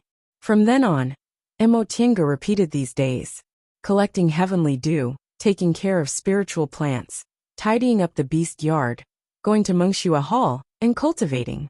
Day after day, she became familiar with all the affairs in Shangqing Palace. Because she stayed in Mengxue Hall for a long time, she also became familiar with the affairs in Clear Spring Peak. Because of this, she somewhat understood why Lord Taoist Jinghe arranged these things for her to do. She had been in Xianqing School for 7 years, but 2 of them were in the foundation building realm, and 2 of them were missing. In the remaining 3 years, She was in closed-door meditation all day and didn't integrate into the school at all. Now, she took care of Shangqing Palace's affairs every day and came into contact with cultivators in Mengxua Hall. She gradually became familiar with Clear Spring Peak and slowly became a real disciple of Xianqing School. Now that she understood all this, her feelings towards Lord Taoist Jinghe were complicated. This master almost never gave her pointers and didn't give her medicinal pills or treasures. Instead, he used this kind of method to correct her cultivation path. She was now 27 years old, but she was already in the middle stage of the foundation building realm. What she lacked wasn't medicinal pills or treasures, but the growth of her mental state. In particular, from the early stage to the middle stage of the foundation building realm, she didn't experience any hardships and didn't have enough mental experience. With such an unstable cultivation level, it was easy to breed inner demons. Inner demons were the most terrifying hurdle on the road to the core formation realm and the nascent soul realm. Although he didn't say it explicitly, this cheap master actually had great expectations for her. Under a tree in Mengxua Hall, a 10-year-old boy was reading Taoist scriptures diligently. As the Tao, don't bother with the formula and keep the truth. All the joints in the Naiwen have the spirit. The spirit of the hair is blue, the word Taiyuan. The spirit of the brain, the word Naiwen. The spirit of the eyes, the word Yingxian. The spirit of the nose, the word Yulong. The word Lingjian.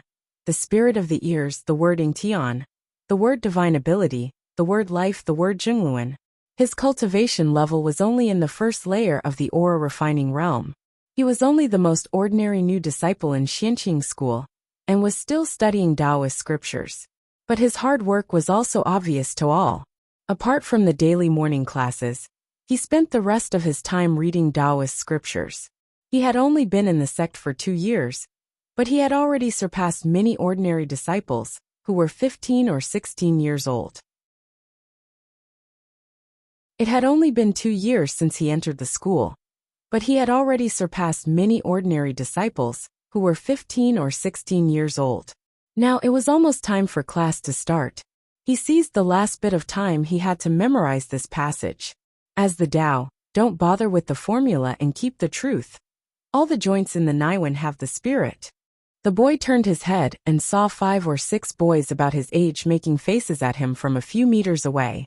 One of the chubby boys shouted, "Yi Zhenji, your pants fell." Right after he said that, the other boys burst out laughing. The boy named Yi Zhenji glared at them fiercely, then turned around and continued to memorize. As the Tao, don't bother with the formula and keep the truth. Another plum flew over and hit him squarely. Although he had spiritual aura in his body, these boys weren't ordinary people. They used spiritual aura to hit him with plums, so it was really painful. Yi Zhenji understood he couldn't memorize anymore, so he put the book away and turned around with a fierce expression. "What do you want to do?" However, although he looked fierce, the others weren't scared. The chubby boy made faces at his companions. "Look, he's trying to scare us." Someone immediately pointed at him and laughed at him. "Yi Zhenji, aren't you afraid your pants will fall again?" Yi Zhenji's expression darkened, but he knew he couldn't beat them. Many of them were the descendants of the martial uncles in the school. They had been taught since they were young, so their cultivation levels were higher than his. He couldn't even beat one of them. Seeing that he didn't speak, the boys simply threw another plum at him. "Why aren't you dodging? Aren't you very powerful? No matter what the teacher asked, you always answered. What? You don't dare to do it now? Why are you being polite with him? Let's beat him up first. I've been so annoyed by him these past few days." An impetuous boy jumped out and shouted while pointing at him. The children were provoked and swarmed up to her. Yi Zhenji immediately turned around and ran. He knew he couldn't beat them, but he also didn't want to be beaten by them. If he ran to the front, they wouldn't dare to beat him, because there were others around. But he didn't realize this idea. Before he could run far, he was hit by a plum, causing him to stagger. One of the boys immediately grabbed his sleeve, and the boys surrounded him and started beating him. These boys were smart and knew they couldn't act recklessly, so they only used their fists and feet, without using spiritual aura. However, this made him feel even more pain. Yi Zhenji was surrounded in the middle. He held his head, gritted his teeth, and didn't say a word. It was just pain. He'd be fine once he endured it. In any case, he was already used to it. Emotinga frowned. She just came to Mengxua Hall early, but she unexpectedly saw such a scene. She gently flicked her sleeves, and the children who were punching and kicking the boys in a circle immediately felt a strong wind sweep over them, and they were immediately knocked to the ground. Who? A chubby boy crawled up and shouted angrily. Who dares to hit me? I'll call my father. How about calling your father? Emotinga looked at him coldly and took over the conversation. It was only then that the children saw her. They were instantly tongue-tied. Emo. Grandmaster Emo. Emotinga knew many of these children were juniors of cultivators in the school, so they developed arrogant and willful temperaments. She just didn't expect them to be arrogant to this extent. At such a young age, they already knew how to bully their fellow disciples. What are you waiting for? Go to the training office and receive your punishment. Grandmaster Emo. Upon hearing what she said, the children shouted, we're just. Unfortunately, they couldn't even defend themselves. Emotinga didn't intend to listen to them. She helped the beaten boy up, turned her head and said, hurry up and go. Yes. The children left unhappily. They weren't stupid. Grandmaster Emo was Patriarch Jinghe's advanced inner disciple, so they didn't dare to say anything to Grandmaster Emo despite their status. If they made Grandmaster Emo angry again, their punishment would be even heavier. Emotinga turned her head to look at the child she helped up. She had some impression of this child because every time she gave sermons, he repeatedly answered questions and was praised by the cultivator in charge. The cultivator in charge once told her this child came from the secular world. He had no foundation and his aptitude was ordinary, so he wasn't valued much.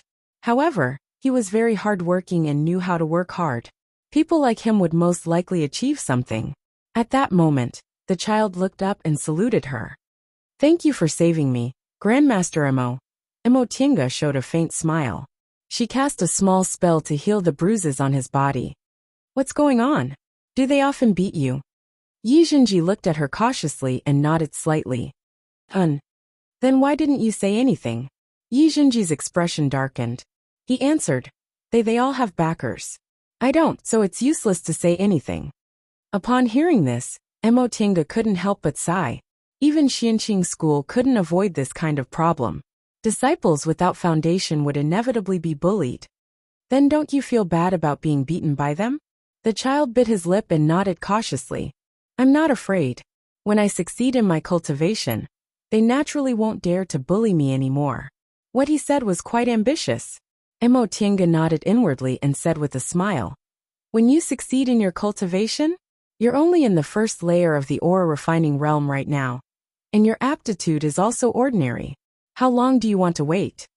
Her words made Yijinji hang his head. He also knew his chances were slim, but if he didn't think that way, what else could he do? Emotinga couldn't help but think of herself. Didn't she also think the same way?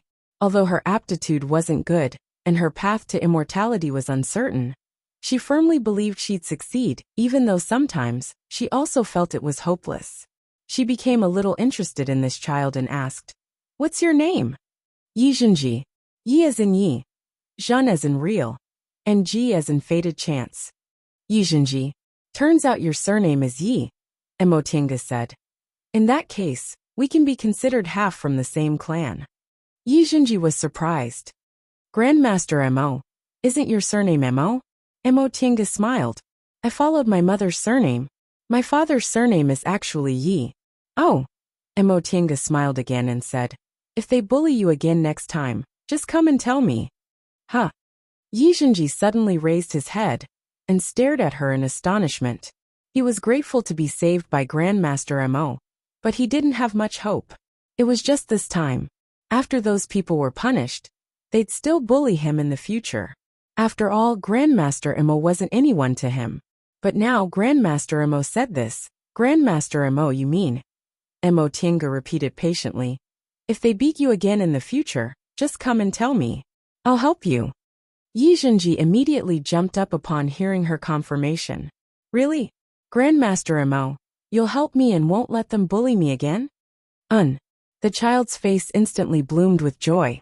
Grandmaster Mo, you're really good to me. Ever since I left home, no one has been this good to me. Ever since I came here, they've been bullying me. They secretly cut my belt, causing me to drop my pants in front of everyone. At this point, he was a little embarrassed. I'm sorry, Grandmaster Mo. I shouldn't have said this in front of you. It doesn't matter. Since she had nothing to do, Mo Tiange didn't mind listening to a child's complaints. If you have anything to say, just say it. And this child probably hadn't complained to anyone before, so he immediately became a chatterbox. When I was at home, my father always said how good it was to cultivate. He said our family was originally a cultivation clan, but it declined, so we had no choice but to move to the secular world. Since I was a child, I've always yearned to cultivate. Later, a martial uncle happened to pass by and discovered I had spiritual roots, so I followed him to Xianqing school. But now, I feel cultivators are very annoying. That you're tuning in to the Li Mei's Sword of Destiny YouTube channel. We're so grateful for your support, and don't forget to subscribe to join us on this incredible journey through captivating stories. Your generosity through donations truly makes a world of difference, as it's the primary source of revenue that allows me to expand and enhance this channel for you. Thank you from the bottom of my heart for being a part of this adventure.